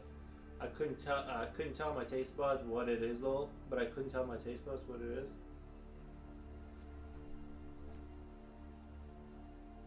I am also ready to eat after this tram. Do a little steaky steak. Probably put a bunch of seasoning on it too. I need to cut back on the seasoning. I think that seasoning is doing its own like. But I couldn't. Misery, you're still here. Thank you, bud. I appreciate you hanging out. Was that the joke about how bad things are outside your house? Was that the joke that got you? Because I hate leaving my house. That's my favorite part is like being inside the house. Sounds delish. Yeah, it's like I could either make eggs or steak. That's what I have in the house right now. And I'm ready for a delish meal.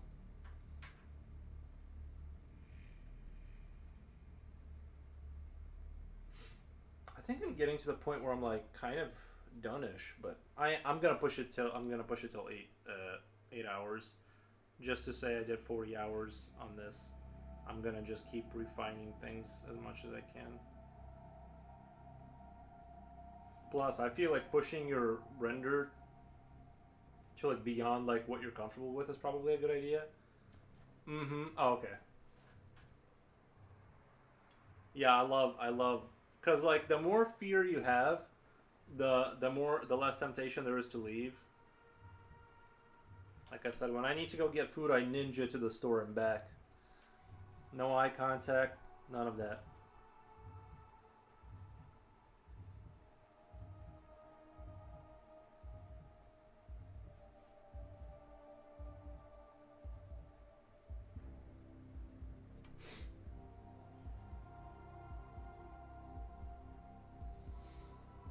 I used to hate leaving the house, but sometimes I get in me deep in solitude, and I feel like I'm being buried alive. I like to leave, but only when I get something to do outside. Yeah, I do like walking. Like,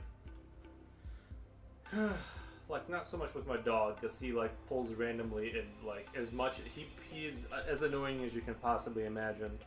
He like does that, but I do enjoy walking mostly by myself in a random direction. I think that's nice sometimes to do. Problem is, I live in the Midwest, so walking, there's not a whole lot to see. Like, you're just, once you've done it once, you kind of don't want to do it again, because it's not like there's without my dog, walking is great. Isn't it amazing?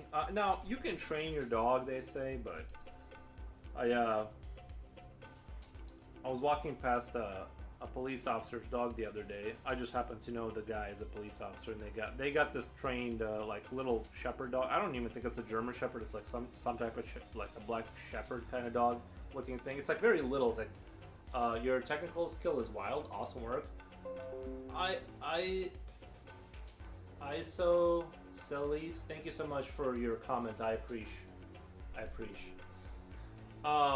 What was I talking about? Oh yeah, and even when I was walking past that dog with my dog, you can sense that he tensed up. Like he was saying something to the dog. He was like heel or something. Like he was saying it quietly, but like you can tell like even when you have a police grade trained dog, it was still like the dude was like, all right, let's focus right now, because you know what I mean. You still don't want, because what if I waved to him in a wrong way and the dog would have perceived that as a go sign? You just never know, you know. But yeah, dogs can be. I love walking alone, not so much with a dog.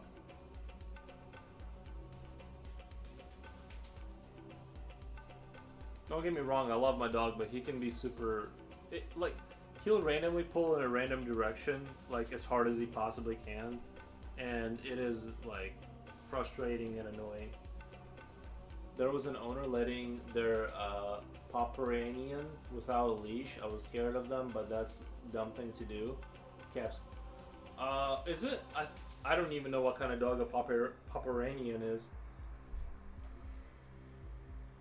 Or is it big enough to like be a threat?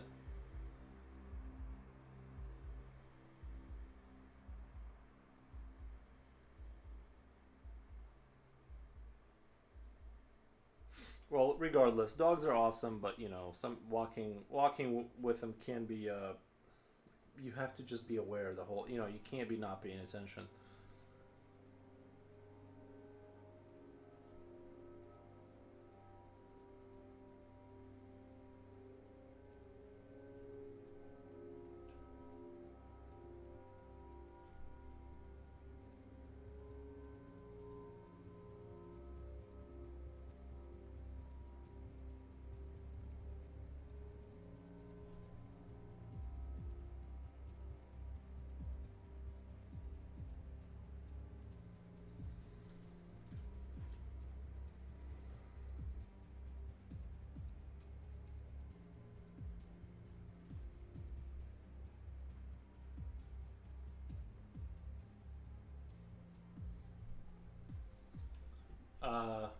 My dog tends to be so playful, she makes it look like she's murdering something.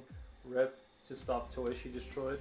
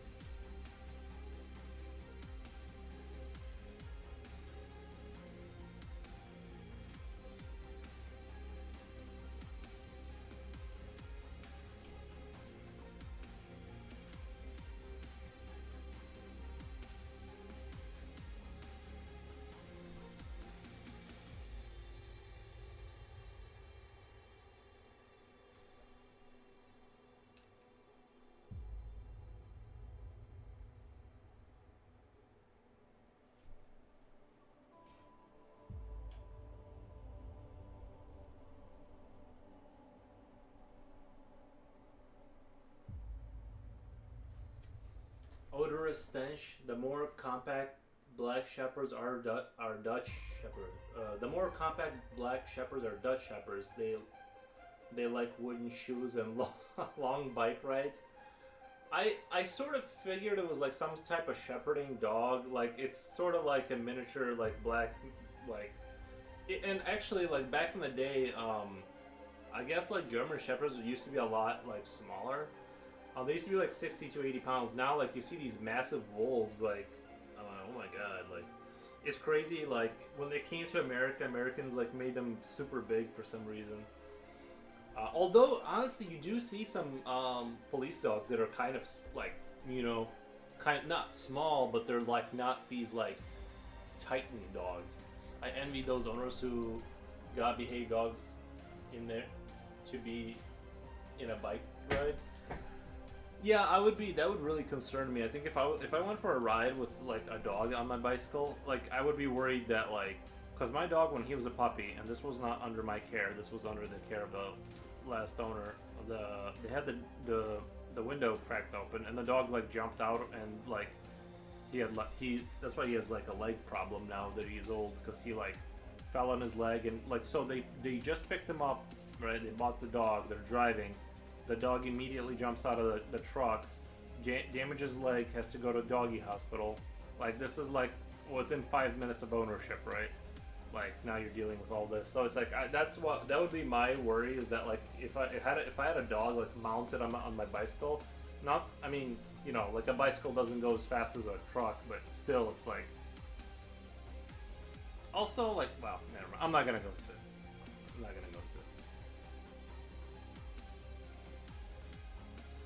It's better just to let things go sometimes.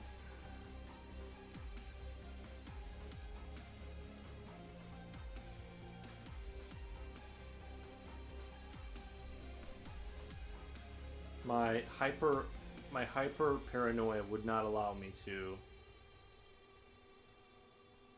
for that to happen.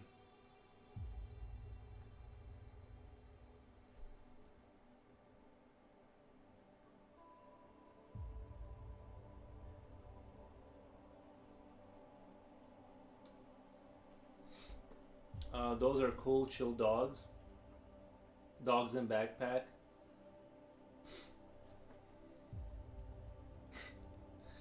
I call them Tamagotchis.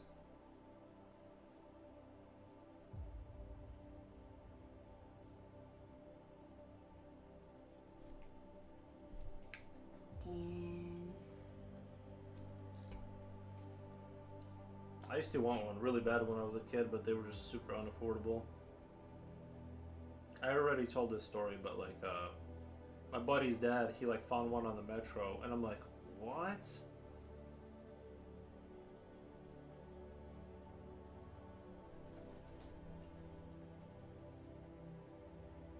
And I had to live my entire life not having a Tamagotchi. Well, like every other kid had one somehow. And my parents, they try to pull that, like, you're not doing well in school stuff. And I'm like, I'm gonna do bad regardless of whether I have a Tamagotchi. That's not gonna move things one way or the other. You might as well just give me one. I try to be patient with people, but those sorts of people really get to me. Yeah.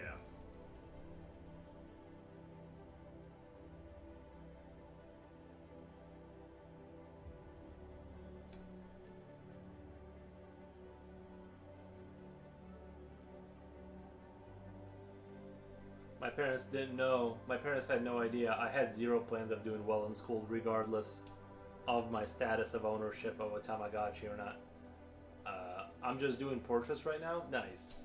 I wish I was a little bit better at portraits. My portraits kind of suck.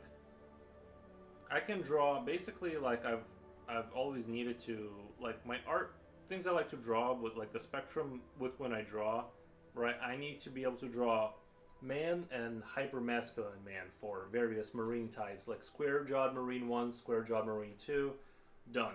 And then like woman face, done. I never like really got heavy, like you know what I mean? I just need to be able to draw men accurately enough to do like battlefield stuff. I don't, beyond that, like I never really like learned to draw. I mean, I could, I'm sure, like if I sat down, but I would say my sorry, I'm not even showing where I am. I think I kind of like neglected a little bit of that stuff, if I'm being realistic. I neglected a little bit of the face stuff, which would be helpful. But I guess I still kind of draw within the with the stuff I draw is still kind of like what it was as when I was a kid. So it's kind of like it just got better.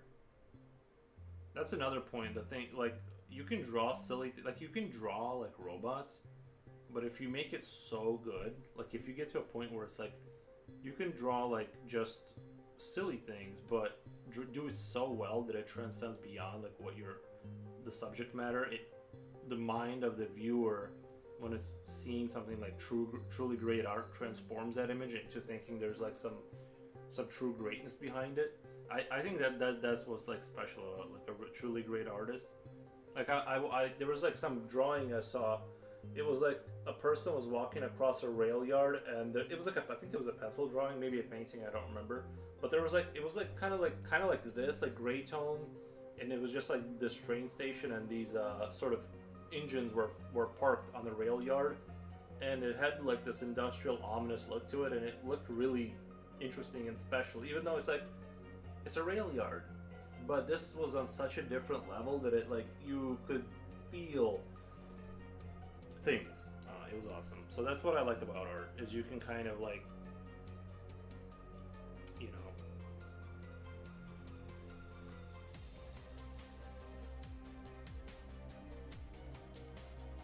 make things awesome, basically.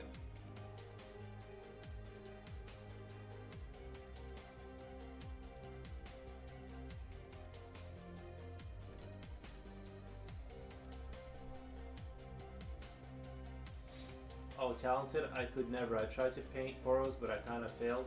You were doing fine. It didn't have to be like super great, or you know, I wasn't like expecting like anything. If you wish to share your work, feel free. We'd love to see them.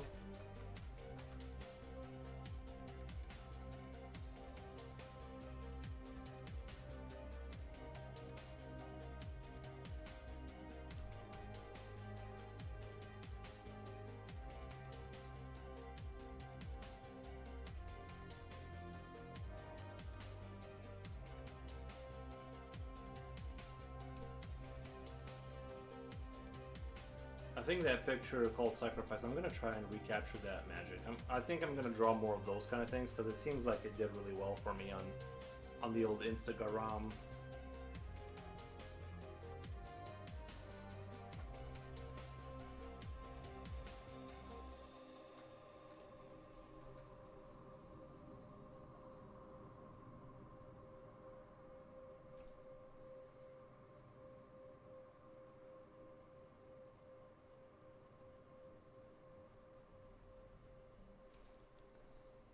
Japochi, I was looking at Future Oil Painter's account. He's got 20 followers. His account is growing slowly. You can trap the temporary and make it Yeah, you can trap the temporary and make it extraordinary. Yeah, man, it's really crazy how. There's another drawing of like this knight and his head is on fire, and I'm sure everyone's seen this somewhere online. It's like a horse rider. He's got a sword. Either his head or his sword is on fire. I can't remember. But it's like the way the camera is, like the guy is in the front, like he's almost getting out of the frame, but they leave. But like you see his arm and everything holding a sword, and the way the flame is sort of drawn, and there's like a little bit of flame like behind him. You can like sense the aggressive movement of the entire thing because of that, and it creates this really like eerie, ominous, like sort of like death kind of Grim Reaper. I don't know, it's like a really fantastic drawing or painting or whatever it is. But yeah, like things like that where it's like it's a guy on a horse with a sword. What's original about that, right? It shouldn't transcend anything, but then like you look at that and it's like, wow, this is like I feel things. It feels like something is real. I missed it. What? Oh, he's got 20 followers. His account is slowly growing. So good for him. That he's slowly dripping, getting like little followers going. So that's good.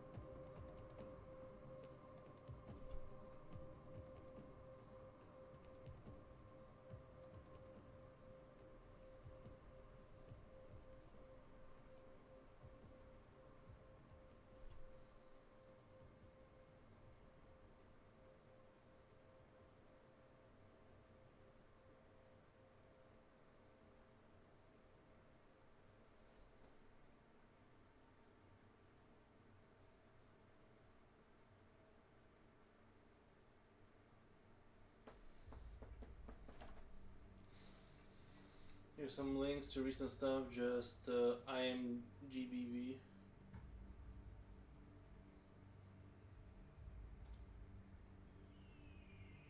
Oh, nice.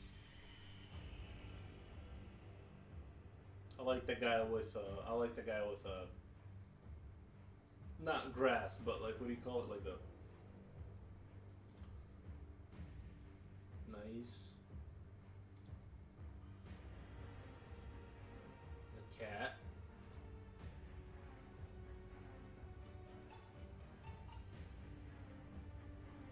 Very good. Very good. The first one must have been for like friends, right? Like the wedding or what? Like a wedding or something. I like the cat. Very cool. I love. Yeah, I've been working on making stuff cuter.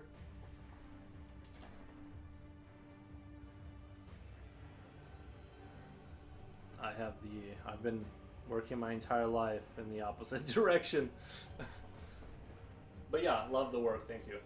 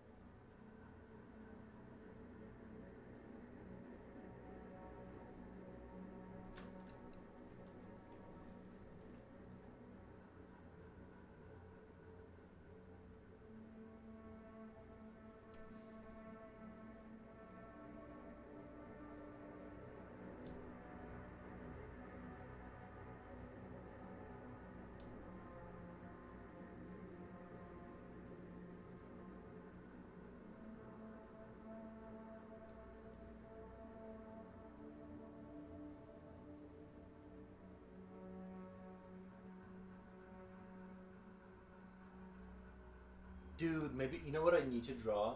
Imagine like a battlefield with like just scattered dead soldiers, just scattered everywhere. Body parts, all this. Like call it. Oh my god, I should call it the trench, right?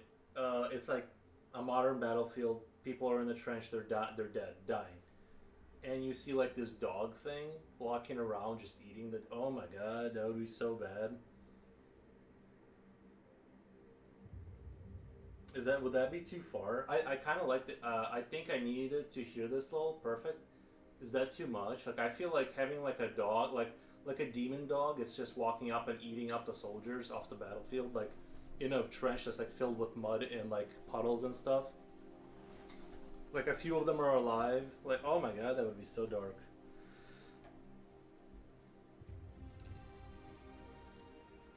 It's almost hard to.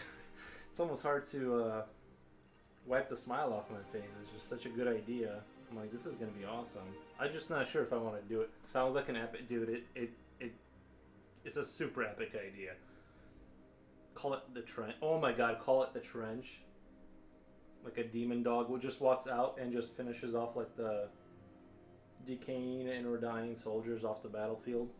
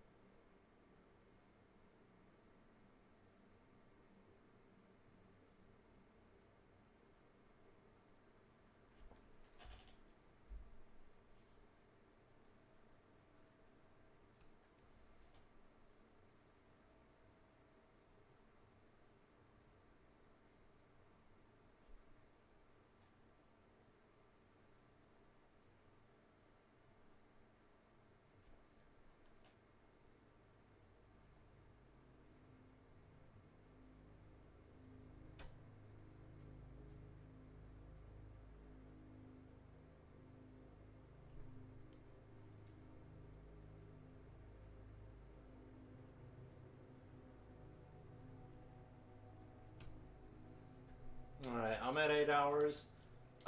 Do you like auto dicks? So I can artistically live vicariously through you, lol. Do it so I can artistically live right? Like, it's, I totally understand what you mean, yeah. It's like, I don't want to be associated with it, but I want it to exist kind of feeling. Do you like auto dicks? Let me, I don't know that, I've never heard that name before, or as far as I can remember. I have a terrible memory when it comes to, I'm over here painting freaking flowers, right? That's understandable.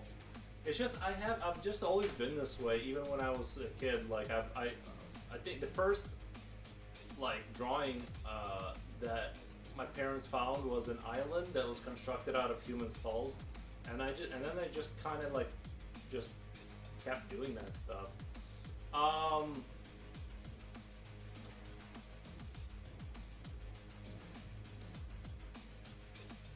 Oh wow, I see what you mean by auto dicks. I've never, this is my first time hearing of him, but yeah, there's I just saw like a soldier in a trench.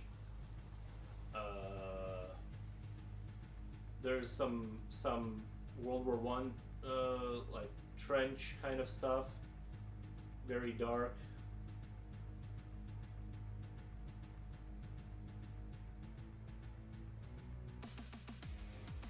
The gas masks and everything. I don't know if I'm gonna do like